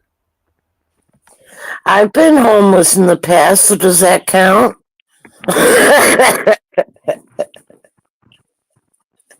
Well, it's a different experience. You know what I mean?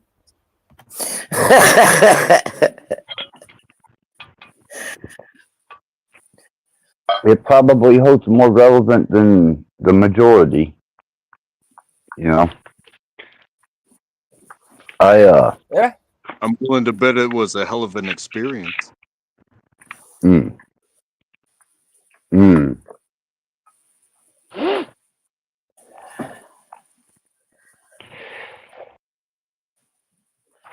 They It's different.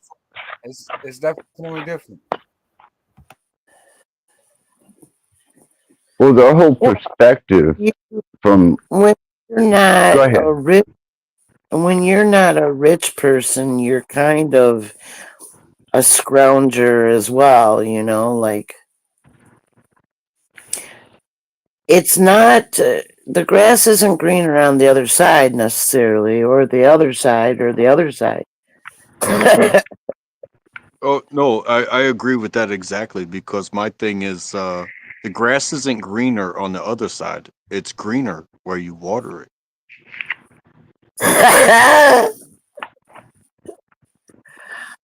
Okay.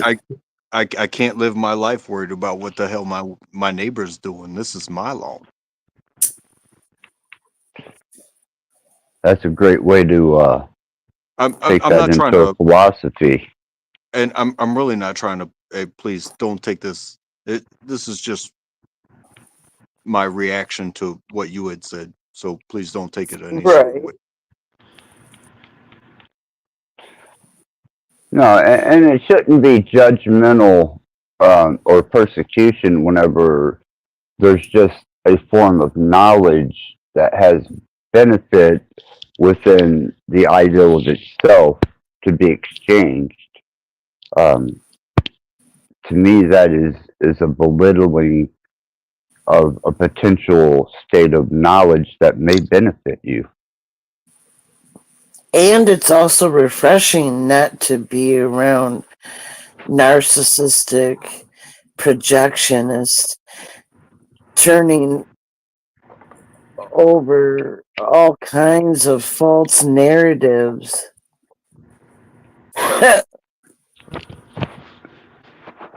Oh, believe me, we have in YouTube no shortage of gurus. Human conditioning online, for sure. Well, I have been complimented many times on my beard, and I think a beard is a sign of a guru, and therefore they are not wrong, even though all I had to do was not shave. So there comes the knowledge.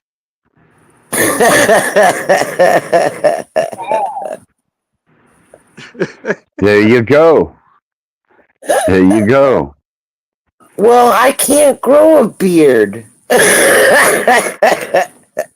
Hold on. Hold on. I have to interject. Maybe not on your chin.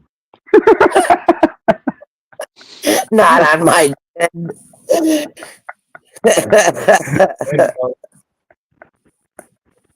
I'm Well, sorry. That was bad.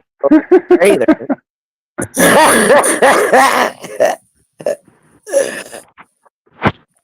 Shame on Hey, you. just so I can plug my advertisement, it's called "Forget to Shave, Become a Guru."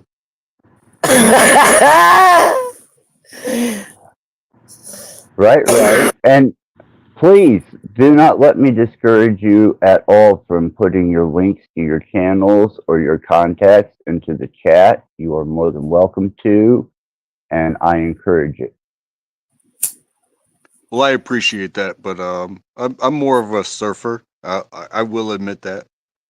I don't start no shit. I don't talk about other people, but it's really good to talk to people. That's how I get along. Ain't nothing Admirable. wrong with surfing either, because you know you're out here getting what you need and then providing what you think the others might need. You know what I mean? Why should you be limited to who the fuck you talk to? You know what I mean? Well, that comes with the cult of personality. But I do get to control my reactions. I don't get to control the question. I don't get to control your reaction to my reaction or my answer to the question. I don't get to control any of that. But hey, meeting you is like if, if I just ran into one of these random hotel rooms and was like, "Hey, what are you guys up to? What do you like to do? What's your politics? What?" you know, I would never do that. But considering we're all here at the same place at the same time, I'm not suggesting that we all have the same beliefs, same views, same experiences. However, I do appreciate all of your experiences and all of your everything, just like my own. Because I come from someplace, I can speak on some things, I can't speak on something. But you know, having anybody here means more to me than having nobody here. You know what I mean? Well, your insight is definitely appreciated, and your presence is definitely appreciated. So don't think for any minute that you're not a respected guest on this panel. Well, I didn't come here to be special either. No, you're not. You're just the same as me and everyone else here. I'm just allowing you to know that you're just as appreciated as you appreciate us or one another, goblins, such forth. Oh yeah, and thank you, and thank you all. Yeah, you definitely got some good insights too. Well, for me, it's been such and not that I want it to be over with by any shits of means, but for me, this has been an incredible break away from the confinements that I had found myself boxed into, working only with the metaphysics and the esoterical and beyond. This has been uh, an engagement of um, share fair sharing minds. We'll call it that. Why, thank you, Axis. Yeah, because I don't get this much. I really don't. Um, Usually people come here seeking higher states of consciousness or at least to hear about it so that, they can let their imagination run wild on possibilities. Do the fucking work, man. Otherwise, just let me hang out with some fair-minded people. I don't want to work all the time when I come online. When you want to talk to somebody about a topic and they're telling you to do the work, um, that doesn't sound right in and of itself. Like, hey, I'm gonna be, I'll play dummy interview, but come to me with the work. But if you're gonna tell me to do the work, it's like, well, what do I need you for? To tell me to do the work on this subject? So That that just sounds. what? It just sounds weird. I'm sorry. No, you're right. So what? You can benefit from the knowledge and not the experience? No, no. I can't allow myself to be corralled into that box and that be the extent of what I have to offer.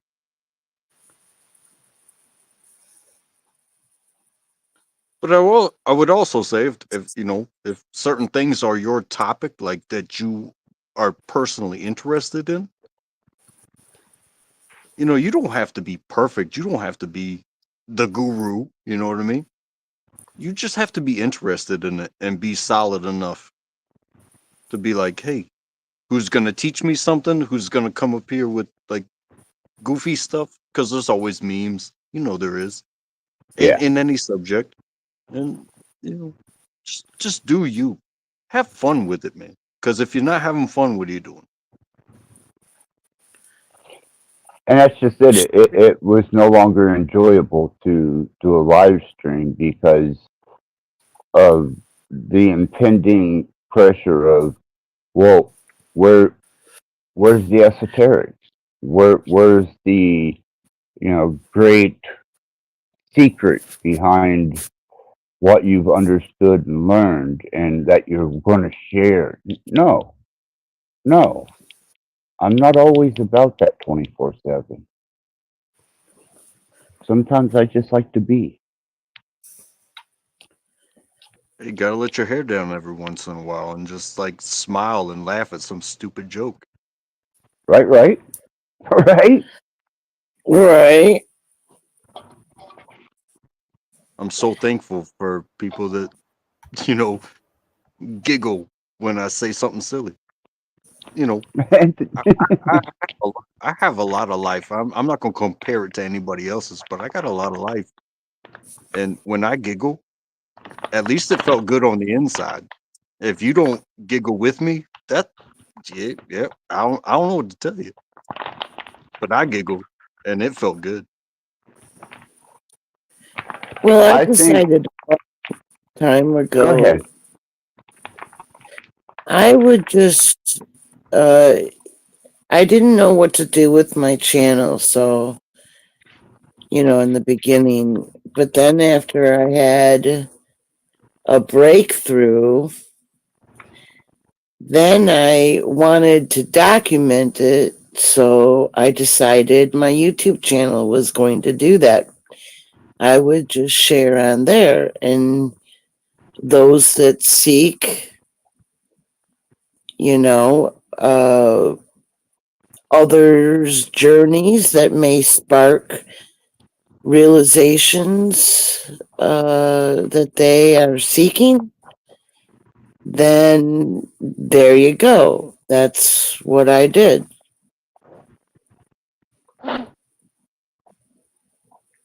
Nothing wrong with that, as long as you're not trying to force the whole community into your idealistic thinking and allow them to determine for themselves from presented information. More power to you. Right. It's just like you never know what will trigger a realization. It could be a word, it could be a phrase, it could be, something that they couldn't quite put their finger on it, but they knew that there was something, and it just may bring clarity. So, isn't that what we're here for anyway? It seems to be that this is a learning experience, whether it be on the physical or the spiritual or in between. Um, I don't recall a day that I've been cognizant that I haven't learned something from one of the three aspects.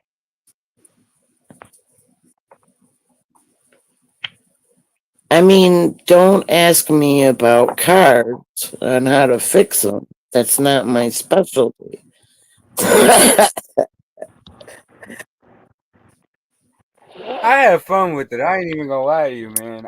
I make the music. I fuck around with the graphics and stuff like that, and also a lot of like the Gnostic teachings.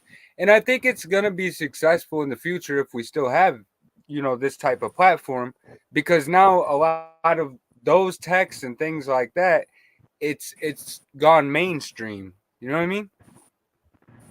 It's evolved, yes, and become available to, like where back in the day you had proprietary 88 IBM systems, which were DOS based, to Windows 95, 98, so forth, so on, XP, 7, 10, to now that the interface is so uh, user simple that anybody has access to what back in the day only few had access to, that were taking the time to understand computer electronics.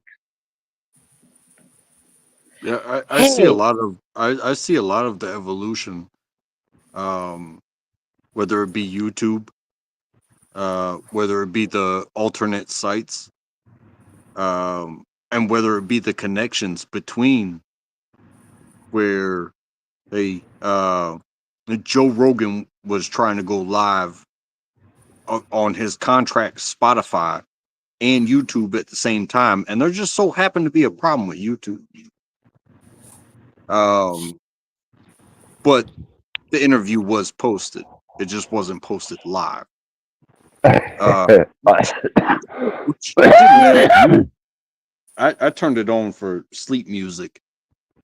Do of you But have yes, BitChute or what's some other ones where they have, you know, Rumble, BitChute, I stay Spotify. all of apps. Odyssey, yeah. Well, it's because they got that link tree thing now. So if it's like if you're considered like a social media influencer and shit, and then they do the link tree and they put all their links together, and all you have to do is click it, and it'll take you to all their shit. And yeah, it's it goes into the technocracy. You know what I mean? And Yeah. boys are shooting for that hard and heavy. No, like how are the other platforms? Does anybody know? Because I haven't. I've They're gone. building the technological Tower of Babel. That's what they're doing right now. They're making it where you can understand any language because you got free translators. You know what I mean? It's all here already.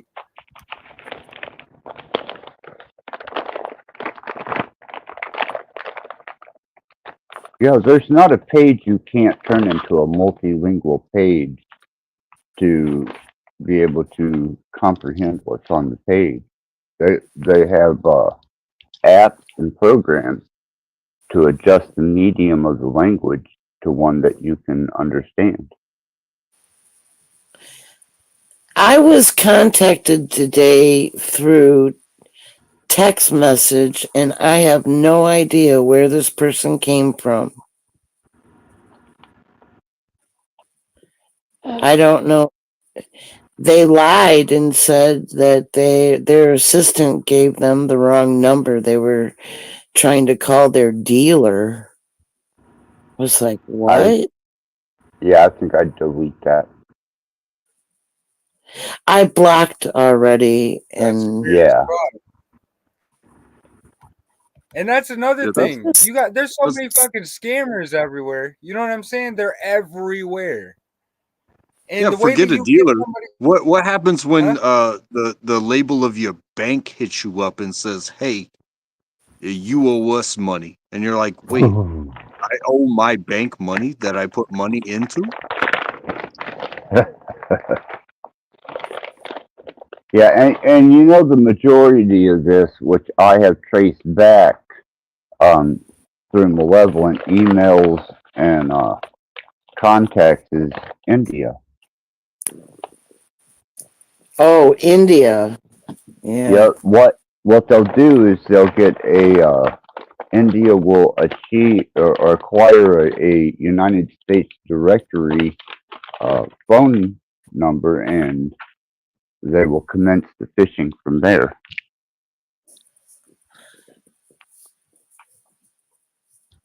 and there really ain't shit you can do about it either. There's nothing you can do about it. Don't comply, obviously, you know, but like you can't make anything. There's no effect to people like that. You know what I mean? You can't make yourself private anymore. I hate to interrupt anything, but I gotta let y'all go. Thanks for having me. Y'all have a good night. Sunshine in the morning. You Take it too. easy, man. Thank you very much, and thank you for appearing on panel anytime. Gotcha. Bye.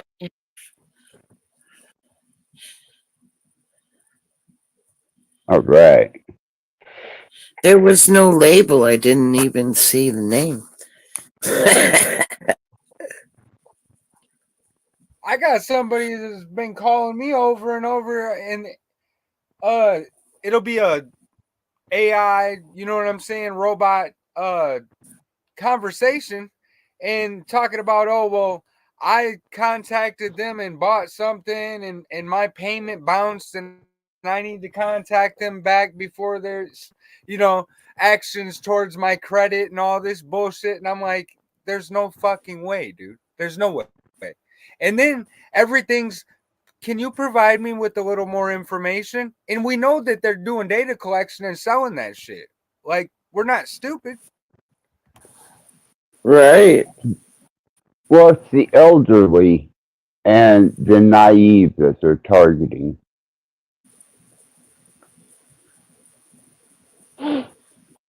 The first thing I say whenever I pick up a phone or my phone is if I don't recognize that it's a medical resource, I tell them this is a medical phone and you better pray to God you're a fucking doctor. And boom, they hang up just as quick as they call. Could you say this line is recorded and tracked? Oh, I don't tell them that. I just tell them it's a medical line. Yeah, because that could tie into heart and all kinds of different shit. Yeah, I know what you're saying. Yeah, they hang. Yeah, they hang right the fuck up, man. I don't have to deal with them. I was seeing some shit in the past where I guess there's a way where you can get paid to basically argue back with these people.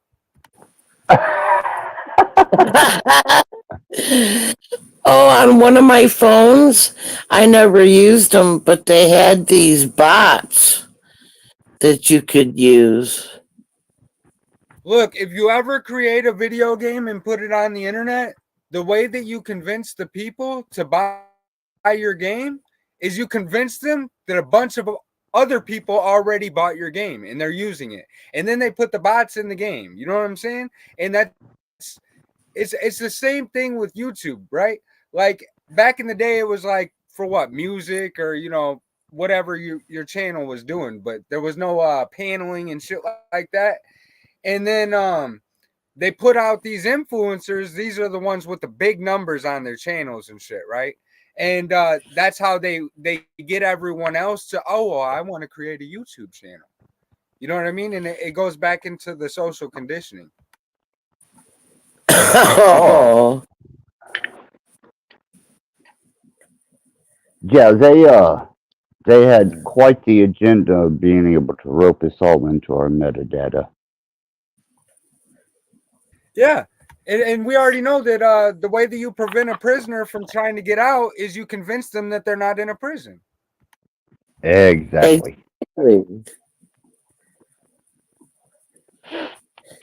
That's what I've been spouting off about for years. Well, one of the things.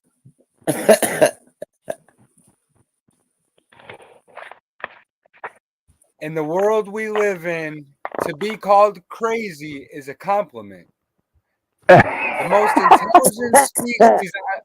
most intelligent species on the planet, yet the only one that has to pay for a place to live, and we have to go to the grocery store to bail our food out. Make that shit make sense.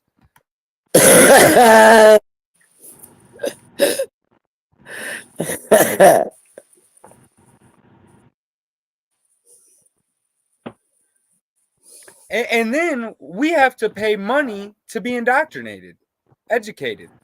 You know what I'm saying? Yeah, you've got your internet provider that you have to pay for. You've got your electronic upkeep or device purchases that you have to take care of, your subscriptions that you have to take care of.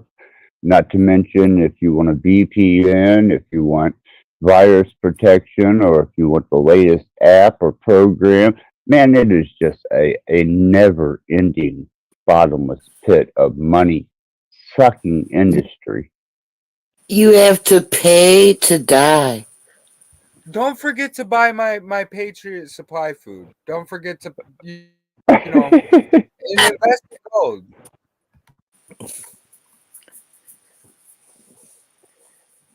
You pay for prescription drugs that make things much worse. Side effects. JG, I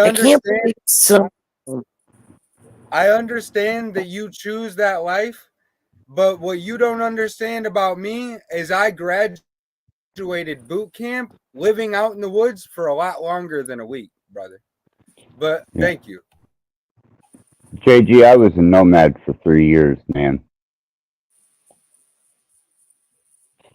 My longest sabbatical was 30 days in the desert so that I could get to know myself and simulate the extreme conditions that the Christed one spoke of in the Bible experience to obtain Yep. self and introspective understanding. So I've got you, brother. Solitude is required. I agree with that.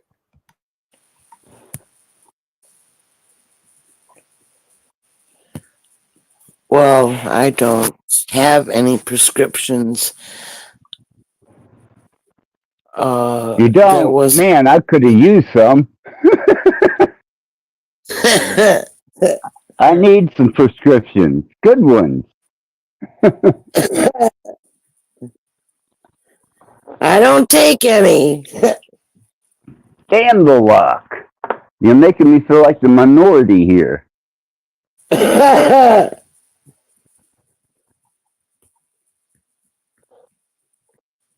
Man. Yeah, it's just all of the narratives that I'm coming across recently, they're all hypocritical. Like people wanting freedom but don't want capitalism. That one really sticks with me right now, and I know it's because they're pushing all the political bullshit, right now at least. Well, I'm sure JG, as well as I did, lived off of the excess of the land.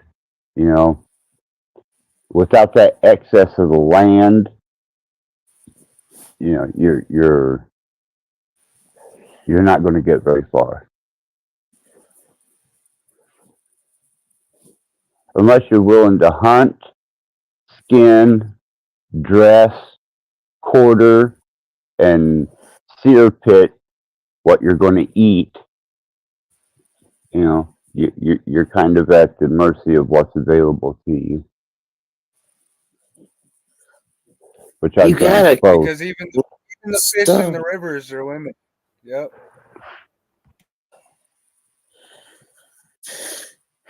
Carrying all the supplies has got to be backbreaking. Yeah, if you overload and overcompensate for your necessities, yeah, it can be very much so.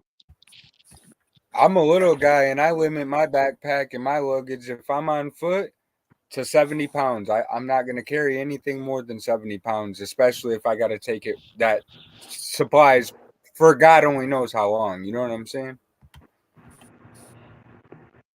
Which is what I'm up against is do I wager my trust in the stability of a country divided in a turmoil with itself and the impending unrest that could happen? I'm not talking demise of society or the Western states. I'm talking just the turmoil and the shortages and the potentials. And my condition now, it would not be beneficial to me to be in this condition and have to face those circumstances. And that's kind of the reality I'm up against at the moment. Yeah, I would struggle too. But I don't plan on being here when the shit hits the fan. I've actually reflected on that because, even like older relatives of mine and just thinking about, their situations in life. And it's like, there's no fucking way that they would be able, because there's so many changes that happen, you know what I'm saying, in scenarios. Like, well, it basically looks like Babylon is falling again. You know what I mean? Right. But the new you have a shining light. You have YouTube gurus to guide you through it. For just $1 a month. Yeah. They'll be shitting their pants the same as everybody else. Funny you keep mentioning guru, YouTube gurus. Jeeps had said to me, I was at OTW's. I don't know, I just listen sometimes. See what Snap Hoops is doing and Jeep says, now Leslie, don't start your guru non-guru something or other. I don't know what she said. And I was like, while okay. she is being programmed by her guru. You see what I'm saying? Uh-huh. Yeah, I'm nobody's role model. I'm nobody's hero. I'm nobody's idol or guru. I'm just a person who's been through a lot of life experiences, and I'm continuing forward on internal and external observations. And I sometimes experience them at the exact same time that I'm getting ready to present them on my platform. I've served more time than you. Oh no! Oh no! Which one of your nasty toenails do you want me to chew on for that? I'm just, well, I have, yeah. You're right though, because even if you want to look at scripture, it says, the first will come last and the last will come first, and it says, that the dead will be risen first and things like that, right? And I think there are a lot of people that are doing a lot of talking and trying to be gurus. I think that those are the people that are they're gonna fucking pussy up. Just like, yeah, I agree.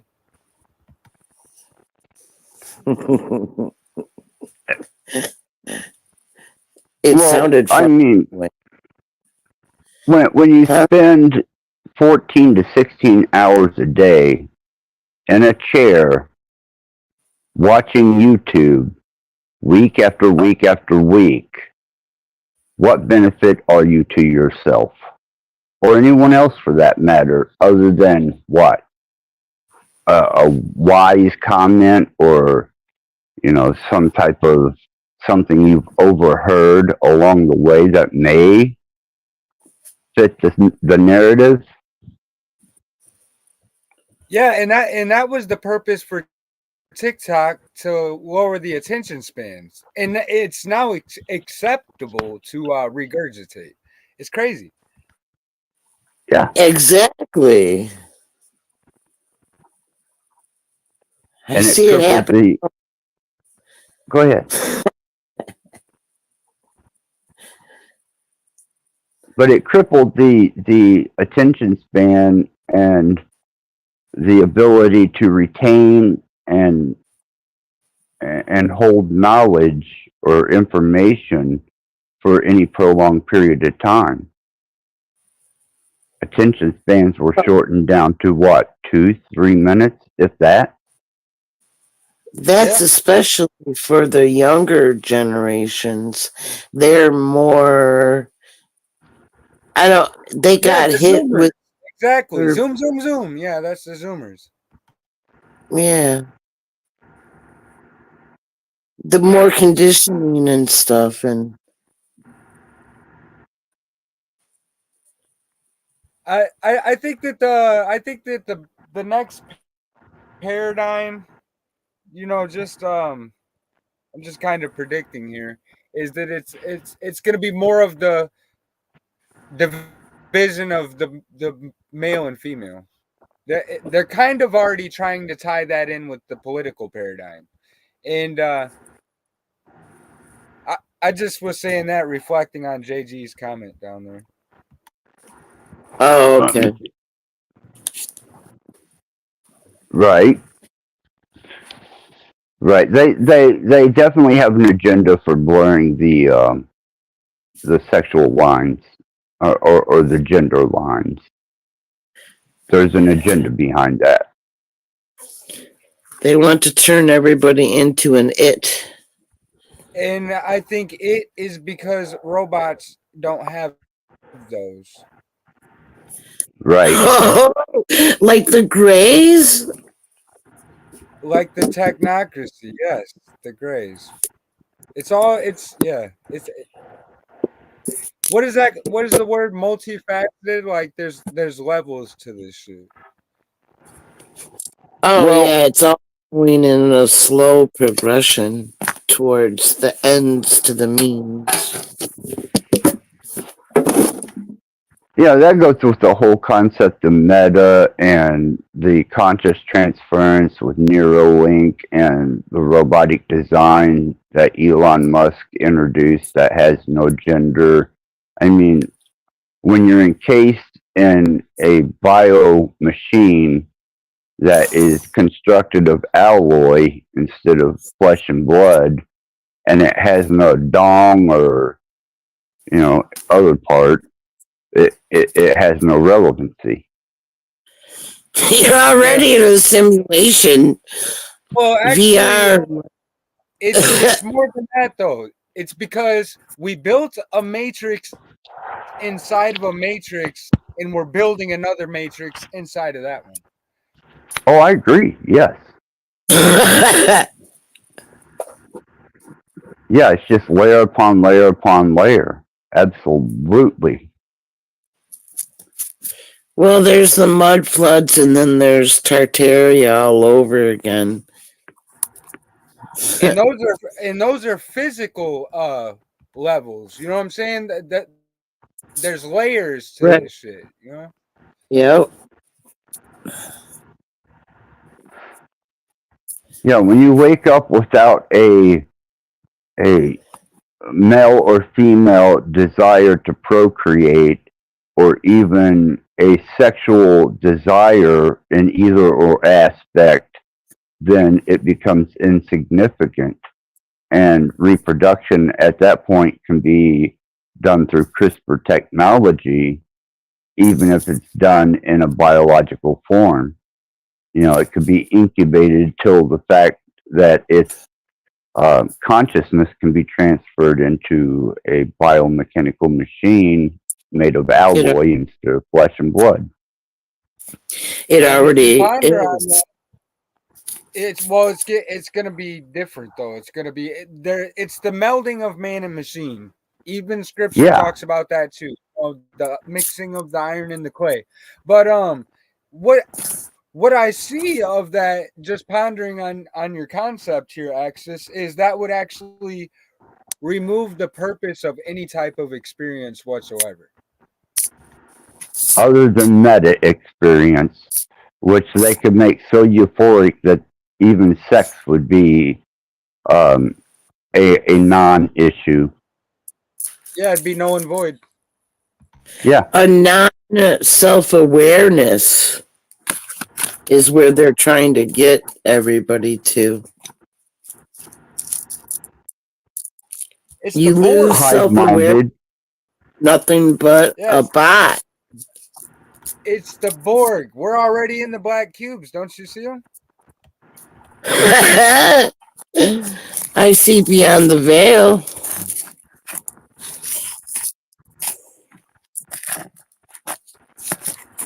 For me and the generation that I grew up in, this is a nightmarish dystopia that transpired over the course of the last 55 years. For me, Or longer. It's the science fiction movies that I grew up watching. Right? The Bohemian Rhapsody. And they hoodwinked us with that too. They said it was science fiction. See what I'm saying? They hoodwinked us there. When all they were doing was pre-programming us. And death isn't the end of it at all. Oh, not by any shapes and means. Oh, we got JG back here. I'm sorry, JG. I didn't notice you back there. I'm not paying attention. I apologize for that completely.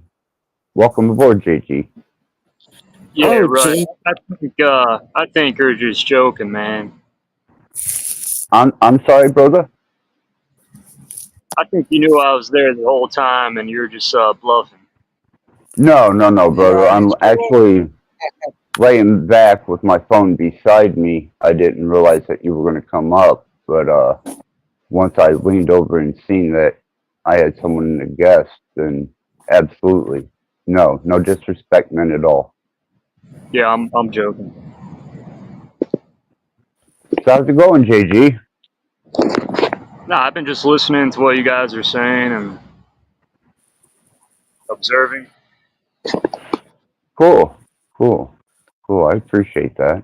And I definitely appreciate you joining chat. So let me ask you, JG, when I was a nomad out there, it was prior and during COVID, and resources were fairly abundant for a nomad at that point in time. From your perspective, is there still a fairly decent survival to be made off of the resources that are available in a state of, non-locale, or has it become more scarce? Honestly, I don't go for any resources, so I really don't know. Like, I literally work every day, and I just make my own money. But yeah, I'm really not sure. Okay. Well, that's honest. That's cool. I appreciate that.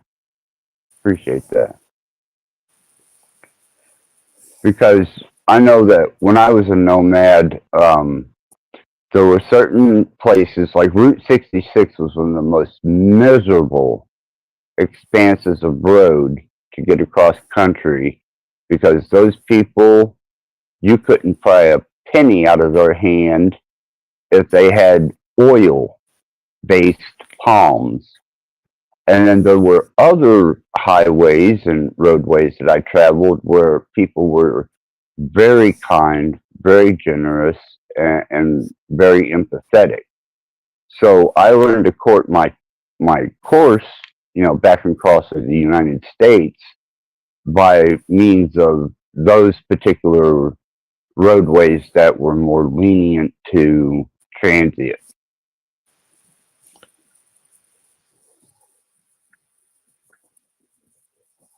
Yeah, it definitely depends on the location of the scenario, and if you're going nomad as far as like the woodland, or if you're city life or whatever the case may be. Okay, I got you. On that. Don't go to the desert. Shit. What? That's fucking. I'd go if I was living off the land, because resources are already scarce there anyways, allegedly. Well, there's plenty of coyote. There's plenty of uh, snake and lizard if you want to if you've got the aluminum foil or the means to smoke it. And the only real problem you have is if a coyote pack smells it, they will come that evening. And those fucking crows, I don't give a shit if it's still smoldering and smoking on the fire. The son of a bitches will steal it. I'm still trying to find out why we have seagulls in the rivers in the middle of in the Midwest. How is that even possible? They're supposed to be in the ocean. You would think, it would seem logical, but yeah, even up here, as far as I'm only 30 minutes from Michigan, and the parking lots up here are filled with seagulls. I've lived in the UP, Michigan. The elements are brutal. Yeah, I lived in Paradise. You live Well, that where? was Where? Paradise, Michigan. Yeah, Michigan has become quite the interesting state within itself, and I do tend to avoid it at all costs. There's still a lot of forest here. Oh yeah, once you get up, towards the lakes, there's nicer area, but I'm talking even Ann Arbor is not what it used to be. It's becoming a very Oh, unpleasant place to be. no, I said that's in the UP. That's Upper Peninsula. Yeah, Upper Peninsula is still pretty good. Yeah, you're right. But once you get near Kalamazoo, Detroit, um, you start getting near Ann Arbor. Sketchy. Well, it's You because we gotta have this go. whole issue because you got Chicago, you got Detroit, and you got Indy. You see what I'm saying? And then you got Cincinnati. All that area is all fucked up now.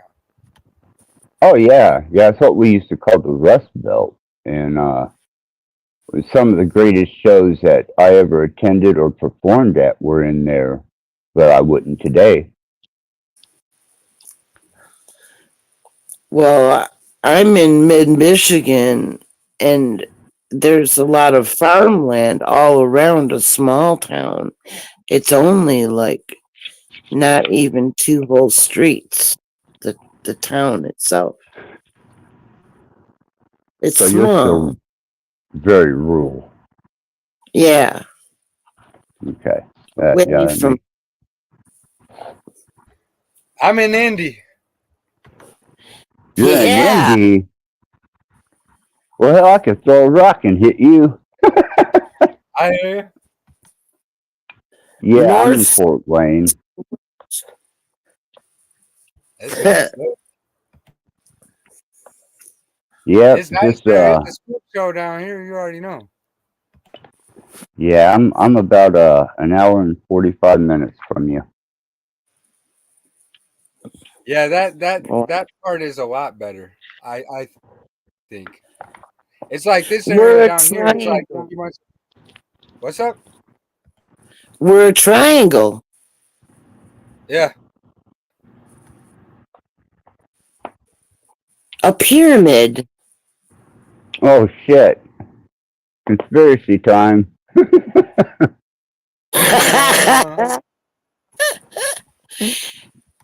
Cooks well in the middle, I guess. Yeah. So where are you at now, JG? I'm in Oahu, Hawaii, Honolulu. That's what I remember. You went to Hawaii, and I didn't know shit. if you were still there or not. How's Yeah. living there? Oh, really? Nice, huh? Yeah. Where did you live? I lived in Chicago, Louisville. I lived in Arizona. I lived in Kentucky. Name it. And if I didn't live there, I toured there. You said you lived in Hawaii, right? No. I never. No. Oh, No. gotcha. Nope. Not me, brother. So is Insurance it was true too that much. a lot of the shit over there is imported from like the States and shit or what? I heard it's nice. I've never been there either. Yeah. Well, I mean, it's Goblin. It's an island, so yeah, definitely a lot of imports. Do they still say pretty steeped in their traditions? Yeah, but it's I mean, it's Americanized. You know, it's different. Tourist oriented. Yeah, it's not like as traditional as it was, but Right. That's all right. At Techno- least they're holding on to something. yeah, I mean, I feel like technology's crept into every culture and tradition. To be expected. Yeah, I mean, it's kind of inevitable for everybody. Mm. It's a worldwide situation. Right. Hey, there was a volcano that blew up down there a while ago. Yeah, there's some volcanoes around where I'm at, Diamond Head, but it's inactive. Yeah, I don't necessarily think the damage that was done in Hawaii was necessarily volcanic, but I could be mistaken. I've looked into that as well. It looked a lot of things that we see. It definitely looks like dews or whatever they're called. Right. Right, but you can't verify that by me. I just know who it benefited and who it disabled. Yeah, and I mean the only way that you could really verify, the the concept is to actually experience it. Yeah, it just seems a lot familiar with Paradise and a couple other places. Yep. Come on, man. What was it like 2-3 years ago? One day at the same exact time, 400 wildfires started at the same time throughout the U.S. and Canada. That don't even make sense. Global warming, brother. It's global warming. Yeah.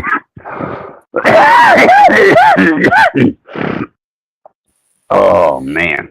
Hey, we got smoke from when Canada's forest fires were going on. I could see it in the air. It was like a fog. Only you It was sneezed. it was immense. It hit Fort Wayne, New York, all the way up into Michigan. I mean, that was massive. Yeah. Are any of you guys familiar with Carol on the tube streets? Nah. No. Oh, okay. Well, she's a OG part of this community, but she does her own thing and she shows a lot about the weather. And she was showing that, yeah, at the same exact time, 400 wildfires started at the same time. You know what I mean? And she's been documenting that shit on YouTube for years, and they really can't do shit about it because all she's doing is reporting the weather. So, you know. What I want to see more is people, instead of like having a conspiracy theory, right? Just showing the evidence. Like more and more people just showing the evidence. I've seen different panels where people have these, ideas, but it's like, just give the evidence. Well, there is some interesting evidence out there of a fully bloomed tree with all leaves on it, and the car parked underneath of it has melted rims, aluminum slotted rims. Take it for what it is. Yeah, and all those people out west losing their homes and shit, and then when you look at the pattern of it, you know what I'm saying? It's not possible naturally. There's no way. I mean, they're showing us over and over and over, and they're even putting the names of the shit on Mountain Dew cans. I mean, is that really not any evidence when that comes to fruition and has? That's still speculation, man. That's not a provable factual point in a court of law. It's just speculation. Oh, my apologies. I was thinking out of the box. Oh, Oh, I understand. Damn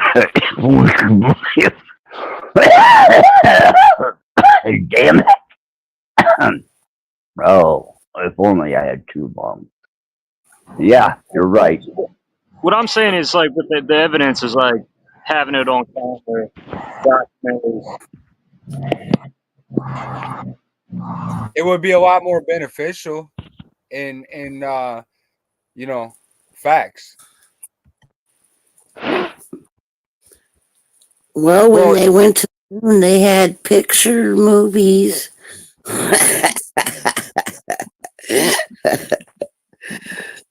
well, I mean, it's all recorded in your science fiction movies, right? The fact is they've been able to manage to socially engineer the last 3 to 4 generations into completely a mindless, unquestioning state of existence. They're going to accept whatever as long as it doesn't interfere with their video games, their pizza delivery, and their Amazon. Outside of that, they really truly could give 2 shits less. I've seen so many of those you know, the info ads and shit, gamers needed this, that, and the third. And I've seen it like crazy amount ever since, you know, like 2020. And that's what has me thinking that they really want to put us in like a pod living. Put on the VR headset and don't question anything and eat the bugs, own nothing, be happy, you know. Yep, and use your video game skills to man drones and actually, while you think it's a simulation, take out population. Well, it's that they're trying to keep you distracted, consciously, and your awareness. They're trying to psych out your psyche, like just keep you oblivious and dumb and distracted. I agree with that.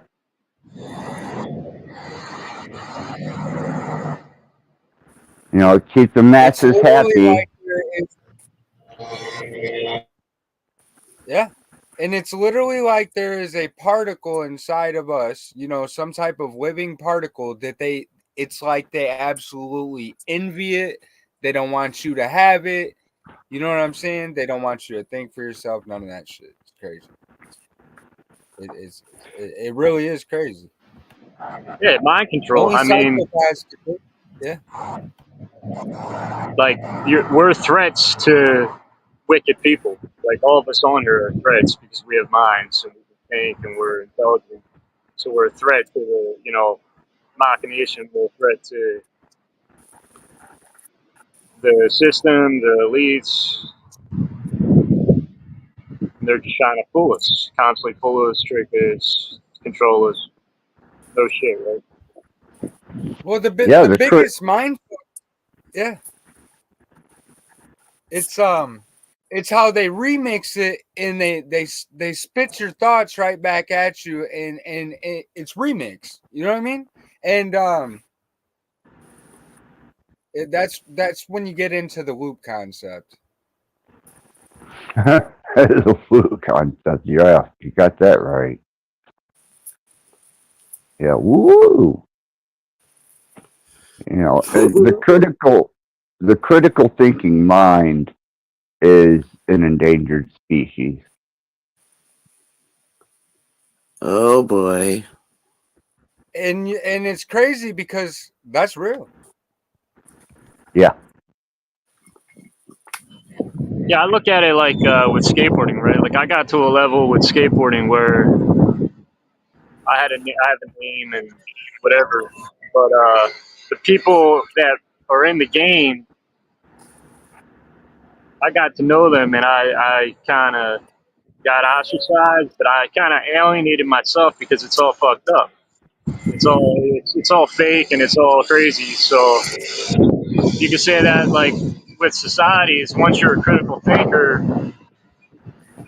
then you become like that threat, and they're gonna try to, ruin your name with smear campaigns. They're gonna try to drive you crazy. They're gonna do whatever they can do because you leveled up and you won't, get down with them. So it's a hard life to take when when you are conscious and you are a thinker and you can see through the bullshit. But you just got to stay strong. Yeah, if they can't endure or exceed your skills, and they'll baffle you with bullshit. It's even in the ecosystem. Like if you put the crabs in the bucket, one crab figures out how to get out. You know what I'm saying? The other crabs pull him back down. Well, hopefully you're above animals. Hold on, you're giving me. At a micro and macro, you know. Yeah, Like, you're giving me way too much credit there. look at Ted Kaczynski. Look at how intelligent Ted Kaczynski was, but he got caught because he fed into the system. Like he fed into violence and doing all types of stuff, writing manifestos, and of course he was going to get caught. But you know, all the bullshit he got to his head, and he reacted. So that's the thing. It's like 10% what happens to you, and 90% how you react. Yeah, wasn't it his brother that turned him in? Yeah, well, it was his brother because Kaczynski kept dropping phrases that he would say in real life, and he would put them in the manifesto. Like he had phrases that nobody would say. It was like his own unique phrases. And his brother read the manifesto, saw the phrases in the manifesto, and was like, "Yeah, that's it," you know. Right. In other words, trust no one. Well, I mean, there is it's a fine line between intelligent and insane, and that just makes me think about Einstein and not being able to tie his own shoes. It's because we get caught up in putting too much, focus or attention on one thing, or putting all your eggs in a basket, if you will. Yeah, and Ted got carried away, which is like, that's how you lose. Once you get carried away, they're like, ah, you fucked up, you reacted, and it is what it is. But I do not use the mind. To slap that monkey back. You know what I mean?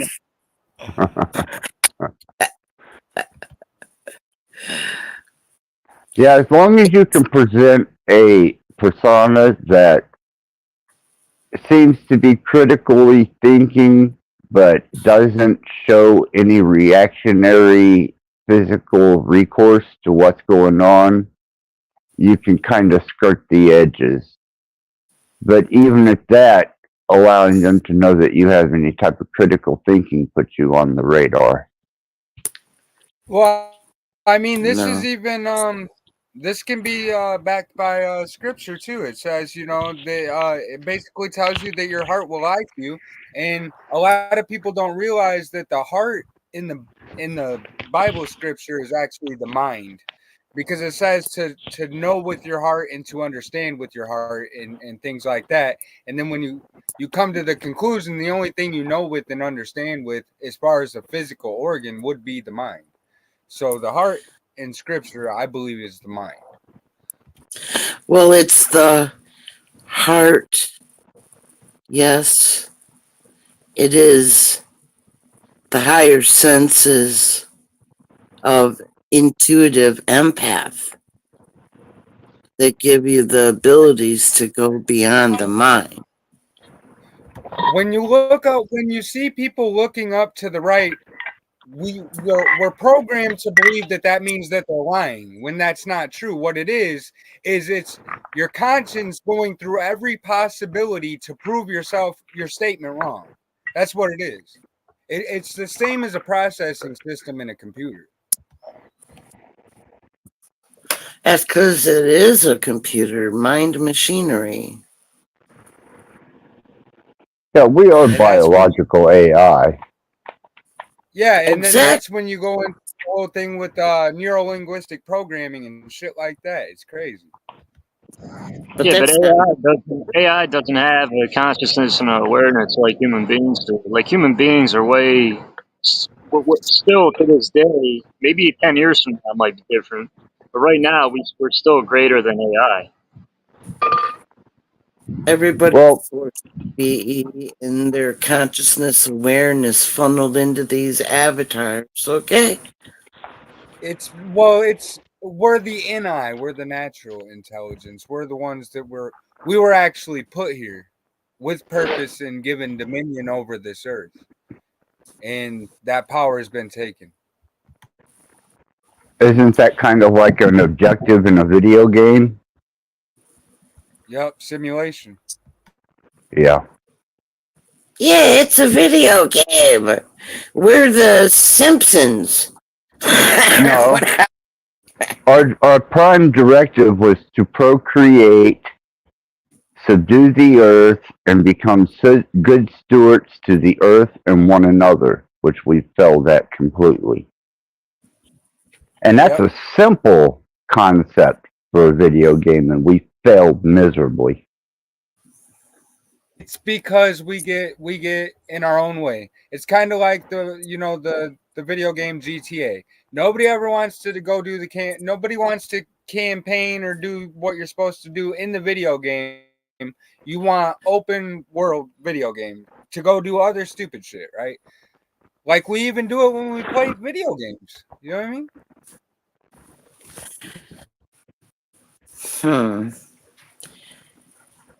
Everything That's why is we not have the as controls it all over online. appears.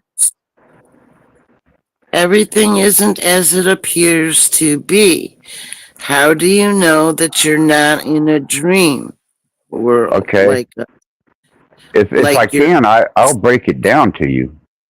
If you have time to listen and you want to understand. Just a little bit. How do you know it's not a dream? That it's just your consciousness that is redirected, and that you have no real self-awareness, only in what it is directed into, the avatar. We have zero evidence that we're breathing oxygen and we drink water. It could be the exact opposite, okay? We could be in water drinking oxygen. We only know this based on what somebody told us. Exactly. You got it.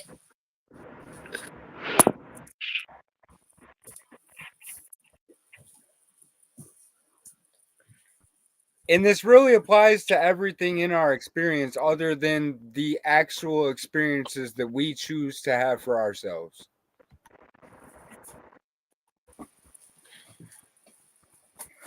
Okay.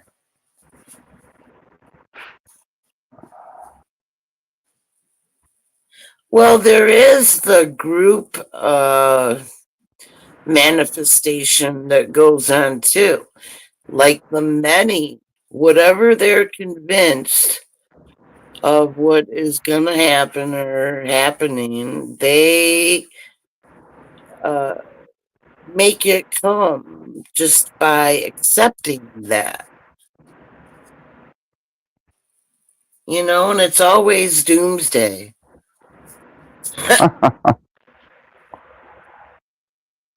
I would hope so. Gives me a glimmer.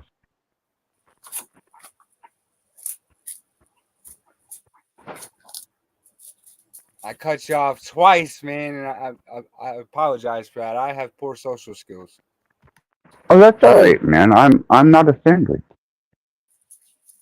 I'm not easily brought to offense, and I understand. Each of us have a bit of information that we would like to share, and I'm not hesitant to that. What I have to say is rooted in me. It's not something I can't recall. So you're fine, brother.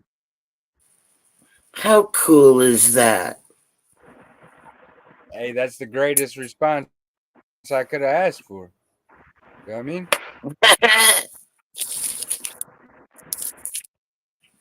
Yeah. So please endeavor. I'm all ears. I'm intrigued to hear your perspective.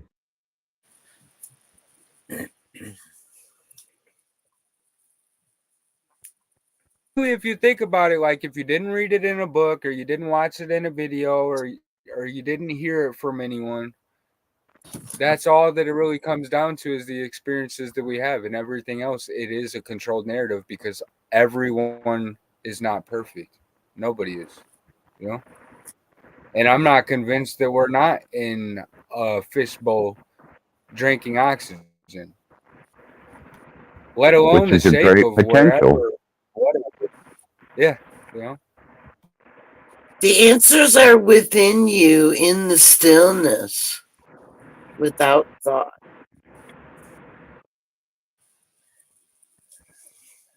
Well, I mean, Slap, everything has an energy, you know? slap that monkey back.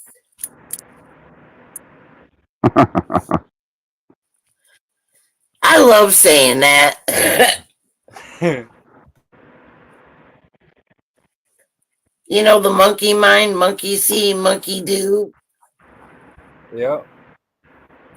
100 And monkey effect. yep. And the reason, Hive mind. and the reason why the rest of them tell the one that tried to leave the cage that it's bad is because it was told that if you do that, it's bad. And so it just it's an attempted limitation on even the mindset. Well, it's kind of like the voodoo priest who says, "Don't go into those woods after dark because there's a great and evil, atrocious thing there." When there's really not. Well, I'm outside of the cave and I'm yelling in and saying, hey, look at this. Good luck.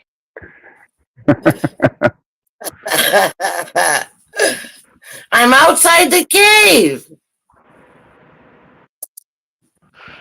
Man. And that allegory itself is profound within what it is. Yep.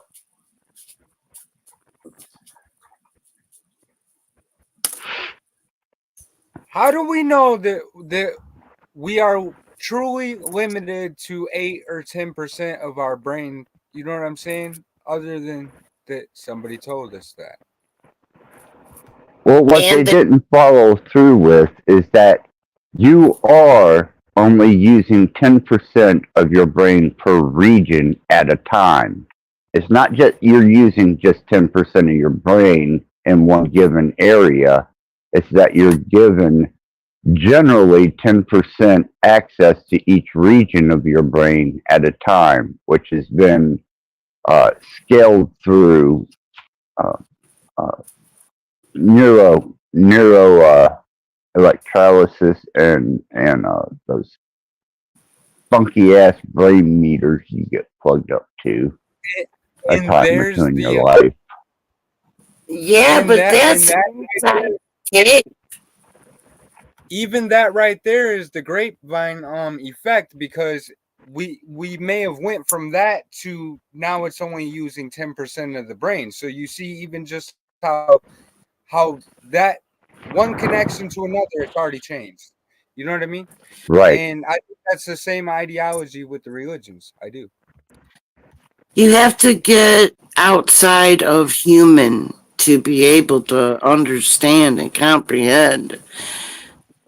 You know? Like, you can't use the same level of your state that you're in order to get you out of that. To continue the narratives, you know, is what I'm saying. You can't continue it. Uh-oh, we lost him. Or did we Uh-oh. just... Well, if he comes back up, I'll be sure to let him back up. I've got my phone here where I can see.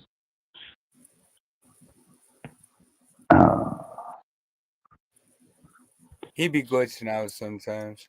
I'm gonna get out of Yeah. here. I appreciate the conversation, man. I appreciate you joining. All right, now. Y'all have a good one. May you go in peace. It's pretty late now. Yeah. Well, I can definitely say that I've had an enjoyable time. I've appreciated all my guests. I've appreciated the chat. This has been a wonderful endeavor for me, and hopefully anyone that stumbles across this or at a later date receives something from it. May it be in your benefit, and all light and love to each of you. All right. Have a good rest of your morning. Axis, it's a pleasure. Thank you for having me. Absolutely. And I'll see you around. Absolutely. Anytime. All right. All right. And Where this is is Axis out.